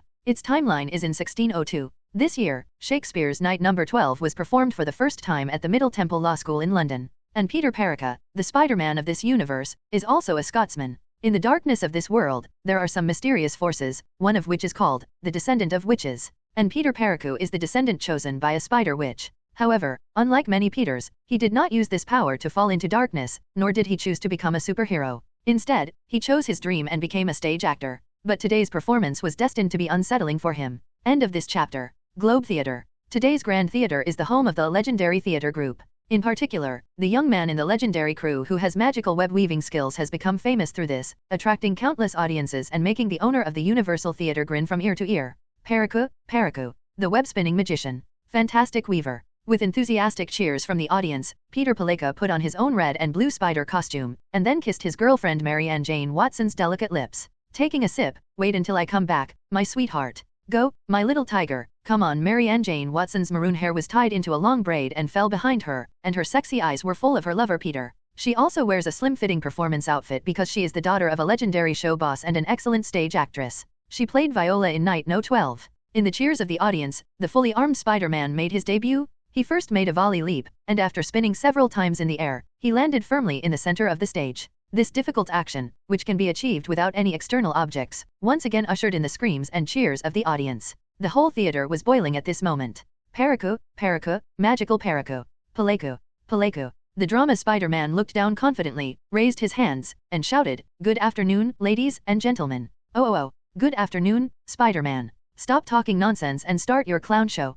Dramatic Spider-Man laughed, not taking the words that seemed to mock him to heart, and began his webbing act. And when he performed flying over the eaves and walls, under the amazed eyes of the audience, he ran up to the pillars beside him without using any equipment. Accident happened. Boom! The Grand Theatre suddenly trembled violently, and then a big hole appeared in the ceiling, and the gorgeous crystal lighting on the top of the theater fell down one after another. A figure rushed towards the Circus Spider-Man. Although he wondered why his spider sense hadn't been activated, Circus Spider-Man barely avoided the blow with his excellent reflexes. The next moment, the stage collapsed. The sudden change frightened the audience who were waiting to see the show and fled towards the entrance of the theater. At this time, drama Spider-Man also hugged Marianne near the stage and escaped from the collapsed stage. After putting Marianne down, he looked at her with vigilance. It was a gaunt man with a slicked back hair and a slightly stooped body, like a bad wolf. The red eyes were staring at the dramatic Spider-Man, and the meaning in his eyes was not like looking at a person, but rather like looking at a plate of delicacies. "Who are you?" Dramatic Spider-Man's mind was spinning rapidly, but he found that he had no impression of the man in front of him. Is it a new enemy? The visitor looked at drama Spider-Man carefully, licked his lips, and grinned. "Me? My name is Morlun, and I am the one who wants to eat you. Oh my deliciousness. Eat me? Are you a vampire?" Drama Spider-Man quietly signaled to Marianne, asking her to take the opportunity to leave here. He could already feel that this guy had bad intentions. Marianne looked worried, but knowing that she would only distract her lover here, she quietly retreated out of the theater. "Hey, vampire." Morlun laughed sinisterly, "I won't suck your blood. Then what do you want?" Drama Spider-Man continued to talk to him, trying to buy his girlfriend time to leave. What I want is your soul." Morlun exploded, his body ejected, and the huge force caused half of the stage under his feet to collapse. The dramatic Spider-Man's pupils contracted violently, and he had no time to react, so he stepped aside. However, he soon discovered to his horror, facing this mysterious man named Morlun, not only the spider sense he relies on to fight, but also the super strength and super speed that he has always been proud of are not worth mentioning in front of him. Click. He only dodged half of his body, and half of his body was caught by Morlun. In desperation, the dramatic Spider-Man decided to use a fence as defense, and took the initiative to punch Morlun with his fist. However, Morlun only grabbed his fist with his backhand and held it in his palm. Click, click, click. With a few crisp sounds, half of Spider-Man's arm was pinched off from the palm of his hand. "What?" Drama Spider-Man screamed, and the severe pain almost made him faint. But he knew that if he really fainted now, he would really have no choice but to be slaughtered. So, he endured the pain, flew up and kicked Morlun in the chest. Morlun had no intention of killing him directly. He gently let go of the half-crippled Drama Spider-Man. Drama Spider-Man took the opportunity to jump away and came a few meters away, looking at Morlun with fear. Morlun didn't mean to be disappointed at all. Instead, he opened his mouth slowly, took a deep breath, and showed an intoxicated expression. Yes, that's right, it's this pure smell. It's so delicious. I will remember you, Mr. Spider. You are a good cook. I look forward to this delicious dish you cook for me." Drama Spider-Man looked extremely ugly. This will happen to anyone who finds out that the other party treats themselves as a dish and plays with them like a cat playing with a mouse, just to make themselves more delicious. "What are you, an ogre?" Drama Spider-Man raised his intact hand and shot a few strands of webbing towards Morlun. Although his long-term performance in the theater made him forget about fighting, it allowed him to reach the pinnacle of silk spinning technology. In just a few seconds, these spider threads bound Emolun tightly. Haha, I can finally breathe a sigh of relief for now. Drama Spider-Man let out a long sigh of relief, preparing to call the police and ask them to take this guy away. This guy is an ogre, and he is also an ogre with witchcraft. He is probably a descendant of witches who has obtained mysterious powers like him, and must be kept under strict official supervision. Is this just it? This is your last resort. Little spider. Emolun's calm voice came from the spider silk cocoon. The next moment, in the horrified eyes of the dramatic Spider-Man, his spider silk, which was comparable to a hemp rope and could pull a horse, was torn into pieces all over the sky just like a real delicate spider silk. End of this chapter. Yes, that's right, it's this expression. This kind of fear is sprinkled as an ingredient on your delicious soul. I can't help but give you extra points. You are really a master of cooking. Emolun smiled evilly. Then he walked slowly towards Spider-Man. The dramatic Spider-Man tried hard to take steps, but his severely injured body and the terrifying sense of oppression emanating from Morlun made his soul tremble. His body actually lost its control, and he could only let it go. Morlun approached step by step. GGG, here I come, my delicious spider. Morlun showed a sick smile on his face and stretched out his hand to the dramatic Spider-Man. Snapped. At this moment, a hand suddenly stretched out from the side and held firmly on Emolun's wrist. Emolun was a little shocked and turned to look over, but he didn't see anyone. He only saw a fist as big as a sandbag, which punched him in the eye socket. Bang! Morlun was knocked out. Behind him, the air shattered like a mirror. From the side of dramatic Spider-Man, he saw the terrifying guy fall into the air and disappear. He also turned his head in surprise, only to see a figure also wearing a spider suit, standing next to him. You are. Bede glanced at him. I think you need to say goodbye to your girlfriend now, and then wait for me here. Why? Drama Spider-Man was a little confused. Bede said angrily, that guy just came for you. There are 7 or 8 others who can fight just as well as him. Are you sure you want to stay here? No, shuddered Drama Spider-Man. Just one was enough to make him despair. If a few more come. However, he did not immediately do what Bede said. Instead, he looked at Bede and asked, can you do it alone? How about I go and help? Bede glanced at him. Can you help me now? Go quickly and stop talking nonsense. With that said, he took a step forward. The air immediately shattered into a mirror, and Bede's figure disappeared. The dramatic Spider-Man was stunned for a moment, and subconsciously reached out to touch the place where Bede disappeared just now, but he didn't touch anything. Bede's mystery increased a little more in his heart. The other side. In the mirror world. When Bede entered, Morlun was clasping his hands on his chest, looking at Bede leisurely. A spider with magic? Interesting. Bede also looked at Morlun. It seems you have met Dr. Strange. Dr. Strange? Oh, you're talking about that annoying guy who uses magic, right? Morlun licked his lips. I have indeed encountered those guys in some worlds in the past, and they are really in the way. But, it's just in the way. Boom! Morlun stomped on the air and rushed towards Bede. This guy, he can fly. Fortunately, Bede was prepared. A big hole appeared directly in front of Emolun, and the material space was folded from the front of Emolun to the back of Emolun. Then, there was a scene of Morlun's hand grabbing his foot. Morlun quickly retracted his hand. Then, he made a move that surprised Bede. He actually clenched his fist and smashed it into the magic aperture beside him. What's even more surprising is that this aperture composed entirely of magical energy was actually smashed by his punch. After using magic for so long, this was the first time Bede encountered this situation. Jaja, do you think this method can deal with me? You're so naive. Malun smiled evilly and rushed towards Bede again. Bede frowned and stepped back. Although the leech totem owned by the air family is the weakest among the totem creatures, it is like the rat in the beast chess game. It has the special ability to directly plunder the lives of other totems. In the picture he saw through the great spider web, Earth 13 Spider-Man, who retained the power of Captain Universe, originally had the ability to defeat Saurus, the patriarch of the successor family, but at the very least, he would not be defeated so quickly. But because he underestimated the enemy, he was approached by Solus, and finally he was sucked dry by Solus. Bede, who knew this, would certainly not give Morlun such a chance. He reached out and grabbed at both sides. The formless air, as if it had become tangible, was forcefully pulled over by him. The whole world began to roll over, pressing towards Morlun. What kind of ability is this? Emolun widened his eyes, looked around, and even flew up, but still couldn't find a way out. In the end, he could only speed up and rush towards Bede. Morlun's plan was correct. The only flaw in this move was Bede's. This is also the only way to survive. Mirror world, the world is overturned. When Bede reached out and closed his hands, the surrounding earth also closed. Boom! I don't know how many square meters of soil hit Emolun heavily. Then the earth began to roll up and down, and the new soil continued to press upwards, squeezing the piece of Malone wrapped inward. Morlun let out a howl of anger or pain, and kept slapping the surrounding land, but no matter how much he swatted away, more soil would be filled in. This process lasted for more than 10 minutes. Finally, Bede was suspended in midair, looking at the huge stone ball below with a diameter of more than 10 kilometers, and wiped the sweat from his face. The operation just now seemed very simple, but in fact it was not easy at all. The stone ball in front of us, if placed in the real world, would be enough to destroy a city. And this was not formed all at once, it was formed by stacking the earth and rocks in the mirror world over and over again. Even for him now, launching such a high-intensity attack in a short period of time is still a big burden.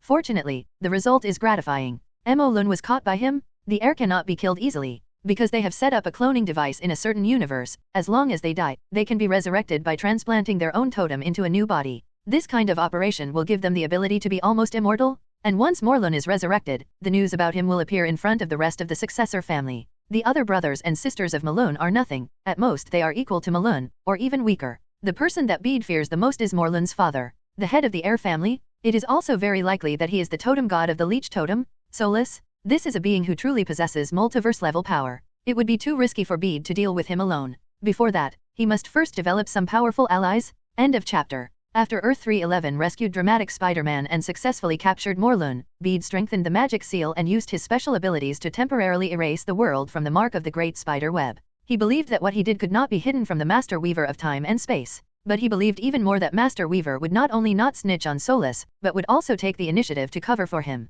Because all the actions of the Weaver Master are aimed at completely destroying the successor family, for this reason, he did not hesitate to kill his mother and countless Spider-Man. Although the Spider-Man hunted by the successors did not die directly at the hands of Master Weaver, it was caused by Master Weaver proactively revealing the prophecy to Saurus and opening a parallel universe channel for them. He didn't kill Borin, but Borin died because of him. In the original timeline, because there was no other help, the Weaver Master could only bear all this silently. It took him who knows how many years to finally find the opportunity to reveal the actions of the successor family to the ultimate Spider-Man chapter Parker and British Spider-Man. Finally, the strangulation of the heir family in the major event of Spider-Verse was completed. But now, with Bede as offside aid, he didn't believe that the Weaver Master would not be tempted. And everything that happened after that also confirmed Bede's thoughts. After bringing 311 drama Spider-Man back to Earth 928, John Parker has also brought back several good players from several other worlds. They are Ashley Barton, Spider-Woman, from Earth 807128, Hobie Brown, Punk Spider-Man, from Earth 138,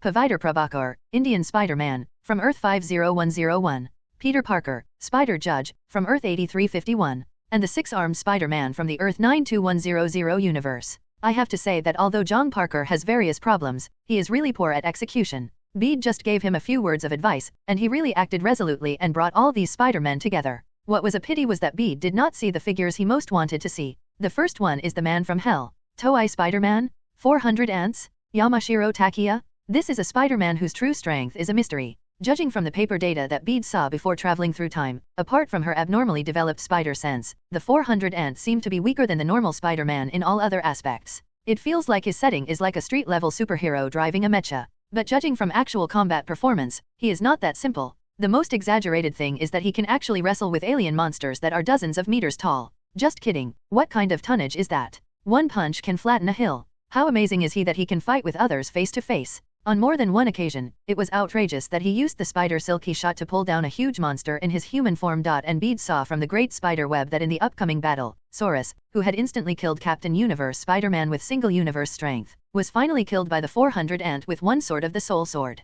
Therefore, after comprehensive evaluation, Bede believes that the comprehensive strength of the 400 Ants should be between the single universe and the multiverse level. His defense level should not be high, maybe even lower than the single universe level, because Leo Patton was dropped in the first battle. But his output ability is very strong, and the reason is the one above. He can kill the multiverse level Saurus in seconds with one sword. In short, no matter what, this is definitely an extremely powerful boost. The second one is Captain Spider-Man of the Earth 13 universe. Most of this experience is similar to that of Spider-Man in the main universe, except that he retains the power of Captain Universe. This ability he has possessed for a long time has allowed him to transform from a Street Fighter level superhero Spider-Man to a superhero with Spider-Man, the captain of the universe with single body universe level strength. His strength is enough to deal with any other successor in the successor family except Saurus. In the original plot development, he protected many Spider-Men from different universes from being persecuted by the successors. Unfortunately, because he underestimated the enemy and Saurus was indeed very powerful, he didn't last long in the battle with Saurus before he was caught by Solus and absorbed all the life energy, dying completely.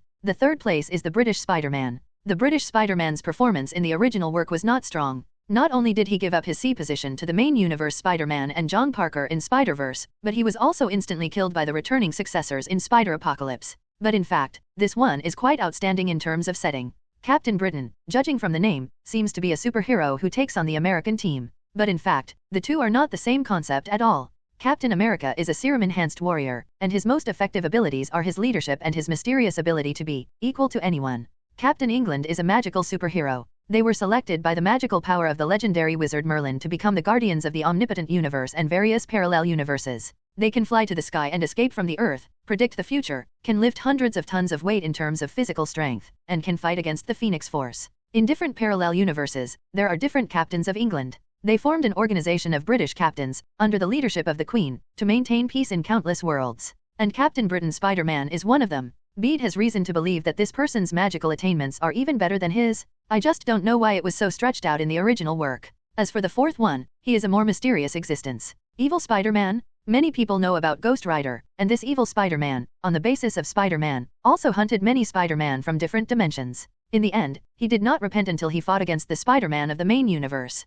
and finally committed suicide and fell into hell. But after entering hell, Banner, the supreme wizard of that universe, gave him a chance to redeem himself and let the spirit of vengeance merge with him to become the evil Spider-Man. In addition to the enhanced spider powers, he also possesses the abilities of the Ghost Rider such as summoning and controlling hellfire, summoning demons, judging sins, and more. The strength is at least at the level of a single universe, and may even reach the level of a multiverse. Although Bede never belittles himself, he has to admit that the combat power of the above four Spider-Man should be higher than his. As long as we can win over two of them, this multiverse war with the Air family will be a sure thing. End of this chapter. If possible, Bede would of course want to find them himself. But he has another very important thing to do now. That is to capture and divide as many people as possible in the Air family before the heirs know of his existence. If the strength comparison between Spider-Man and the successors is a scale. So, finding strong allies for Spider-Man is to increase the stakes and increase the chance of winning. Extracting combat power to the successor's side is reducing the weight of the successor's side, and it is also increasing Spider-Man's chances of winning. The purpose is the same. This is to cover it all. Judging from past experience, since he intervened in this time and space, history is no longer controllable. Just like what Doctor Strange from the Amazing Universe 2 said, even if his variable is small, it will still have an impact on time and space. What's even more remarkable is that his variable is not only not small, but actually quite large. Even big enough to dominate this multiverse totem war between Spider Totem and Leech Totem, big enough to change the entire multiverse. Therefore, he had prepared for the worst. That is, when you may not be able to find any of the above four Spider-Man in time, you end up facing the Air family. It's quite possible. The Air family is not a monster in the game that has to appear at a specific time. They are living people, or monsters, who act entirely with their own subjective consciousness. Of course, it's not impossible to do some things in it. In the original history, the heirs decided to go out in force after finding 3 special spider totems, Other, Bride and Descendant, preparing to gather the 3 special spider totems to completely end this. A totem war, ending the prophecy that the successor family will be destroyed by the spider totem.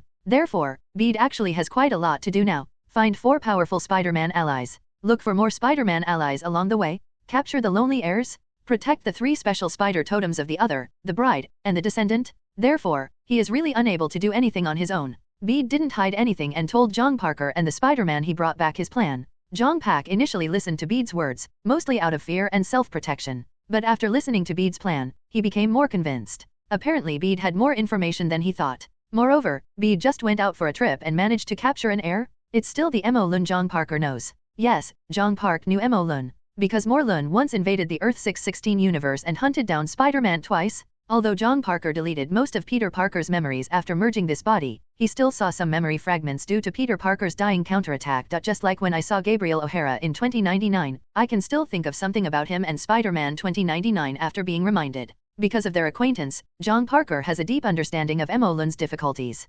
Spider-Man was defeated countless times in battles with him and received almost no benefits. Finally, with the help of Ezekiel, Spider-Man managed to obtain some blood samples of Mo Lun. After analysis, he discovered that understand Mo Lun's weakness. He injected himself with a dose of radiation and lured Mo Lun near the nuclear power plant. Mo Lun absorbed Spider-Man's life energy and also absorbed the radiation into his body, which was greatly weakened. Spider-Man was able to defeat him. But now, Bede confronts Mo Lun head-on and captures him alive. The difficulty of catching him alive is even more difficult than killing him. How about we act together and combine our forces? Maybe we can arrest all the remaining heirs. Jong Parker was eager to give it a try. Rather than looking for those spider companions that he hates, he actually likes to use violence to solve problems. This is what the ultimate Spider-Man should be like. Bede glanced at him sideways and said, "The members of the successor family are very powerful. They have been hunting spider totems for a long time and are very familiar with our behavior patterns. It is not a rational behavior to fight with them rashly. Is it really that strong? Spider-Woman Ashley Barton expressed doubt. Ashley Barton comes from the Earth 807128 universe, a wasteland universe ruled by supervillains. The supervillains teamed up to defeat the superheroes and divided the Earth into several territories to divide and conquer. The story of Twilight Wolf's search for his hometown takes place in this universe. Ashley Barton is actually the daughter of Tanya Parker and Hawkeye, the youngest daughter of Spider-Man in that universe, which is the granddaughter of Earth 807128 Spider-Man. She inherited her grandfather's superpowers, but as someone who lives in a world of villains, her costume isn't as conservative as the average Spider-Man. She only wears a pair of spider-eye masks on her face, which allows her to concentrate her perception. Because the spider sense is very developed, the mask plays a role in isolating the distracting information from the outside world to a certain extent. Bede looked at the mat-killing Spider-Woman with black lipstick. A successor can kill your universe without a problem. Those idiots in the Hulk family are not enough for him to punch with one punch. Ashley Barton's eyes suddenly widened, her sexy lips slightly opened, as if she was surprised why Bede knew so much about her world. This mysterious Mr. Spider, I would like to ask, what role do you play in this war?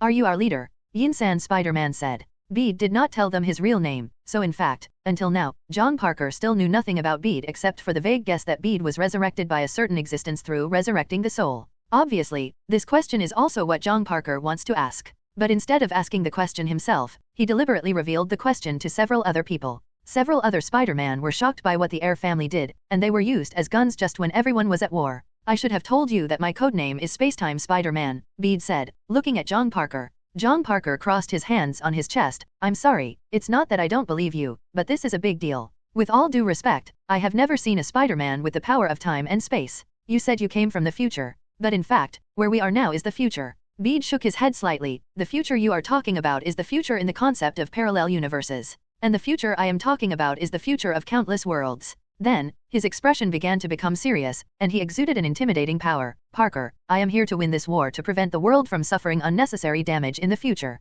I am not here to play house with you. Family. If you do something like this again, don't blame me for being rude. End of chapter. Why Jong Pak encouraged these people to say these things to him, Bede could guess by just guessing even if he didn't think about it carefully. Don't you just want to take the lead? Jong Parker has a strong desire for control, which can be seen from his behavior in the 616 universe. This guy made many spider robots in the 616 universe and monitored the entire city. In the plot of the original Spider-Verse, he also successively competed with the British Spider-Man and the main universe Spider-Man for dominance. Now, although Bede has shown his mystery, but as an experienced villain, Jong Parker has seen a lot of mysteries. Although he was not directly involved in many things, he had heard about them to some extent. The main universe also fought against Thanos and Galactus, right? So Jong Parker has a lot of knowledge. However, that's all. No matter how he thought about it, he could never imagine Bede's origin and how important the mysterious power Bede possessed was to the spider totem. What Bede himself didn't know was that after he connected with the great spider web and crossed time and space to the realm of the gods, his body was also unknowingly contaminated with some mysterious auras such as gods, destiny, and life.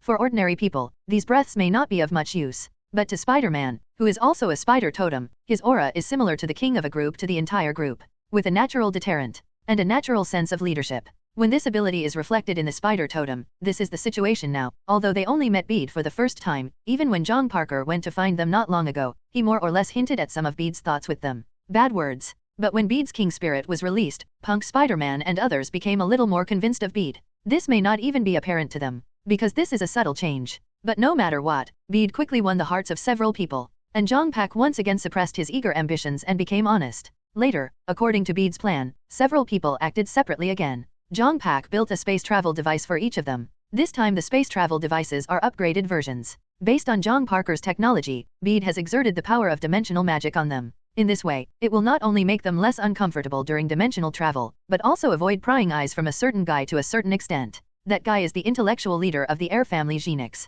There are 8 members in the Air family. The leader's name is Saurus, who is the earliest Leech Totem, and is also the patriarch of the successor family and the totem god of the Leech Totem. The rest are Daemons, Morlun, Verna, Janix, Bora, Brix, and Khan. Among them, Khan is an abandoned son. He was exiled for some reasons and left the successor family. Now he is still hunting different spider totems alone. After hunting enough spider totems, he will be assimilated by the spider totems, and eventually become a spider totem himself, and the most powerful one. Spider totem god? Knitting master? The task that Bede now gives to Jong Parker is to monitor and track Khan. In the original history, he did the same and saved several spider totems from Khan. The other successors also have their own characteristics. Among them, Janix is a technical geek who likes to delve into various technologies. He wasn't particularly keen on hunting spider totems in different worlds, or rather, he wasn't keen on going there himself. He has 3 very good skills. The first item is his cloning company located in the Earth 803 universe. This world was ruled by him countless years ago, and then he transformed it into a huge cloning base. In the core area of this cloning base, there are many spare bodies prepared by the successors. Since they themselves are actually just the embodiment of the leech totem, the physical body is just a way for them to manifest themselves in the material world. So even if their bodies die, they will not really die. If the body they are currently using is beaten to death, the cloning company of 803 universe will download the corresponding leech totem into the corresponding body, and it will only take a few minutes to complete the resurrection. Apart from being a little weak, the resurrected body has no negative side effects. This technology makes the Air family almost invincible. Therefore, we must find a way to capture the Earth 803 universe and completely cut off the successor family's backhand. But it's not easy to break into this world. There are countless clone soldiers guarding the perimeter, and the security is quite tight. The superheroes and supervillains of this world are also his subordinates. In the core area, there are not only more advanced clone soldiers, but also the successor, Janix, who is personally in charge. Although Janix doesn't like catching spider totems himself, it doesn't mean he is weak. Moreover, even John Parker can develop a secret weapon like the Soul Switch, so there is no guarantee that Janix does not have any high technology. This guy has conquered countless universes. The second item is the clone soldier technology mentioned above. There are many types of clone trooper technology. One is cloning at the genetic level, and what comes out is basically the same model. The other type is the cyborg. Janix gave this technology to Morlun and asked him to create a large number of cyborgs in a certain universe to hunt down the Spider-Man of that universe. The third type is Hound Shackles. This technology was given to Verna. Verna used this technology to control a large number of supervillains, creating the Vulture Legion, Hunter Craven Legion, Night Hound Legion, Silver Sable Legion and so on. As for the third technology, it is even more buggy. This technology was inspired by Janix's study of the web of life and destiny. It was a parallel universe-looking glass, through which he could see what was happening in other parallel universes. The same technology is also available in the center of the omnipotent universe where British Spider-Man lives. But that's where Captain England gathers? It's really not easy for Janix to be able to do this. Bede knew this, so he acted with caution. Now is not the time to reveal. Therefore, he applied abilities to every device to block the prying eyes of the parallel universe-looking glass, so that their actions would be discovered by the successors as late as possible.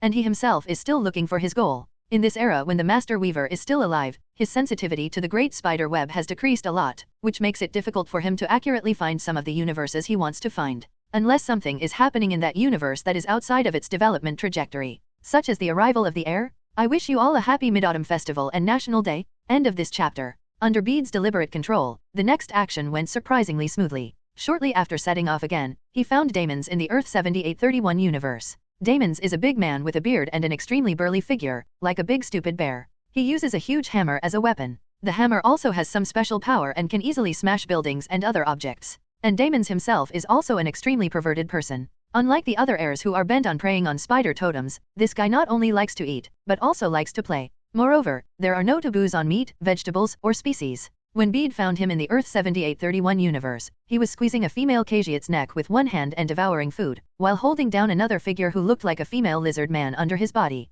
This universe is an alternative universe to the Earth 751263 universe, and the two are very similar. The difference between the two is that this universe only has Counter-Earth. The Spider-Man of this universe is an animal man modeled after a spider, and is also a member of the Knights of Windacre. The female Tiger Man captured by Damon's is the Tiger King of this universe, or the female Tiger King. The Lizard Man who was pinned down and screamed as Damon's moved was also a member of the Windacre Knights in this universe. The tragedy doesn't stop there. Beside them, there were ruins of buildings everywhere, and corpses that had been drained of life energy were lying scattered among the ruins. Among them, there is the Supreme Evolver of this universe. This universe has become Damon's free hunting ground. As for Spider-Man in this universe, he was the first to be swallowed by Damon's. Ha ha ha, I didn't expect that there is such a place. Although your taste is not very good and not as delicious as those spiders, eating more desserts after dinner is a quality life. Damon's he arched suddenly, trembled for a moment, and then kicked the lizard man beneath him into the air. He casually threw away the female Tiger King who had been sucked dry by him, grabbed the lizard man in his hand, and opened his mouth wide.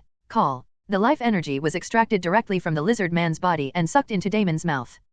That's how it feels? Taking a bite of dessert afterward, it's such a bliss. Ha ha ha ha. Ripples suddenly appeared in the space, and a circle of light suddenly appeared behind Damon's. Several strands of spider silk flew out from the aperture. Before Damon's had time to react, the spider silk came to his body and quickly condensed into shape. Similar apertures appeared in Damon's top, bottom, left, right, front and back at almost the same time. There are as many apertures as there are times this amount of spider silk. These spider silks are all silent and fast. Almost in one breath, Damon's was tied up tightly. Spider silk? Where does this reptile have the courage to challenge me? Damon's didn't panic at all. He glanced down at the things that bound him, and immediately recognized this attack method. After all, he has hunted many spider totems. Almost every spider totem uses spider silk as its main means of attack. He was used to it. He was confident that there were countless ways to break free of these spider threads. After all, he had torn off countless similar things. Therefore, he did not try to break free immediately, but looked around and said loudly, "Come out, Xiao Chong, you are very brave, dare to trouble me.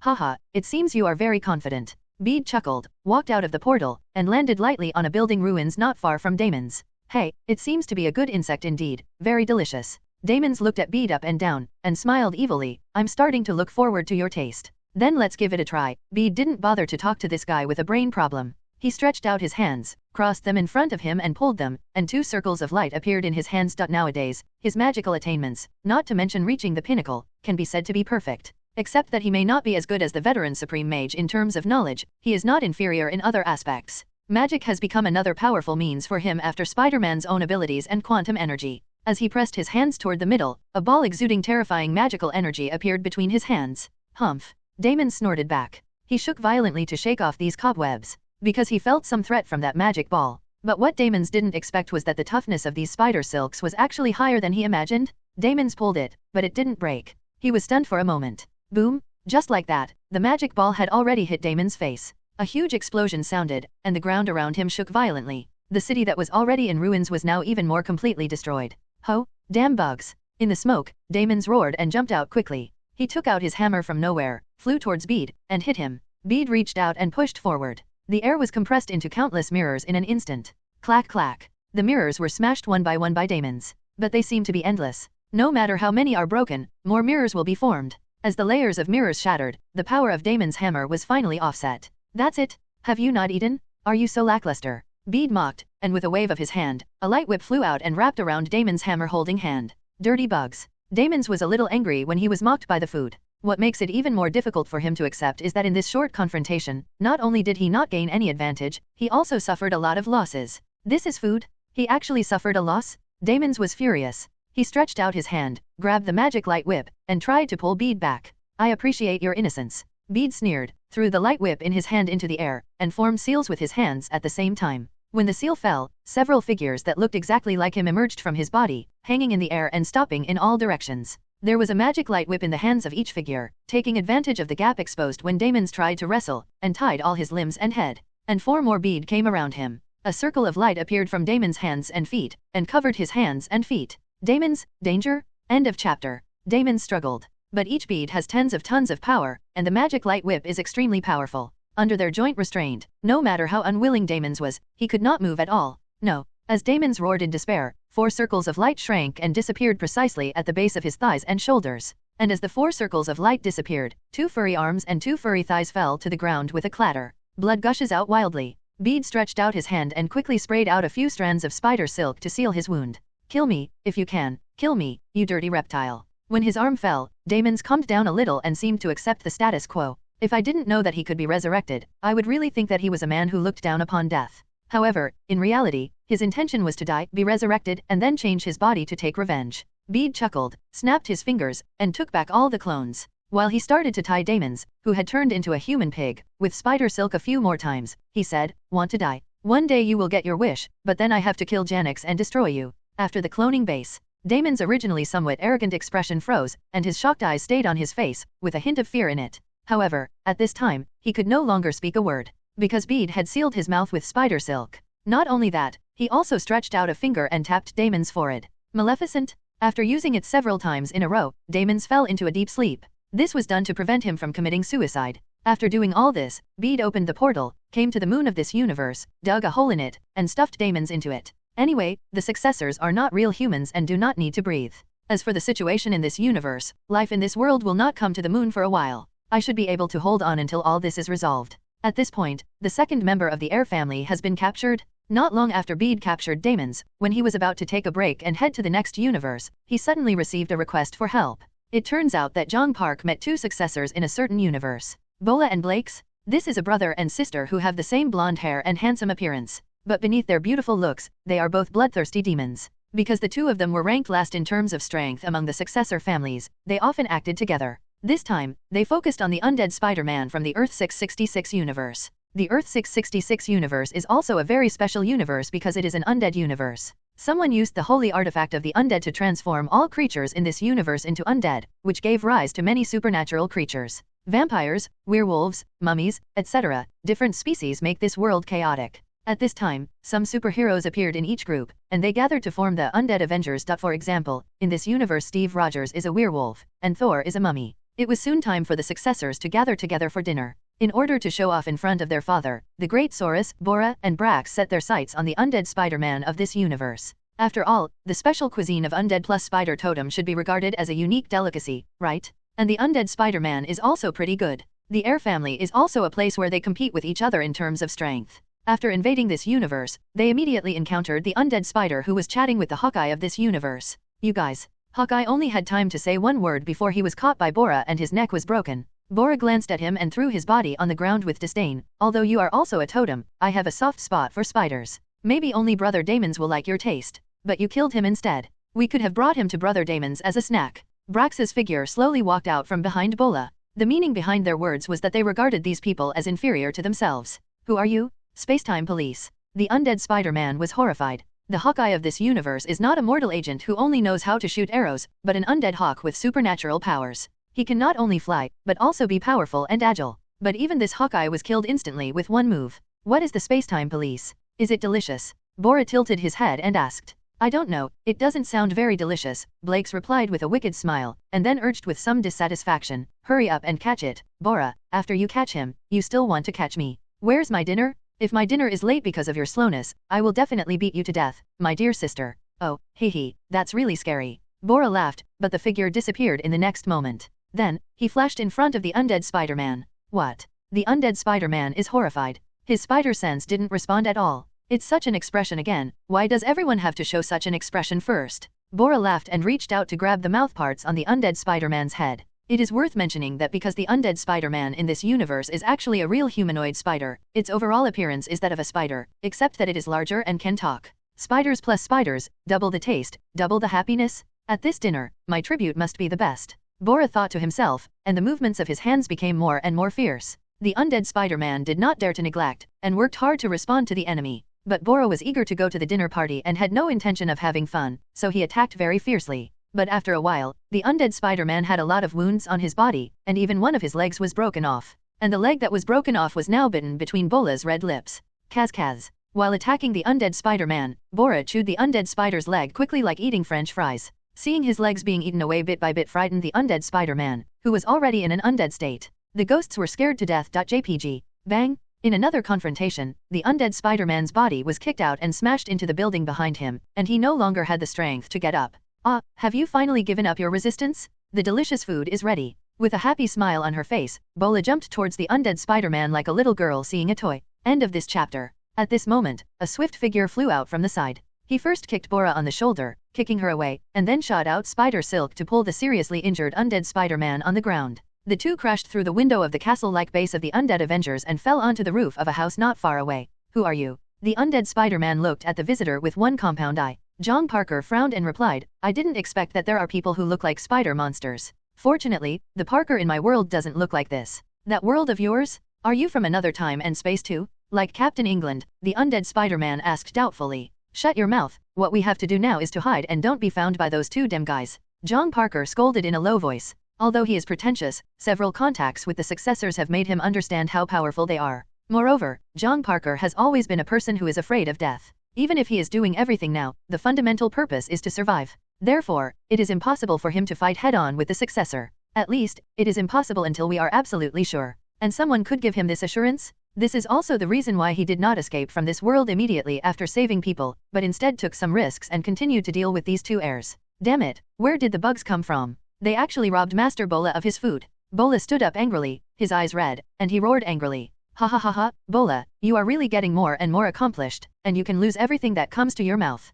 Blake's, however, had no intention of helping at all, and instead laughed loudly. Although they are twins and often act together, they do not deal with each other. They often quarrel and even compete with each other. Blakes found it amusing to see Bora deflated. Damn Blakes, shut up. Bora waved his hand and shot 2 flying knives. Blakes tilted his head, avoided the flying knife, and kindly reminded, if you don't catch up, you are really going to run away. That newly appeared bug doesn't seem to be from this world. Damn it, just wait for me and I'll settle the score with you later. Bora glared at Blakes fiercely, turned around and jumped out of the broken window. Next, both sides chased each other and caused a lot of trouble in this world of the dead. This also successfully attracted the attention of other undead Avengers. But at this time, Blakes also took action. Bora continued to play cat and mouse with Jongpak, while Brax helped him fend off the attacks of the other undead Avengers. If nothing unexpected happens, not only will the undead Avengers in this universe be wiped out, but Jong Parker will also die. At this time, Jong Parker even had the intention of quitting. Fortunately, Bede arrived in time. He first descended quietly somewhere in this world, and after a short period of observation, he took advantage of the moment when Bola and Jongpak were entangled again, and fatally struck her.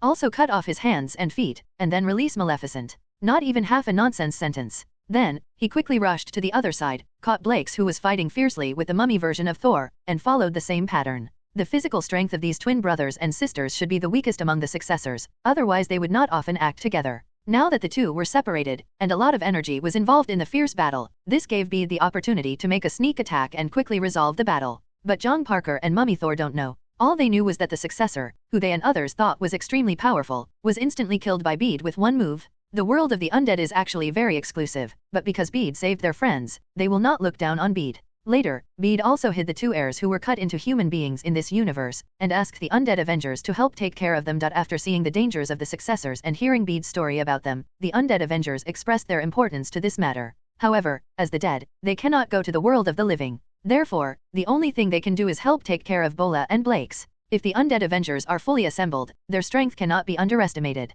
And now the power of the successor family has been weakened a lot. As the leader, Saurus, although possessing multiverse-level strength, is often in a state of slumber. In the past Bede didn't know why, but after carefully understanding Khan, he could probably guess that maybe it was because Solus had swallowed too many spider totems. He was afraid that he would be assimilated by the spider totems, so he needed to fall asleep from time to completely digest the spider totems. Impact. There are 3 remaining people. Genix mostly stays in the cloning base in the Earth 803 universe and rarely goes out to hunt. Even when he hunts, he often sends his men there. As for the clone warriors, cyborgs, hound legions, etc. under his command, as long as the number is not particularly large, the undead Avengers can basically handle them. Khan had been hunting alone. In order to prove himself, he often looks for those noble prey to hunt. For example, the powerful wolf spider, the spider god of a certain universe, etc. And he also has the strength to unite the Avengers of the undead. But Bede has been watching him, knowing that he is fighting with the tarantula and will not come here for the time being. There is only one left, Verna.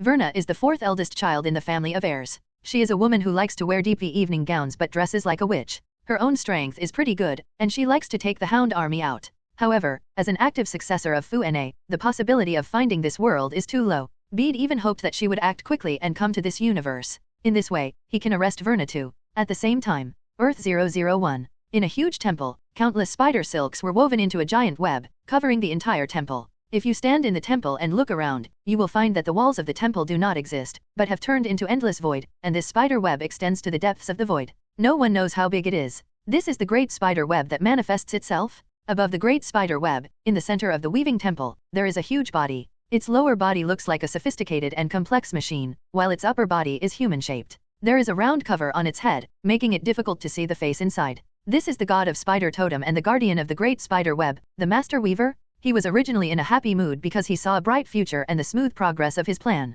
However, the next moment, when he saw certain pictures, the movements of his hands suddenly stopped. Things seem to have deviated from the original expectations. You have gone too far, Bede. End of this chapter. Boom, boom, boom. There were dull footsteps. A burly figure slowly walked out of the shadows on the side and came under the great spider web. Master Weaver, dinner time is coming. Summon all my lively and lovely descendants back. Presumably, they have hunted enough tributes to show the greatness of the successor family. This burly man, who is more than 2.5 meters tall, is the patriarch of the successor family and the totem god of the leech totem, Saurus, a powerful being with multiverse-level strength. Great Solace, the Master Weaver looked down at Saurus, condescending yet humble. Huh? Master Weaver, what do you want to say? Solus raised his head slightly. Your heirs, I'm afraid they won't be able to come back for a while, the Weaver Master said. Why? Because your descendants suffered heavy losses during the hunting, the Weaver Master said. Brex can resurrect them. The so-called heavy damage has no meaning to the great successor. Solus didn't care. It's not like they never died during their long hunting career. Even he had suffered heavy losses in battles with some powerful beings. But they have a cloning device that can be resurrected indefinitely. This is their unscrupulous confidence? The situation this time is different, the weaving master said in a serious tone. His tone also made Solus stop his arrogant laughter for a moment and focus on him again. Say, what happened? A spider disrupted the web of life and destiny and attacked several of your descendants. Morlun, Daemons, Bora, and Brax have all been poisoned by him, the master weaver said humbly. What happened to them? It must have been hidden by the spider in some way. Therefore, not only are they unable to come back for the dinner, they are even unable to commit suicide and resurrect. Tell me, where is that spider? Solus's expression turned completely gloomy. He could tolerate his descendants being killed, as long as they were killed back. But he couldn't tolerate the other party imprisoning his heir? His wife is dead. This means that he can no longer produce viable offspring. There are only so many people in the heir family. Losing any one of them will be a huge loss. This is also the reason why Khan made such a big mistake and was only exiled instead of directly killed. Great Lord Saurus, please forgive me, it is difficult for me to do this. The Weaver Master regretted. And there are spiders that even your Weaver Master can't track. Solus stared, and a terrifying aura emanated from him. Suddenly, the entire weaving temple began to tremble violently, and the threads of the web of life and destiny also began to tremble continuously. The Master Weaver replied calmly, yes, Lord Saurus. This is a very special spider. He stole authority from the web of life and destiny and evaded my observation. I only discovered his existence when I was leading the route for Lord Daemons. Saurus didn't reply and stared at the Master Weaver for a long time, his sharp eyes as if he could see his expression through the metal ball on the Master's head. After a long time, he took a deep breath. The terrifying atmosphere around him also dissipated. Open the passage and let me see that spider that doesn't know the heights of the sky. Okay, Great Lord Solus. Earth 928. This is the home universe of Spider-Man 2099. At the same time, it is also the temporary settlement of spider legions such as Bede and Jong Pakistan. After working hard for a long time, Bede decided to take a break. So, he returned to the Earth 928 universe. At this time, in the Earth 928 universe, more than 10 Spider-Man from different universes have gathered. There are some that are relatively well-known, such as Shadow Spider-Man, and there are also those that are less well-known and have not even appeared in the works. But without exception, these are the more capable types. This is also the admission standard for the Spider Legion. After all, their ultimate goal is to kill the heirs, not to deliver food to others. Even if they encounter some weak ones, they will only help solve minor troubles at most and will not bring them back. What's more regrettable is that this Shadow Spider-Man is obviously not the one Bede met later. This is not surprising. Just like the Garfield version of the Amazing Spider-Man, there can be two versions of the Earth 120703 universe and the Earth 120703B universe, or even more versions. Shadow Spider-Man also has many different versions. After meeting a lot of Spider-Man, Bede no longer felt like he wanted to get to know everyone. After asking Jong Pak's intelligent assistant to cook a simple meal and replenishing some energy, Bede weaved a web with quantum spider silk and slept on it.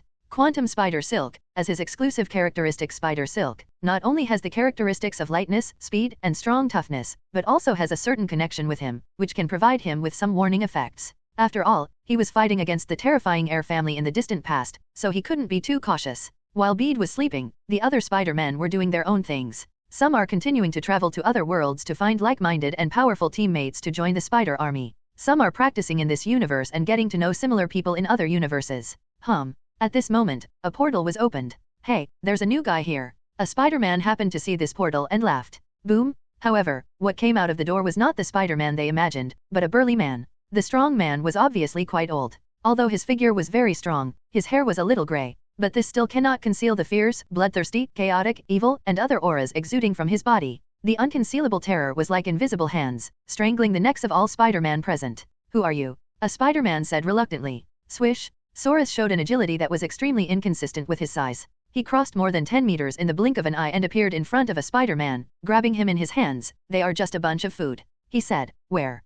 Who? Spider? That special spider? Your leader. Saurus roared. The Spider-Man immediately thought of Bede, but he stubbornly did not answer. He had already guessed that the guy in front of him, who exuded a terrifying aura and left him unable to fight back, was probably the ultimate fear they would face. Solus? Trash, go to hell. Solus opened his mouth and took a sip. A ball of life essence was sucked out by him. The Spider-Man he caught turned into a mummy in an instant. End of this chapter. Damn it, it's Saurus. Following the death of that Spider-Man, other Spider-Man exploded one after another, breaking away from Solus' pressure one after another. And they all started to attack Saurus. However, although these are more powerful than ordinary Spider-Man, they are still just street-level Spider-Man. In front of Solus, they have no power to fight. A Spider-Man swung his fist at Saurus. Solus also raised his fist and punched with his backhand. Bang! Click! With a loud noise and a soft noise, the Spider-Man's arm was directly broken, and he flew out dozens of meters away. At the same time, he stretched out his other hand, grabbed the head of the Spider-Man coming from the left, and used him as a stick to sweep away several other Spider-Man coming from that direction. Suck. Another Spider-Man turned into a mummy. Idiot, get out of here quickly. Didn't I tell you not to fight him? There were shouts in the distance. It turned out to be John Parker who realized something was wrong. After saying this, the Spider-Man directly opened the portal and ran away. This is Saurus, the most terrifying existence among the successors. Bede had long told them how powerful Solus was, and told them that when they encountered Solus, they should find a way to escape as soon as possible and not fight him, especially not to fight in close quarters. Unexpectedly, these guys have no long memory at all. The other Spider-Man woke up from a dream and activated the devices on their wrists to escape from the Earth 928 universe. The device has magic blessed by Bede for them, which can block prying eyes from higher levels. As long as they escape from the Earth 928 universe and disappear from Solus, under normal circumstances, Solus will not be able to find them for a while. Buzzing. While Bede was sleeping, the quantum spider silk beneath him began to tremble. His eyes snapped open. The situation has changed. Who is coming? He immediately used his mental power to sweep out. The first time he saw Saurus, he recognized him, because he had seen the scene of Solus fighting Captain Universe Spider-Man in the Earth 13 universe on the Great Spider Web. But actually seeing the scene of Solus killing everyone still made Bede frown. Just now, 4 Spider-Men have died in the hands of Solus. Every one of them is a flash sale? A real fight to the death? No way. As the first leech totem, Saurus has more than just Spider-Man on his diet. Before focusing on hunting spider totems, he had hunted countless other totems. Later, it was only because the spider totem would exterminate the successor family in the prophecy that he turned his main target to the spider totem. So in fact, he has also seen countless other powers and fought against many different enemies. However, there are certain differences between him and his children. After the second-generation successors absorb the power of the totem, they will be more or less affected by other totems. For example, Khan became a master of weaving because he absorbed too much. Later, Malun was judged to be a member of the spider totem because he absorbed too many spider totems. But Saurus can completely digest and absorb the life energy of other totems to strengthen himself. That's why he can be so strong. Aha. Solus took a step and appeared in front of a Spider-Man again. The Spider-Man is a little boy with a cartoon image. His name is Spider Ninja. He comes from the Earth 2301 universe and is the last member of the Spider Ninja clan in that universe. However, facing Solus, all the ninjutsu he was proud of in the past seemed weak. The darts, caltrops, etc. he threw hit Saurus and turned into soft children's toys. Fear, despair, all kinds of emotions surged into my heart, and finally turned into an unwilling roar. Solus was so close to him that he didn't even have time to open the teleportation device. We can only give it a try and buy time for other companions to escape. Clack clack. At this moment, Solus's forward movement suddenly stopped. In front of Spider Ninja, a circle of light appeared, and the speed of his recoil allowed him to get into the circle. When he reappeared, he was already dozens of meters away. Everyone, leave this world as agreed. Bede walked out of a portal and shouted loudly while forming seals and casting spells. The 4 mirrors blocked Saurus's front, rear, left, and right directions, fixing him within them. This is a real-life application of the mirror world. Saurus paused for a moment, then turned his head to look at Bede, with a ferocious smile on his face. You finally showed up. This method of yours is indeed extraordinary. No wonder demons and the others fell into your hands. As he spoke, his shoulders shook. Bang bang bang. A series of sounds of glass bottles exploding were heard. The mirror world surrounding him exploded. Bede's expression changed slightly. At that moment, he felt that nearly a quarter of the entire mirror world had been destroyed. Calculating this, if Saurus shakes his shoulders, he can destroy a quarter of the earth. How terrifying! Bede did not dare to neglect and showed off what he had learned. Icon illusion? One by one, clones emerged from his body and flew in all directions. Roar! Saurus shouted violently and killed 2 of them on the spot. Fortunately, there are enough clones. The clones all lit up the ring of Ragator in their hands and began to cast spells. 4 or 5 of the clones pulled out the energy whip and tied it to Solus' hands and feet. However, this skill that can restrain demons is of no use to Saurus. Solus pulled several of the clones over and beat them to death on the spot. Swish! Several clones cast spells again, and this time, their hands became extremely scarlet. Crimson Chain of Sidorak. Sidorak is the master of the Crimson Universe and the source of Red Tank's power. It is said that his strength is second only to the 4 major multiverse-level abstract entities, Eternity, Infinity, Death, and Annihilation. The skill in the magic book that Bede obtained was designed with reference to his ability. The complete state truly borrowed the power of Crimson, and at that time could even bind multiverse-level existences. But that would require Bede to go to Sidorak in person to loan him.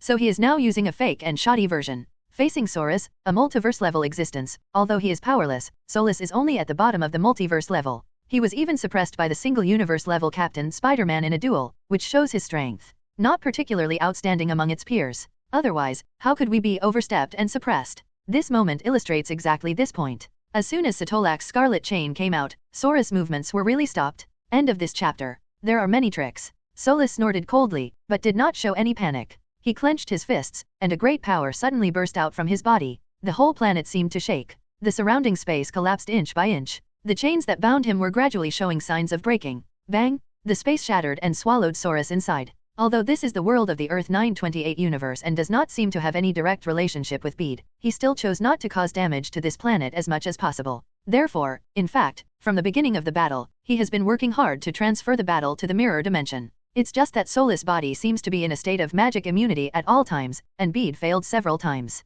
This time, while he was using most of his power to fight against Setorak's scarlet chain, his efforts finally paid off. This is a once-in-a-lifetime opportunity. Bede did not dare to neglect and quickly used his long-prepared stunt. This is also the most offensive magic he can release now. Bosat's Thunder? The power of a single Bosat's Thunder is actually not particularly powerful. At most, it can only blow up 1 or 2 buildings like the Osborne building. It's just equivalent to a missile. But when the number increases to 10, 20, or 30, and they are all bombarded in the same place, the power is completely different. Moreover, this is an attack containing magical energy. The place where Solus was completely covered in an instant. A loud sound was heard, and the entire mirror dimension vibrated one after another. After bombarding dozens of Bosat's thunders in succession, all Bede's clones disappeared into thin air. He was breathing heavily and frowning. Releasing powerful magic so frequently in a short period of time is not only physically draining, but also consumes a lot of mental power. But he knew very well that such a powerful attack could not harm Soras. He didn't intend to get rid of Solus in one go. Because none of the cloning companies in the Earth 803 universe were destroyed, even if Soras was killed by luck, he could still be resurrected. This doesn't make any sense. Little reptile, do you think this attack will be effective on me? When the space fluctuations caused by the magic bombardment gradually calmed down, a voice sounded. Then, Soras's muscular figure appeared in Bede's sight. He slightly raised his head to look at Bede, and the next moment, he tiptoed and flew towards Bede rapidly. Without hesitation, Bede clasped his hands together and escaped from the mirror dimension, while closing the channel to the mirror dimension. However, before he could take a breath, the space is shattered inch by inch like glass. Soras actually forcibly broke the barrier between the mirror dimension and the real dimension and walked out. Bede took a deep breath. At this moment, he truly realized the power of the multiverse level. In comparison, Thanos, who caused the crisis in the Earth 199999 universe, is not that scary. Bede gave up the idea of continuing to fight Solus, and launched 2 attacks with his hands again, blocking Solus' footsteps. As soon as the portal behind him opened, he left the Earth 928 universe. Master Weaver, track his location for me, I must kill him. Solus roared, looking at the direction Bede disappeared from. I'm sorry, Lord Solus, the voice of the Master Weaver came. He can block the perception of the web of life and destiny, and I lost track of him.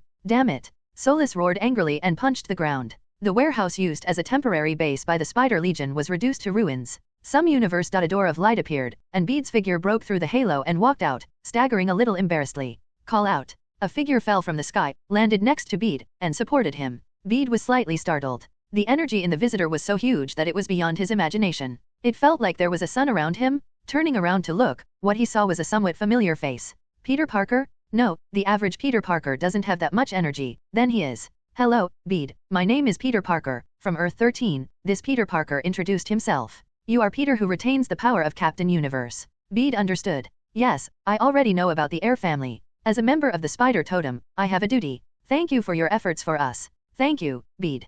Captain Spider-Man of the universe spoke sincerely and his eyes were firm. It seemed like nothing in the world could stop his determination. It is this powerful inner strength that allows him to receive the infinite blessing of the power of Captain Universe, allowing him to leap from a Street Fighter level superhero to a powerful being with peak strength at the single universe level. I found him, another voice said. Bede turned around and saw a familiar figure. Gwen. No, this is the past. This should be Gwen from another universe. It's me, Bede. However, Gwen's words stunned Bede. Seeing Bede's expression, Gwen smiled. I am the Gwen you know. Gwenda didn't expect that, right?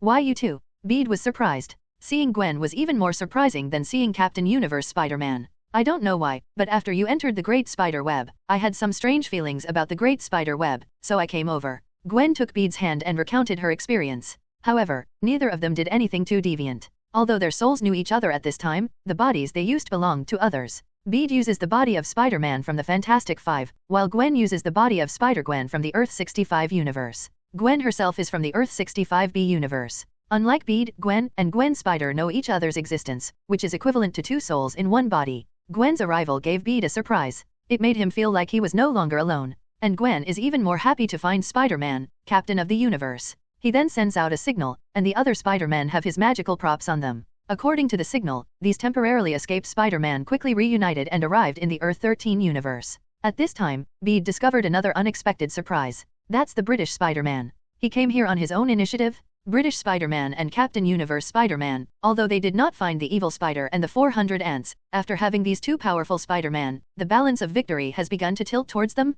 End of this chapter. Along with the good news, there is also bad news. During this period, Damon's, Morlun and other successors who were originally captured by Bede were found and killed by Saurus one by one, and then resurrected in the cloning company of the Earth 803 universe. These newly resurrected successors are all hungry. Maybe it was out of revenge. They joined forces and entered several worlds. In a short period of time, more than a dozen Spider-Mans have been brutally murdered. After the British Spider-Man discovered this, he immediately found Bede and Captain Universe Spider-Man to discuss countermeasures. The Baxter Building is a 35-story building with each floor 24 feet, approximately 7.3 meters, high and a total height of more than 255.5 meters. It is located at the intersection of 42nd Street and Madison Avenue in Manhattan, New York City, Eagle Country. It has been used by many people in the past. Fantastic Four, Iron Man, Avengers. But now it's a clone company of the heirs. This is the Earth 803 universe. A universe completely dominated by the Heir family. The third son of the Heir family, Janix, personally sits here all year round, and many superheroes and supervillains belonging to the 803 universe have also been brainwashed by him and become his lackeys.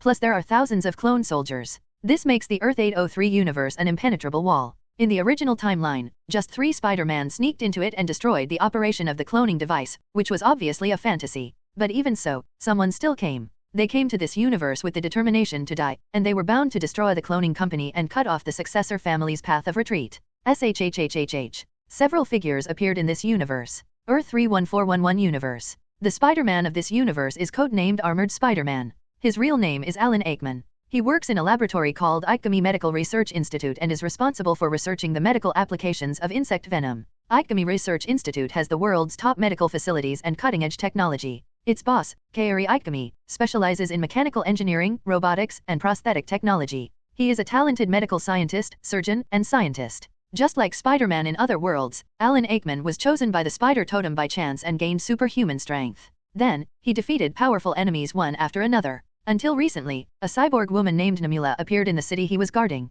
This new supervillain not only has a lower body made of alloy, but also possesses extremely powerful strength. Even the special spider silk of Armored Spider-Man cannot comfort her for long. In their first fight, because he was not familiar with the opponent's methods, and the nerve sting he relied on as a method had no effect on him, the Armored Spider-Man was knocked to the ground by Namra. Looking at the Armored Spider-Man pinned down by her, Namra said coldly, "I passed through that door in the darkness. More people like me are waiting for the opportunity. And you, little spider, you will be their appetizer. This world will fall." Armored Spider-Man raised his head and tried to look at this enemy, feeling a little strange. He didn't know why this enemy put something like a ball in his mouth, it always felt astringent. Bang! When she wasn't paying attention, the Armored Spider-Man suddenly exerted his strength, turned over, and took the opportunity to slip away. Although the battle is lost, it is only temporary. When I go back and make targeted spider silk and new venom, I will definitely be able to defeat her. Armored Spider-Man thought to himself, moving quickly through the city, towards his own run towards the secret base. Just as he passed a tall building, his spider sense suddenly activated. Without enough time to think too much, the Armored Spider-Man immediately used his webbing to adjust his position in the air. Immediately afterwards, a cannonball passed by where he was just now, landed on the surface of a building not far away, and burst into a ball of fire. Countless building fragments fell down. Damn it! Armored Spider-Man looked at the falling building fragments, but did not dare to hold them. Because he has discovered the enemy? Those are Namulas? Countless monsters with mechanical legs on their lower bodies and alloy armor on their upper bodies jumped quickly between buildings and surrounded him. At a glance, there are actually dozens of them. Where did these things come from? And, the target seems to be me. Countless thoughts flashed through Armored Spider-Man's mind. Like us, there are many, countless. Your efforts are just vain. Your victory is just an illusion. You're the one who let the spider into you, right? Ha ha ha. When we passed through the door in the darkness, we saw that in the passage where the two worlds meet, there is death, rushing towards you, Spider-Man. If you can't be their hero, human beings will perish, and this world will eventually become the base of our Namura. The Great Master is crossing the door in the dark. You are dead, Spider-Man. The Namulas suddenly shouted in unison, like fanatical believers. These sounds make Armored Spider-Man's hair stand on end. He suddenly screamed. The brain feels like it's about to split. The spider sense is trembling like never before. There was a great terror approaching him rapidly, like the dark clouds before a thunderstorm, pressing heavily and making people breathless, as if at a certain moment, thunder would strike and electrocute people to pieces. A door of light appeared in midair. 3 figures slowly emerged, looking down at him. In the center is a very burly figure, just like a bear wearing a suit, giving people an extremely weird feeling. On the left is a thin man, but his eyes are glowing red and there is a cruel smile on the corner of his mouth, making people afraid to judge him by his appearance. The woman on the right is wearing a deep V dress, with a pair of perfectly round breasts that are about to come out. She looks like a noble lady. She is holding 3 winged people with ropes in her hands. Daemons? Moron? Verna? The 3 heirs of the heir family? Who are you? Armored Spider-Man reluctantly looked up at the group of people. He felt that even the Nemulas surrounding him were not as threatening as any of these 3. Mo Lun stretched out his hand and rubbed the center of his eyebrows, with a wicked smile on his lips. Who am I? Here's the question again. I've had the same conversation with countless you in countless worlds countless times. It's too troublesome. He's just a guy who's going to be my meal soon, so why are I talking nonsense to you? End of this chapter. As soon as he finished speaking, Morlun stepped forward and pounced towards the armored Spider-Man. Behind him, Daemons clasped his hands on his chest and said with some dissatisfaction, "Why are we all acting together now? It's really annoying to see that we can't eat it." Verna covered her mouth and laughed. "Brother Daemons, there is nothing we can do about it. Who made those damn spiders start hunting us? Hunting? Huh." Daemon's face suddenly darkened, thinking of something very bad, and stopped talking. In the short time the two were talking, on the other side, the armored Spider-Man was already in danger. After the fight, Armored Spider-Man discovered that the spider sense he had always relied on as his main method failed in front of this man. He could only rely on his past combat experience to face Mo Lun's rapid attacks again and again, but it made him very uncomfortable to fight. Not to mention, there are countless Namura cyborgs watching around. This is the Namura army under Morlun. Each Namula is actually a cyborg-modified person whose lower body has been removed. Using the gag in their mouth, Morlun can mentally control them. In fact, this is the same thing as the hound held by Verna in the back. It's just that Verna's hounds come from superheroes or supervillains from every world. Morlun's Namula army uses ordinary people and takes the mass production route. The individual quality of Namula's legion is naturally not as high as that of Verna's hounds, but their number is far inferior to that of the hounds. Morlun controlled the body of the vegetative daughter of Armored Spider-Man's boss Kaori Ikegami, and used it to control Kaori Ikegami, asking her to use the biotechnology and mechanical exoskeleton technology of Ikegami Medical Center to build the Namura army for him. Instead, the devil comes. He not only wanted to take a bite of the Armored Spider-Man, but also to take away the Namura Legion and give them some chips to fight against Bede and other spider legions in the future. So, when Morlun suppressed the Armored Spider-Man, the city was already in huge chaos. Countless Namula cyborgs came out from all directions and abducted some people who met the transformation requirements to the Kaishang Medical Research Institute. And those who dared to stop them were all mercilessly killed by them. The whole city was full of wailing, and it seemed like a purgatory on Earth. Armored Spider-Man is also unable to protect himself at this time. He barely escaped from Morlun and did not dare to continue fighting. He decided to find a way to get rid of their pursuit, study the opponent well, strengthen himself, and then come back to avenge his shame. He wandered around the city, escaping all the way. Along the way, he encountered many Namula cyborgs who were wreaking havoc and arresting people. But he dared not stop. I didn't even dare to take a second look, because Mo Lun was right behind him, flying at a moderate speed. As long as he stops a little bit, he will be caught up by that guy. This feeling of being unable to help them by looking at them made Armored Spider-Man a little desperate. At the same time, there is also a sense of powerlessness. What should I do to end this? Morlun, on the other hand, just followed the Armored Spider-Man step by step, like a cat playing with a mouse. Even though he suffered a lot in Bede's hands, he still hadn't completely gotten rid of his past problems. Because he is the proud successor, it's not like he hasn't been rude in the past. The failure this time was just due to his carelessness. He didn't take it to heart. He even scorned his own father's orders. Solus ordered them to take several brothers and sisters together to ensure safety. Morlun thought he was making a fuss out of a molehill. It seems that my father is old and he will inherit the family. Morlun thought to himself. Boom! At this moment, a bright red lightning fell from the sky and struck Mo Lun squarely. Mo Lun was instantly blasted beneath the city. Who is it? Malun roared and stood up from the broken ground, lifted up a piece of road more than 10 meters long, and threw it high into the sky. Boom! A figure appeared and punched the concrete pavement into pieces. Morlun, are you really forgetful? Have you forgotten me so quickly? The smoke dispersed, and Bede's figure slowly emerged. He was still holding a red magic ball in his hand, tossing it one after another. It's you? Mo Lun recognized this guy at a glance. Immediately, his face became crazy. You are the one who made me trapped in the rock? Just in time, I will let you taste that taste today. Boom! Mo Lun stepped hard. The whole city seemed to tremble violently,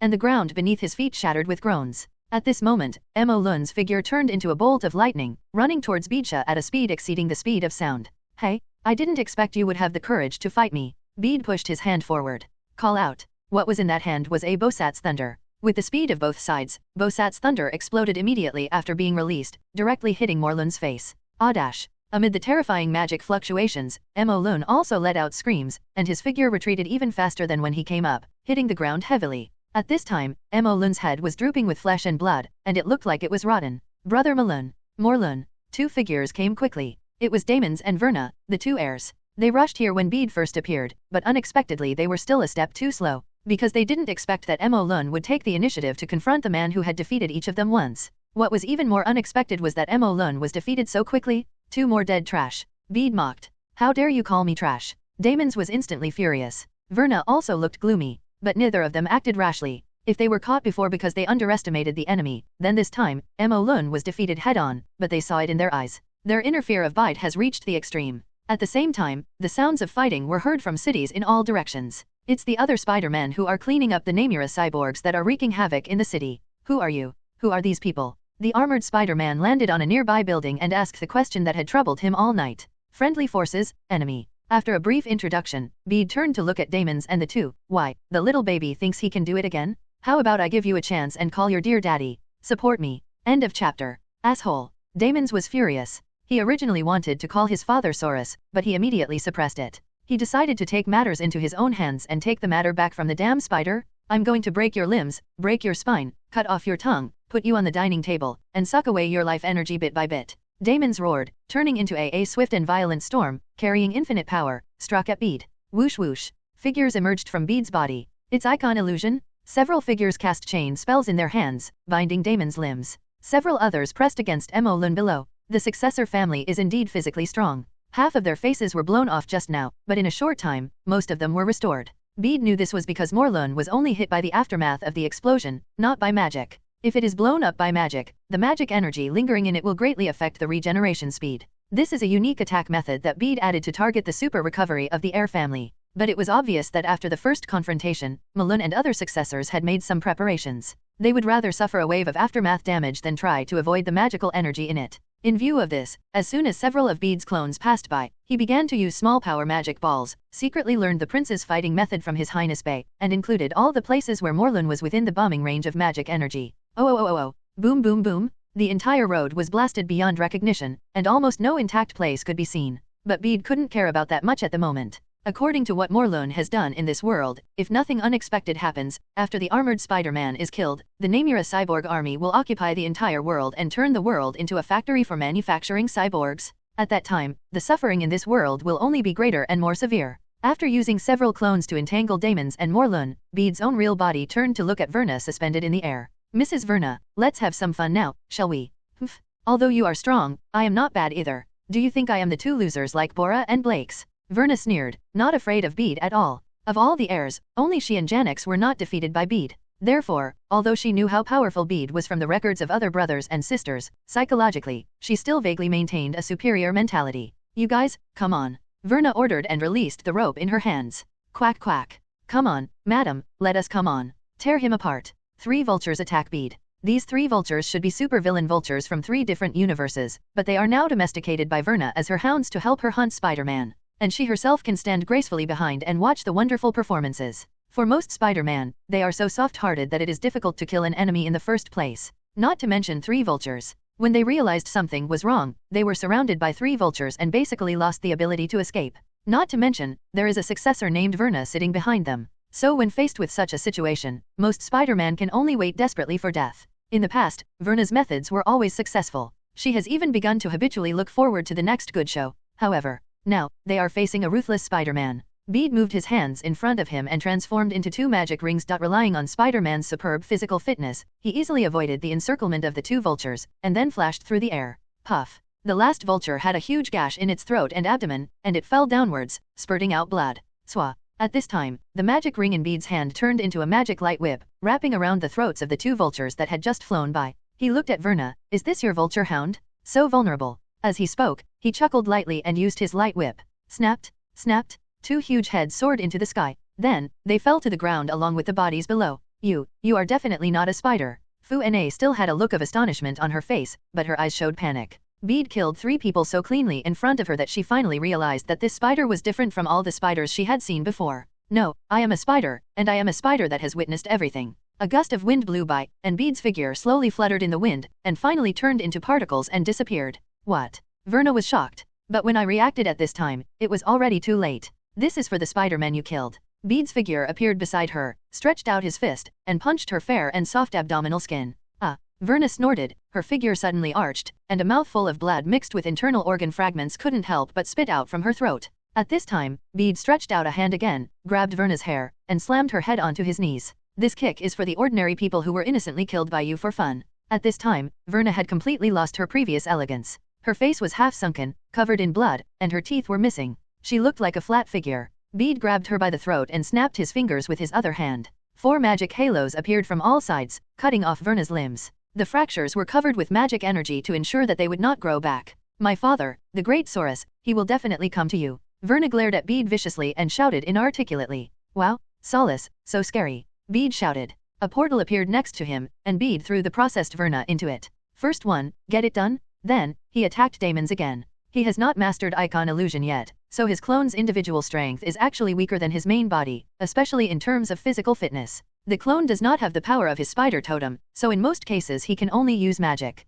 Come to confront the enemy. Under such circumstances, Damon's actually found an opportunity and killed several of them. Fortunately, there are enough clones, and if one dies, it can be replaced immediately. Then, when Bede arrived in person, Damon's, who was still showing off his might, was quickly defeated unwillingly. Damon's, who was cut into a stick again, was naturally thrown into another universe by Bede. And when he approached Mo Lun again, he was about to catch Mo Lun as well. The door to the parallel universe opens. A terrifying aura appeared. Hello, everyone!